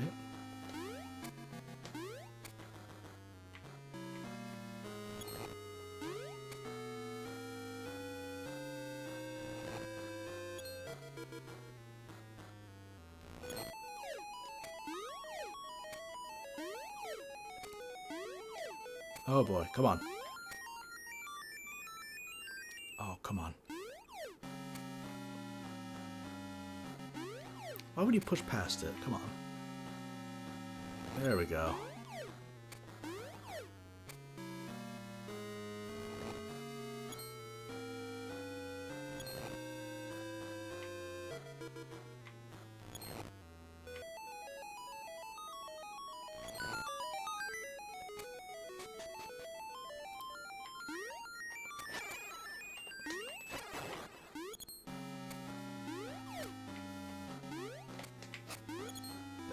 Oh, come on. Okay. Try it again.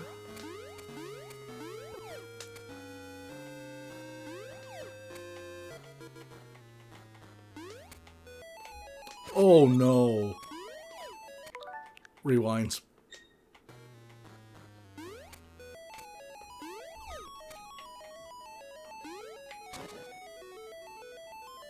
I think it's like the third rewind I've done this stream so far.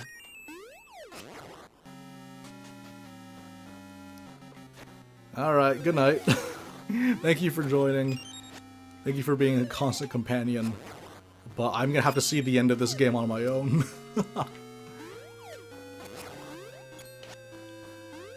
Oh, as I recall, there's a room where all you have to do to pass is just to kill all the enemies.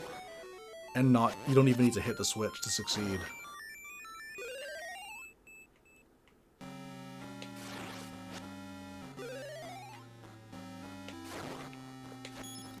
Okay, come on. Alright, those of you guys that are still with me, and those of you guys that are watching the archive right now, we're making it to the final stretch. I said I wanted to beat this game in one sitting, and you know what? We're gonna.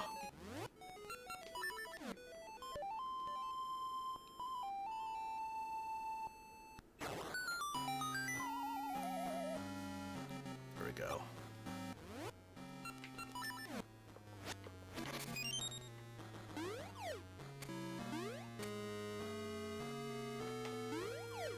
There we go. Yeah, I'm not really sure what the point of the other side is, other than just to kill a ball and chain guy.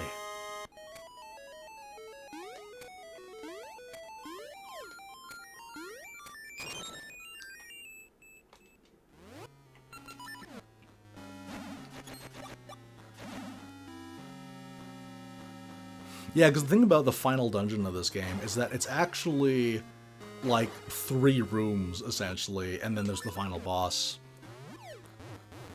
And I have very, very high hopes about that final boss.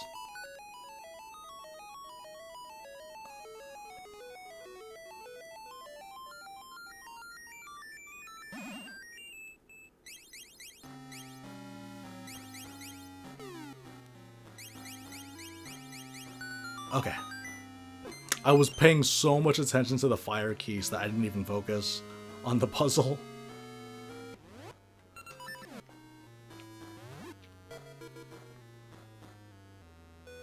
Alright.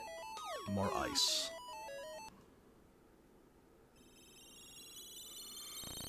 I know for a fact that that treasure chest is a key.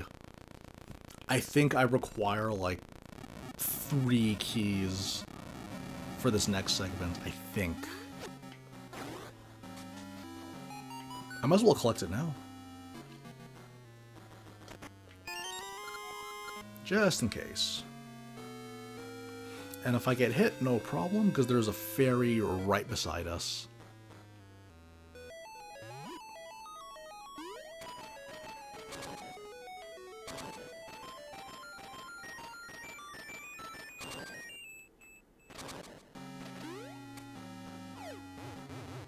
That's 1 key. 2 keys. And then the 3rd key is the door that was south of me.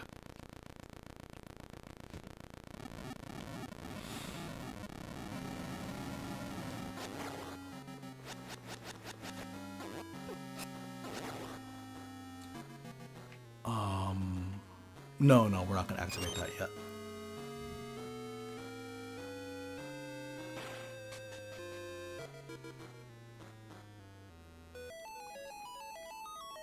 Oh, okay, do you know what I can do? I think I just set it up.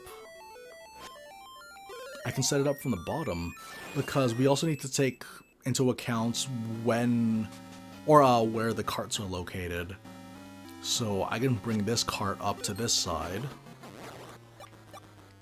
Ooh, bonus HP, nice.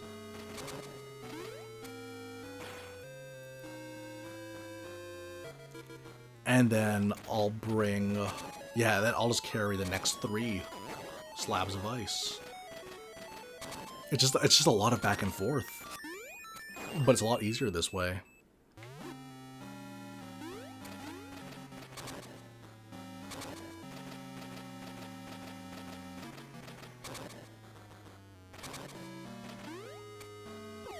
Oh, come on.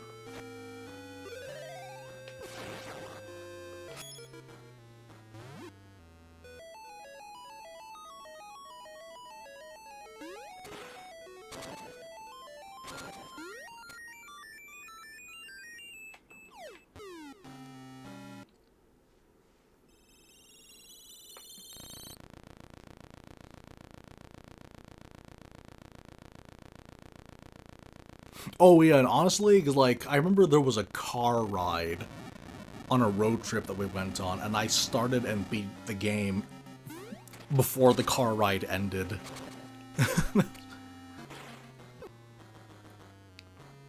So yeah, it's this is like pretty standard stuff for me. Ages, on the other hand, I feel like another 4 hours might be pushing it. Honestly, I feel like Ages might end up taking me like 5 hours, because it's not as fresh in my memory.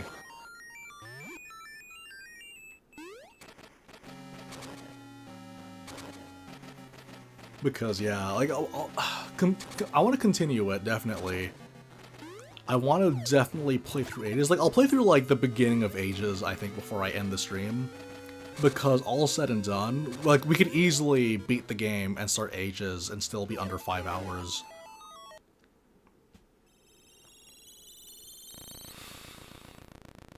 Okay, I think that's all of them. We just need to get that final key. Because we already got the boss key. We just need to get the final small key and we're good. And, as luck would have it, we don't even need to go back. Because there's stairs right here. It's a really, really nice layout for a dungeon.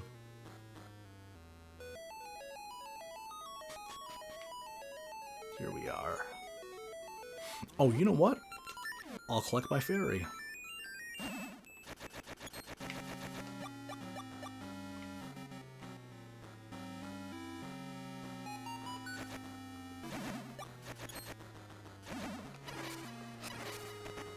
There's the key. And here we go, you guys. Final stretch. All I gotta do is just take this key to right outside the boss door, and then use the boss key for the boss door. So, okay, this boss fight is actually fairly unique as far as Zelda bosses go, because it's just a super punishing moveset. And, like, there's no weak point to exploit. You just hit it with your sword as much as you can, and avoid damage as much as you can. Otherwise, it'll turn you to stone, and it'll, like, do heavy damage on you. Make too many mistakes, you're likely going to die. It's not that difficult, though, because we have the Rock's Cape. The Rock's Cape can avoid most of the damage. Oh my.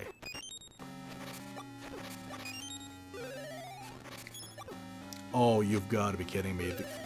There was like I think it was like every Keese in the Belfry was after me that time.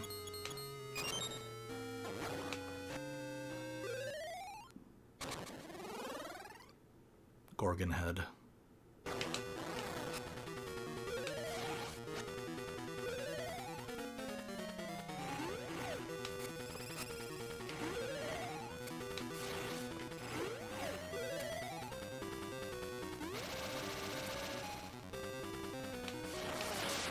Oh no.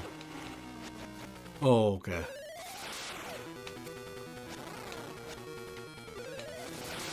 But yeah, our sword does way too much damage. Okay, we got it. Final essence. The changing seasons. Sleep through the winter is an endless cycle of life. The changing seasons. Okay.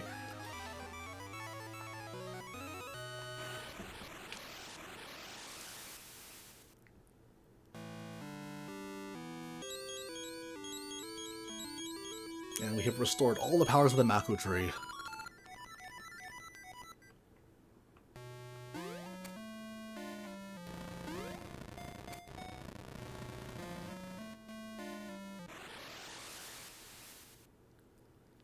Oh, okay, so basically, well, first is the ring. The ring doubles sword damage. And then there's the trading sequence to actually upgrade the sword from level 1 to level 2. That's the reason why we're able to do so much damage. It's going to get even more messed up when we get the code that upgrades it by 1 more level. And we get the Master Sword, which is the highest damage weapon in the game by far. Then you combine that with a red ring, and then suddenly the true final boss is much, much easier. Because on its own, the true final boss is actually quite challenging. So yeah, we got the essences, so now the Mako tree is a lot bigger.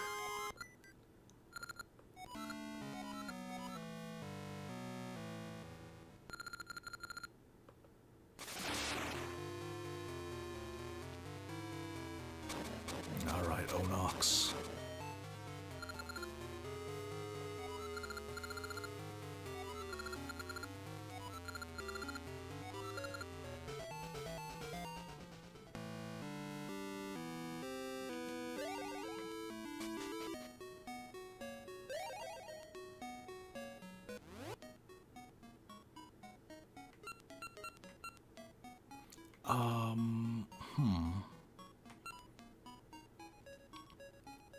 Yeah, the closest is still here.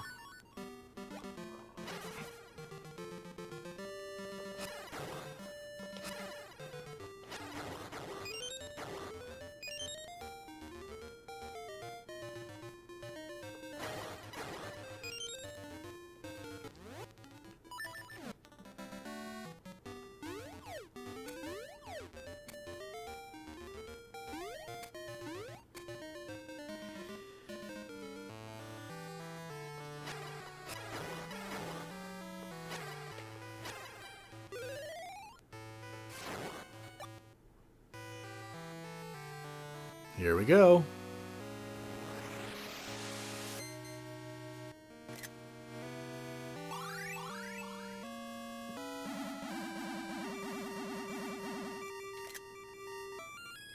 That's mostly for posterity reasons.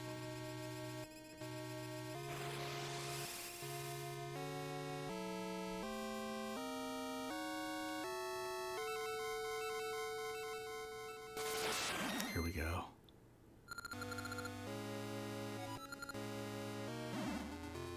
Twin Rova.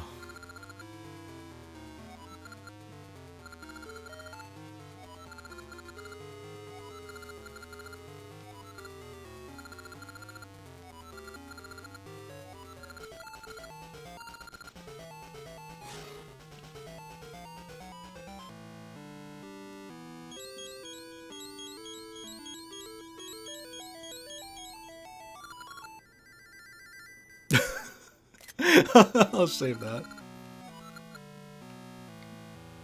Yeah, it's weird, because like from a timeline perspective, it doesn't really make much sense, because if this is the Fallen timeline, then presumably Link has already killed Twin Rova, but then now they're back somehow. It can only make so much sense.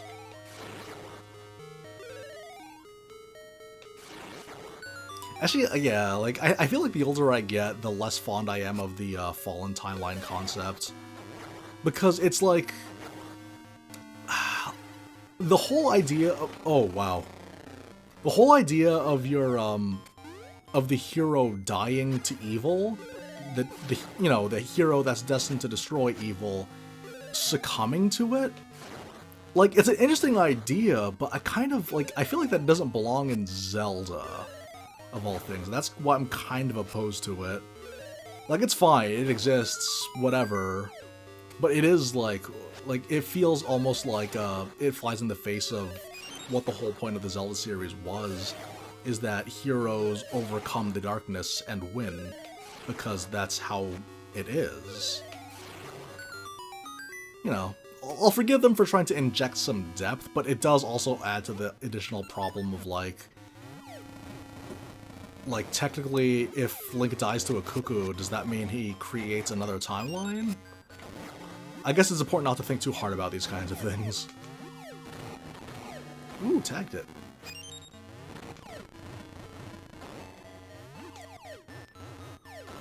Yes! Alright.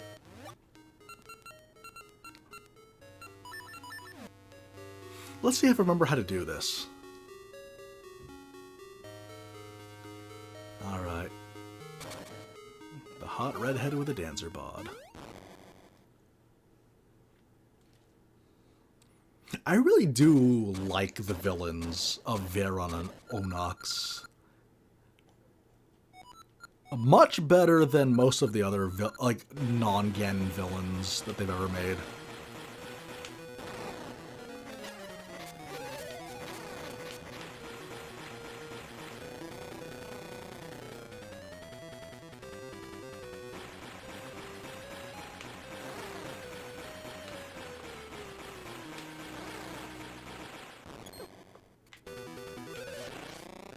Alright.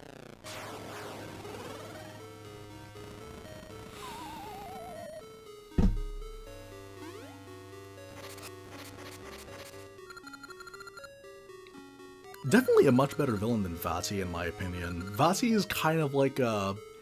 Like, Onox is one note, but he's more fun as a one-note villain, because he's much sillier, he's more jovial.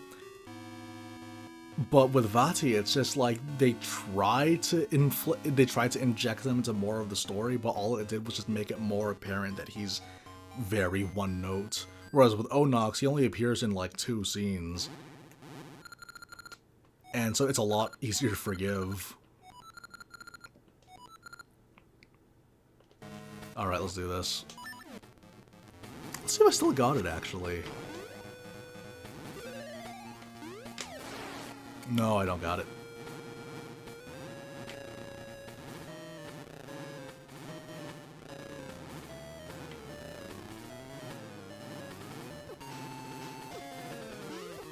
Oh, you know what? Okay, I might need to have the shield for that one.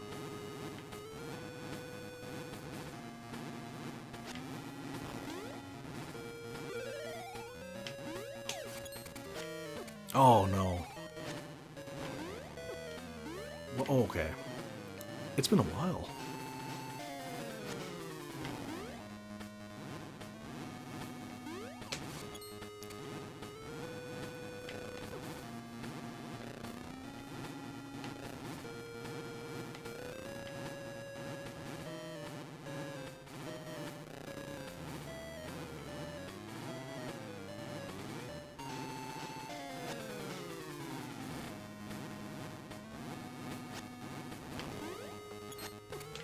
Oh, wow. Okay.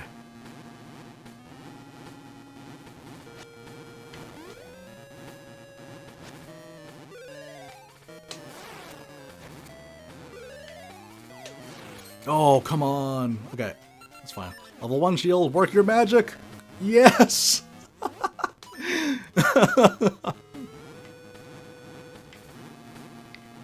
Okay, so the shield isn't completely useless. I apologize.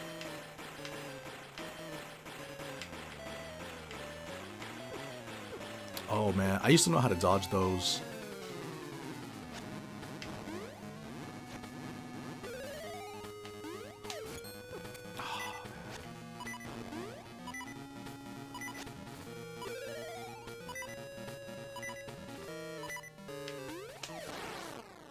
Oh well.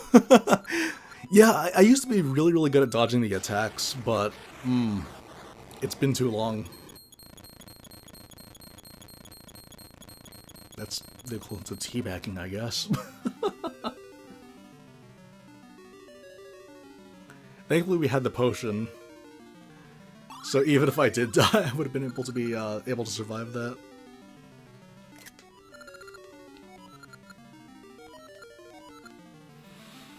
Oh man, the seasons were a problem for like the last 4.5 hours. We're okay.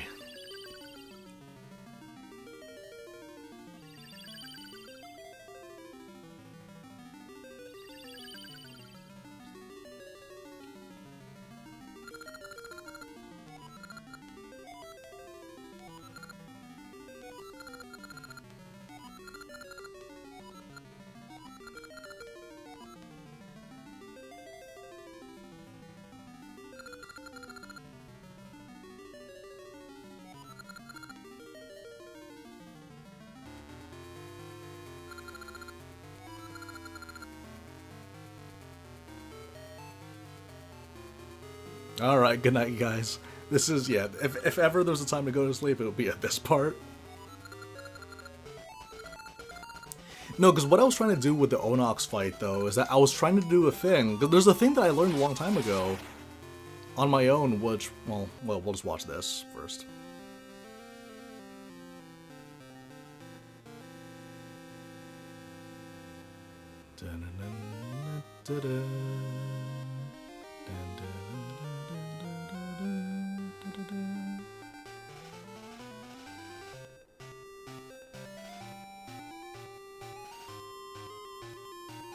I love the art in this game so much.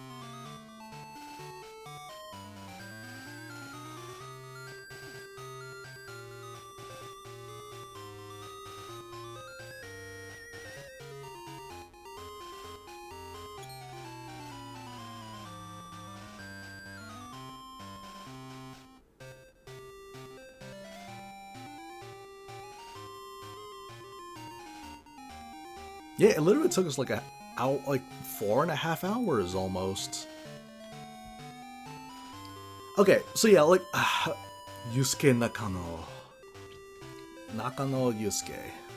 Um but yeah, basically the whole idea of what I was trying to do with the Onox fight is that if he's flying towards the side that you're standing on, you actually can use the rock swing and the spin attack at the same time, and then jump to the other hand, and then repeat that over and over again before you even hit the ground. Meaning that you could theoretically kill Onox after one cycle, basically. And I was trying to do that again, but unfortunately, it's been way too long since I've done that. And then same thing goes for like dodging his attacks. Like basically, you're just constantly alternating from side to side. You want to run in the direction that the fireball is not coming out of, like the opposite direction of the fireball, for the flame barrage that he does. Okay, so this is the tricky thing. I need to know. Well, no, I could use my phone actually. Take a picture of the code.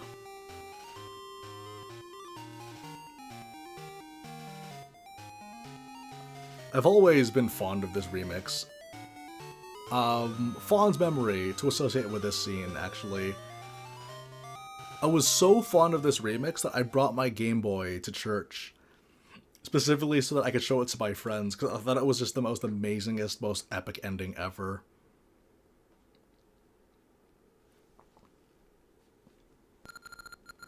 Alright. Okay. Oh yeah, you absolutely know this is going to be to be continued.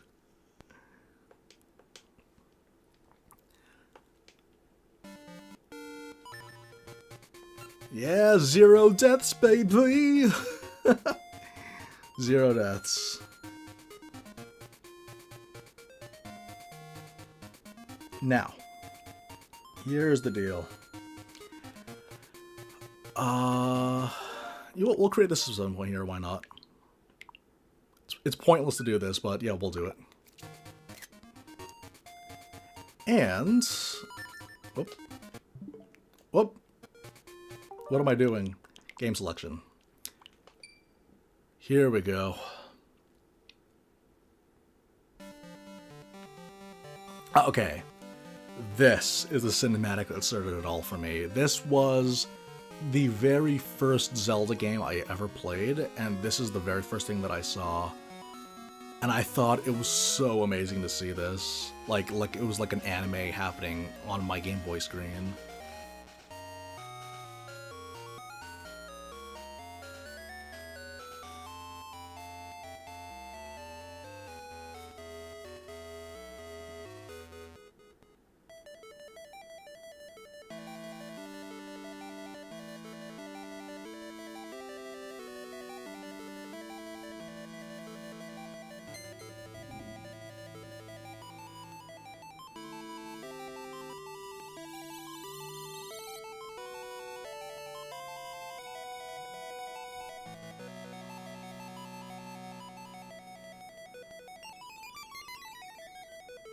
Thank you, Switch Guide. But yeah, this overture, just, 10 out of 10.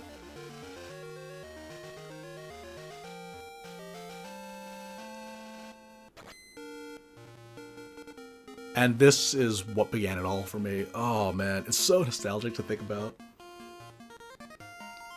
But yeah, like, I remember just watching that cutscene over and over and over again when we rented this for the first time. I thought it was like the most awesome thing ever, and I still do. Let's rock. Okay. I took a picture here, so... If you guys want to steal the code, by all means. I'm not going to stop you guys. You just have to make sure that it's filed too, otherwise it won't work.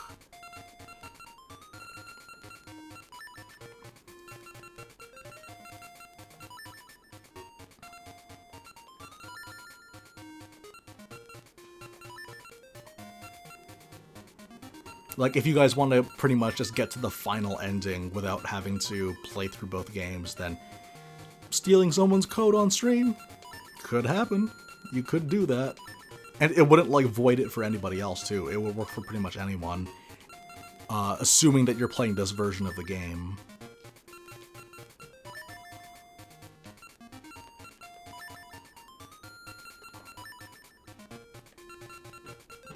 Oh man, so many symbols to keep track of. Yes! And I get one extra heart container because I already beat the game.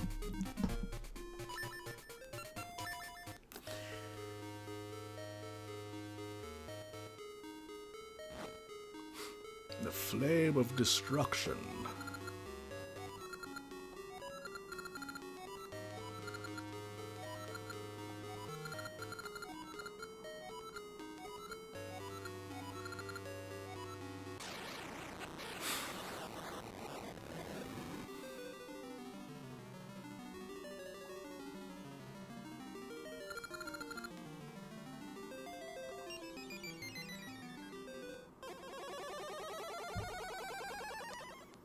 I remember thinking to myself, like, just mystery, wondering what's to happen next.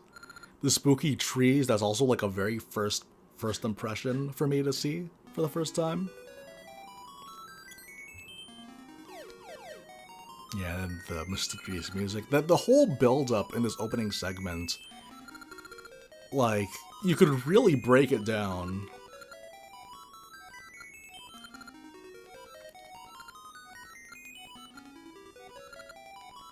But, oh man, it gets so much better. What a great spot. Such clean air. Now, if only time could stop. This is the animals' utopia. Soon more animals come.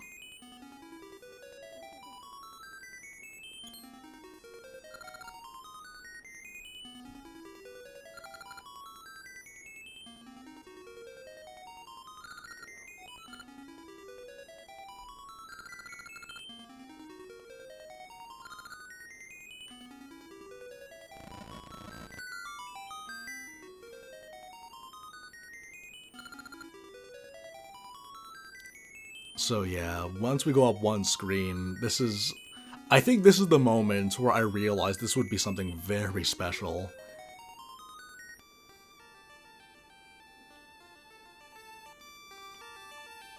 Oh man, the memories.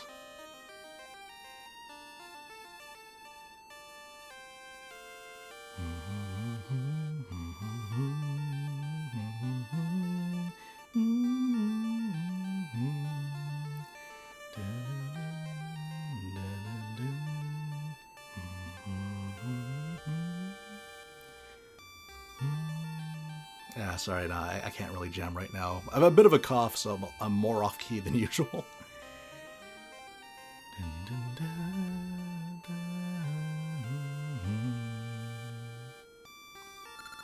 No, I have to hear Neru's song. How charming. Shh, I can't hear Neru sing. Huh? Neru's the best singer in Labrena.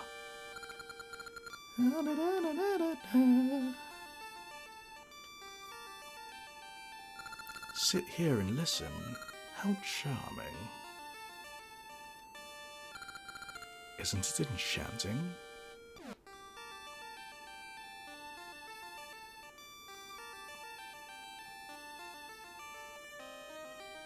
Yeah, and this cutaway to the image really like honestly this entire thing too, because like you establish Ralph, he's also a swordsman.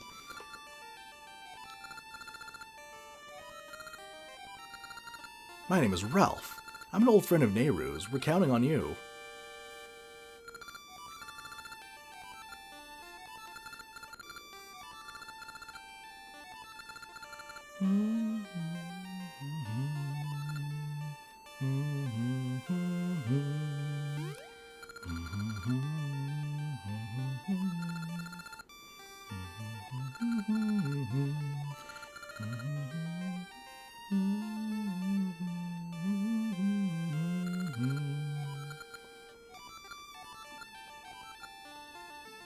Okay, anyways, enough wallowing in nostalgia. Let's continue with the game like we promised we would. But yeah, the fact that it escalates, right? Because, like, with Oracle of Seasons, it was like boom, boom, boom. Like, just in the middle of dance practice, basically. But this one, yeah, like, just seeing Link and Ralph immediately get into formation, I thought that was the coolest thing. Veyron. Now, Veyron's actually a legitimately fun villain. One of the better Zelda villains, in my opinion. It's mostly nostalgia talking, for sure, but it's just the fact that, like, there are little quirks about her that makes her stand out. Like, she has a weakness that's set up very, very early on in the game that you learn to exploit. Her method for causing destruction and unhappiness in the lives of people is a lot more palpable. Like, there's very heightened stakes. Very underrated villain. And the fact that she actually gets so close to winning, too, is pretty nuts. And how she affects Ambi and all that stuff is nice. And they do subvert the typical thing, because, like, for Oracle of Seasons, we had to wait the entire game before we can talk to Din. It's done a little bit differently in this game, which I won't spoil just yet. Turning a sword at me. If you cut me, it's Nehru who dies.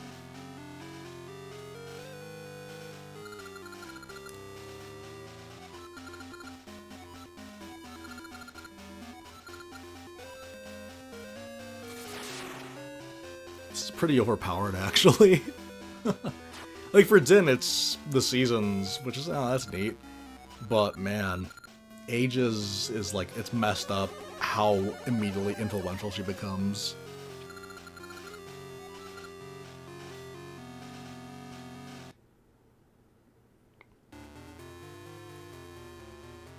Yeah, and this is one of those things, like, again, this is my very first time seeing anything like this in anything, video game or movie. I remember this was kind of terrifying as a kid. Especially with the boy that gets turned to stone. Oh my goodness. It's like, it's not just that a boy gets turned to stone, but it's the fact that his mother or grandmother, relative, guardian character is, like, distraught by it. It's amazing. And actually, I think that's why it's a really, really good call that they kind of resolve it a little bit faster. Oh, and we got some dramatic acting here by the pixels.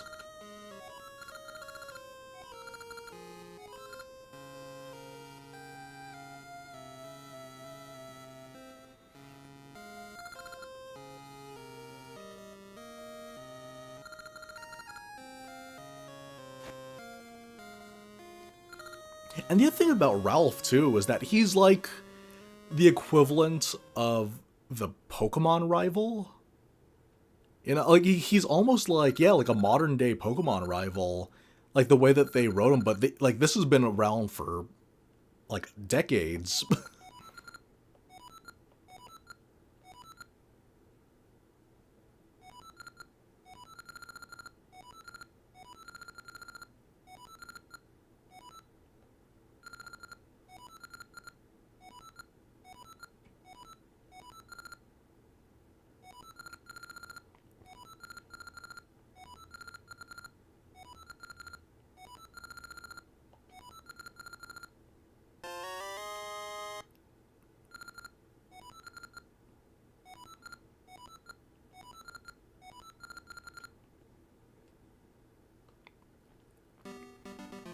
Oh, so they give... Oh, we have a sword already.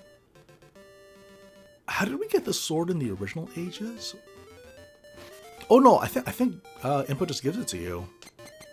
So she gives you the shield instead. Okay, okay, I remember now.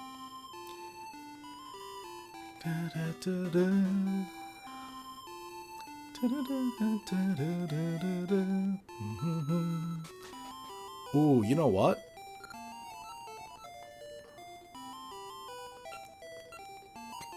Okay. I forgot, actually. There is one thing I wanted to do. I forgot. I need to go to. I need to get the ring secret.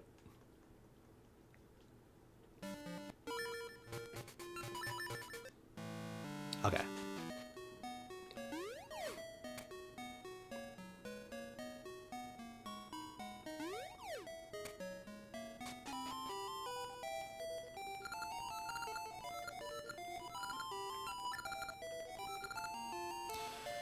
Ooh.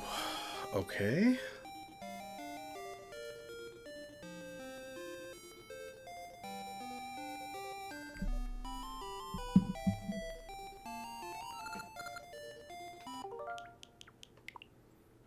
Fair enough.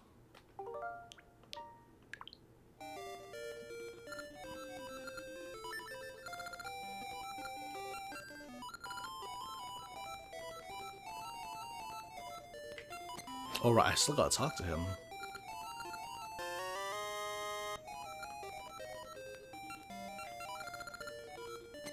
Really?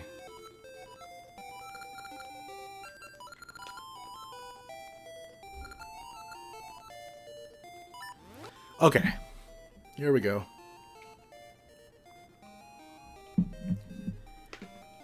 You know what? I'm gonna play until the first dungeon, and then we'll just pick up at another time. Because I know that we are switching a little bit, and we've been streaming like all afternoon, so give ourselves a little bit of a break here.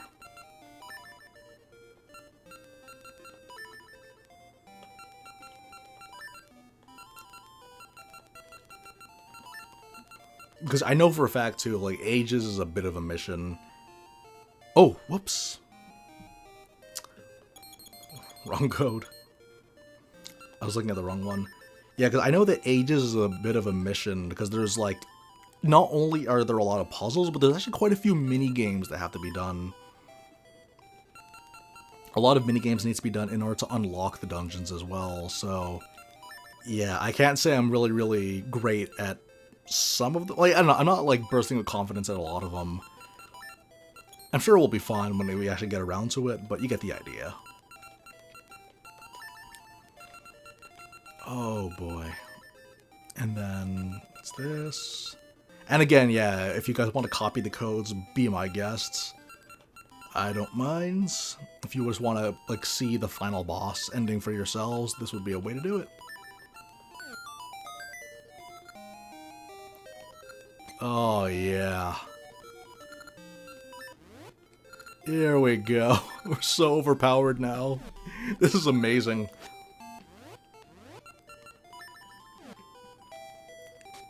A level 1 sword with twice the power. Here we go.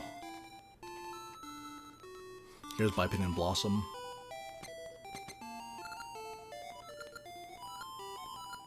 Oppie.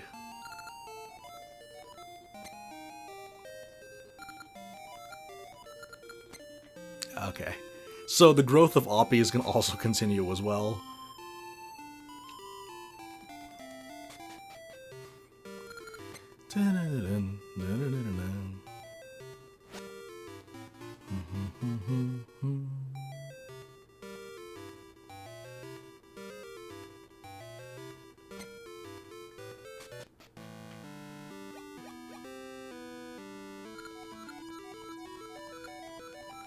Anyways, the premise of this one is that you need to get the essences of time, and that's going to also give her a seed, which will let you overcome the dark. It's pretty much like the same premise for when you're collecting the essences.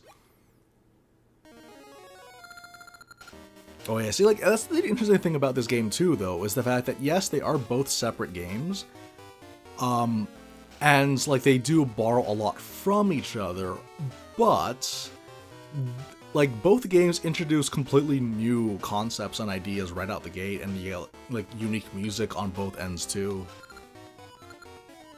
Like Ralph is already a huge difference in how the narrative is going to be presented in you know, how the narrative will be presented all throughout this game.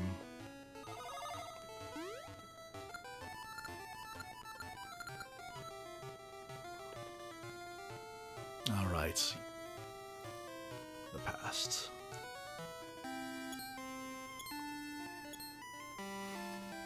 Oh yeah, and that's another advanced door.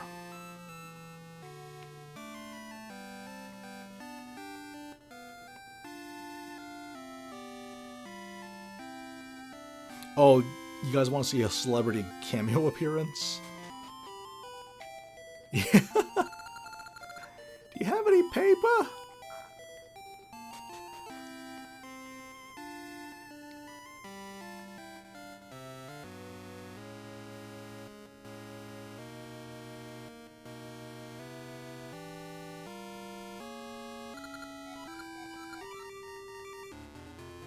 Yeah, so the whole plan is that they want to create a tower to a tower to heaven, basically. The Black Tower. Probably, like, if you were disappointed by Onox's castle being just 3 rooms, the Black Tower is so much better. And I cannot wait to fight it with the Master Sword and all that.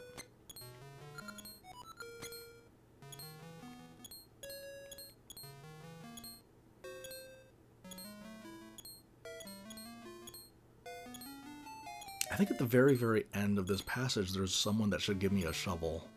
I think.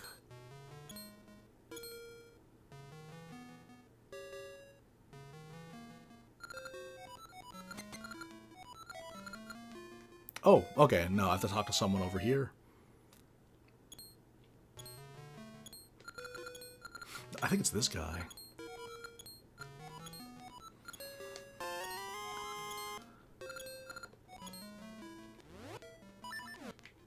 There we go. The best item in the game because it gives you so much money and so much HP.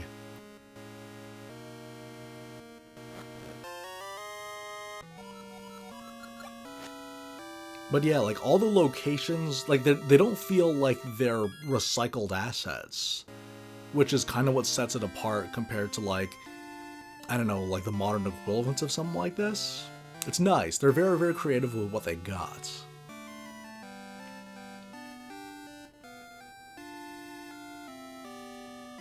Like, there's a lot of resourcefulness in these 2 games that justified the existence of both of them. Supposedly, one of the plans that they had was that they wanted to have 3 games to sort of represent each of the goddesses of the Triforce. And there would be like 3 oracles. Like, theoretically, it would be Furore.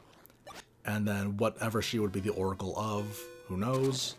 It never really got off the ground. I feel like 3 games would have stretched it a little bit too much.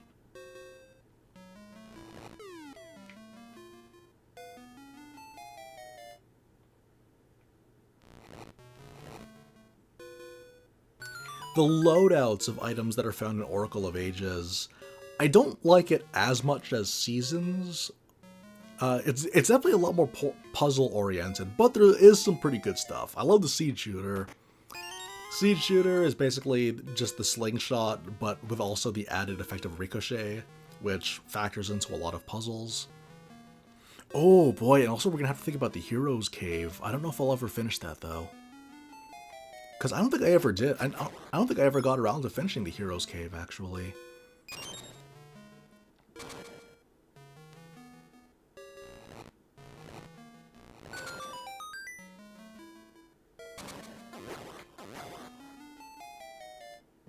Oh man, 2 pieces of heart already? Good for us.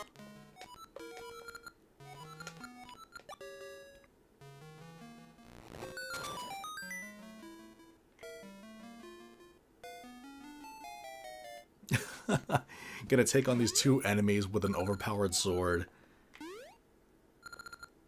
Is that... It's like a Pokemon, and a Digimon, and a Kirby all in one.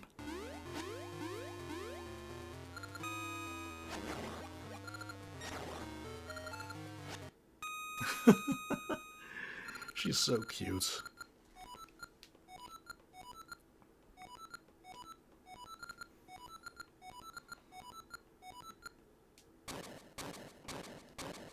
This is probably one of the best romances in the history of the Zelda series.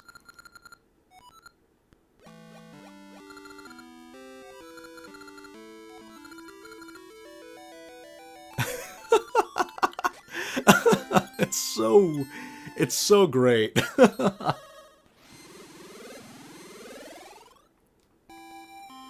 But yeah, like I said, we're gonna go. Basically, we're gonna do the first dungeon, then we're gonna call it off for tonight.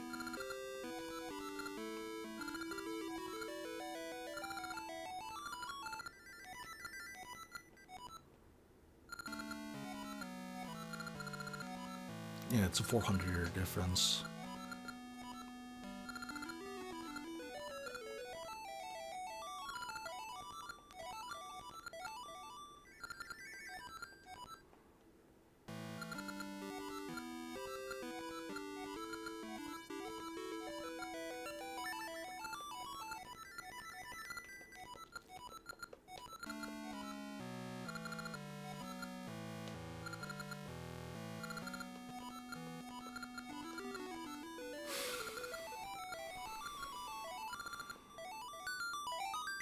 Seed satchel.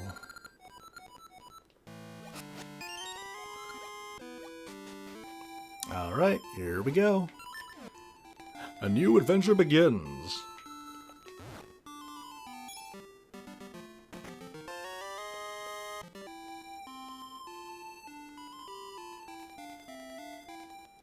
Like, I don't even think we need to fuss over the rings or the gacha nuts anymore.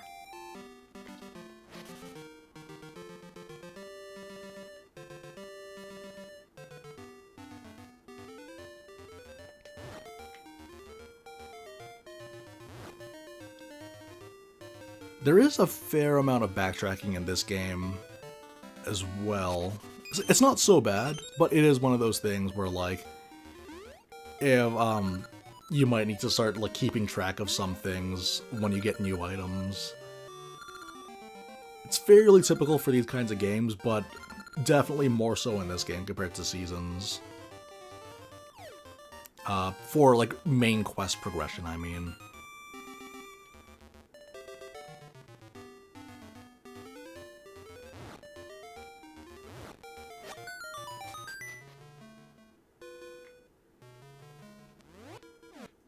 Oh, really? The screen was not bright enough for that. Okay.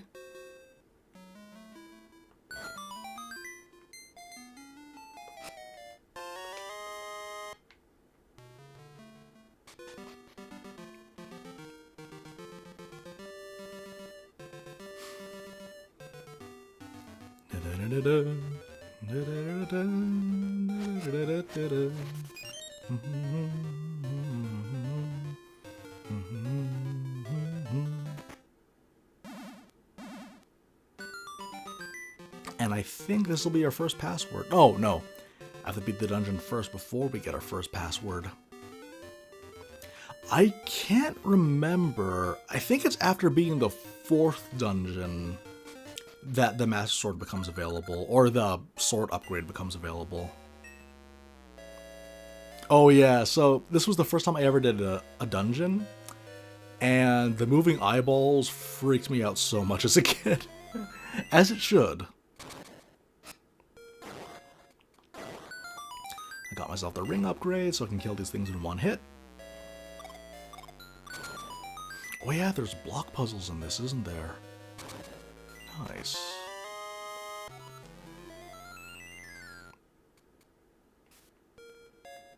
Oh, really? Okay, fine.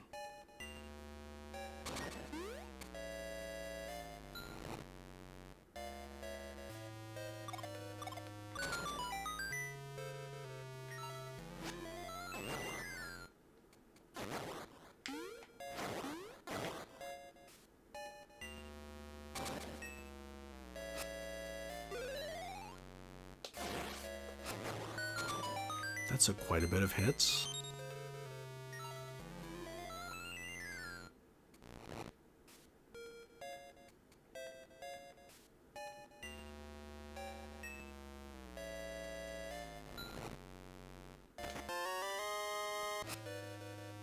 Okay.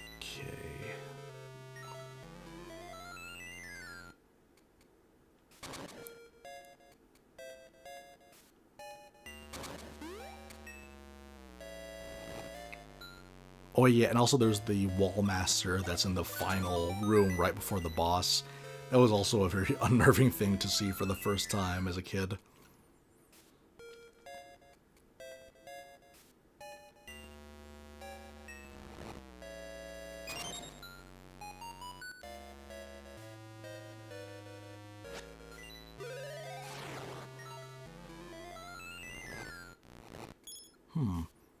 I actually don't have very much memory of this dungeon. I'm kind of just flying by the seat of my pants right now. I guess it's better this way.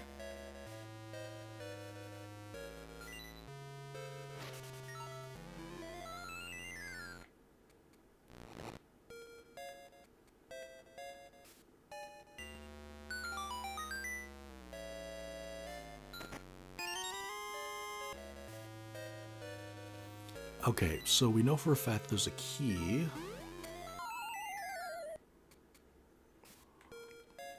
That's needed in the room on the left. So we'll just continue on through here.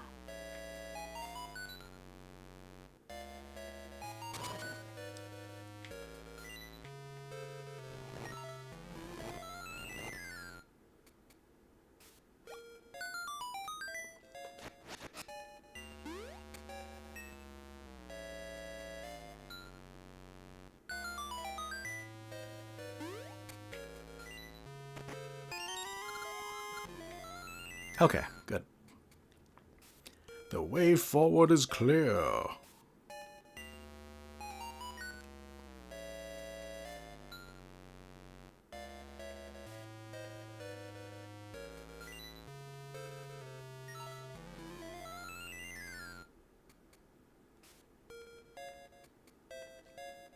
It's a really good spooky song, too.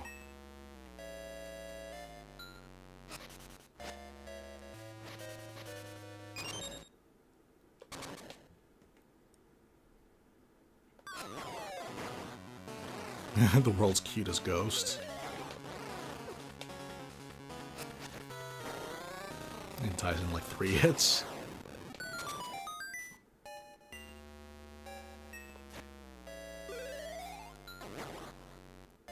Really? 1 hit? Okay. Sounds good.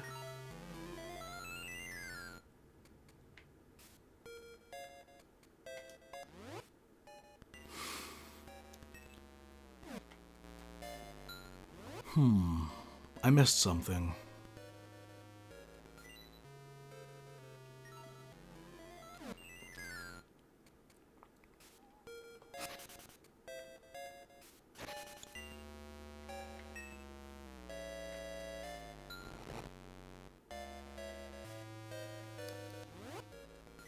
Yeah, there's definitely something in the next room. I'm not sure if I can reach it yet, though. Oh, wait, no, I should be able to. It's just that all these pots are in the way.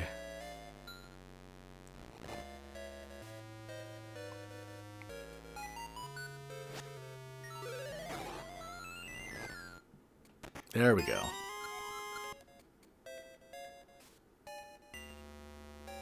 Oh man, level 7, I know for a fact. Like, a lot of people dislike level 7. I'm not going to disagree with them. I don't hate it, but it is one of those things where I totally get why people don't like level 7 in this game. It's basically the water temple, but you have even less buttons to work with. And there's, yeah, like a lot of keys that you need, in addition to having the need for a lot of water level changing. It's a real treat, is what I'm trying to say. So yeah, I can't wait to get to that point.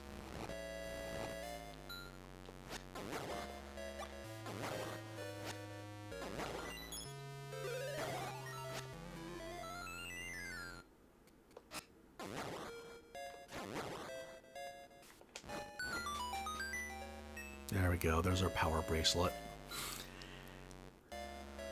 And, as you can see, this power bracelet is level 1. Hint, hint.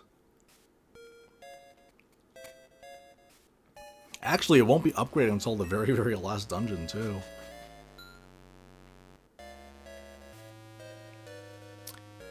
Now, a story that's related to this, though, is that my friend who had the NTSC version of, Oracle of Ages, didn't realize that Power Bracelet would actually allow you to pick up the jars. He just thought that it's only allowed to, it only allows you to move the jars by pushing them. He didn't realize that, you know, you could pick up the jars and throw them. So I was the one that had to show him that, and I think that was what helped me convince him that I should buy the game. To some degree.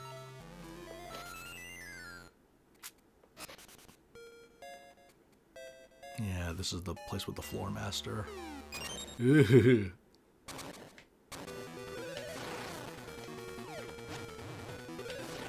And it's dead.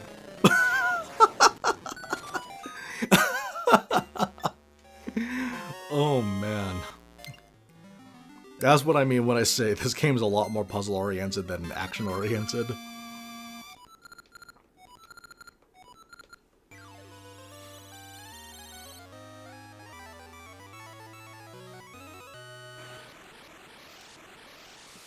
Okay. So, I think, like I said, my plan was just beat seasons and then make a little bit of progress to ages. Being the first dungeon counts as a little bit. And I'm gonna come back to this sometime. I can't say for when, but I really want to come back and I want to beat ages. I've always wanted to do the Oracle series on the YouTube channel, and this is finally my chance to do it.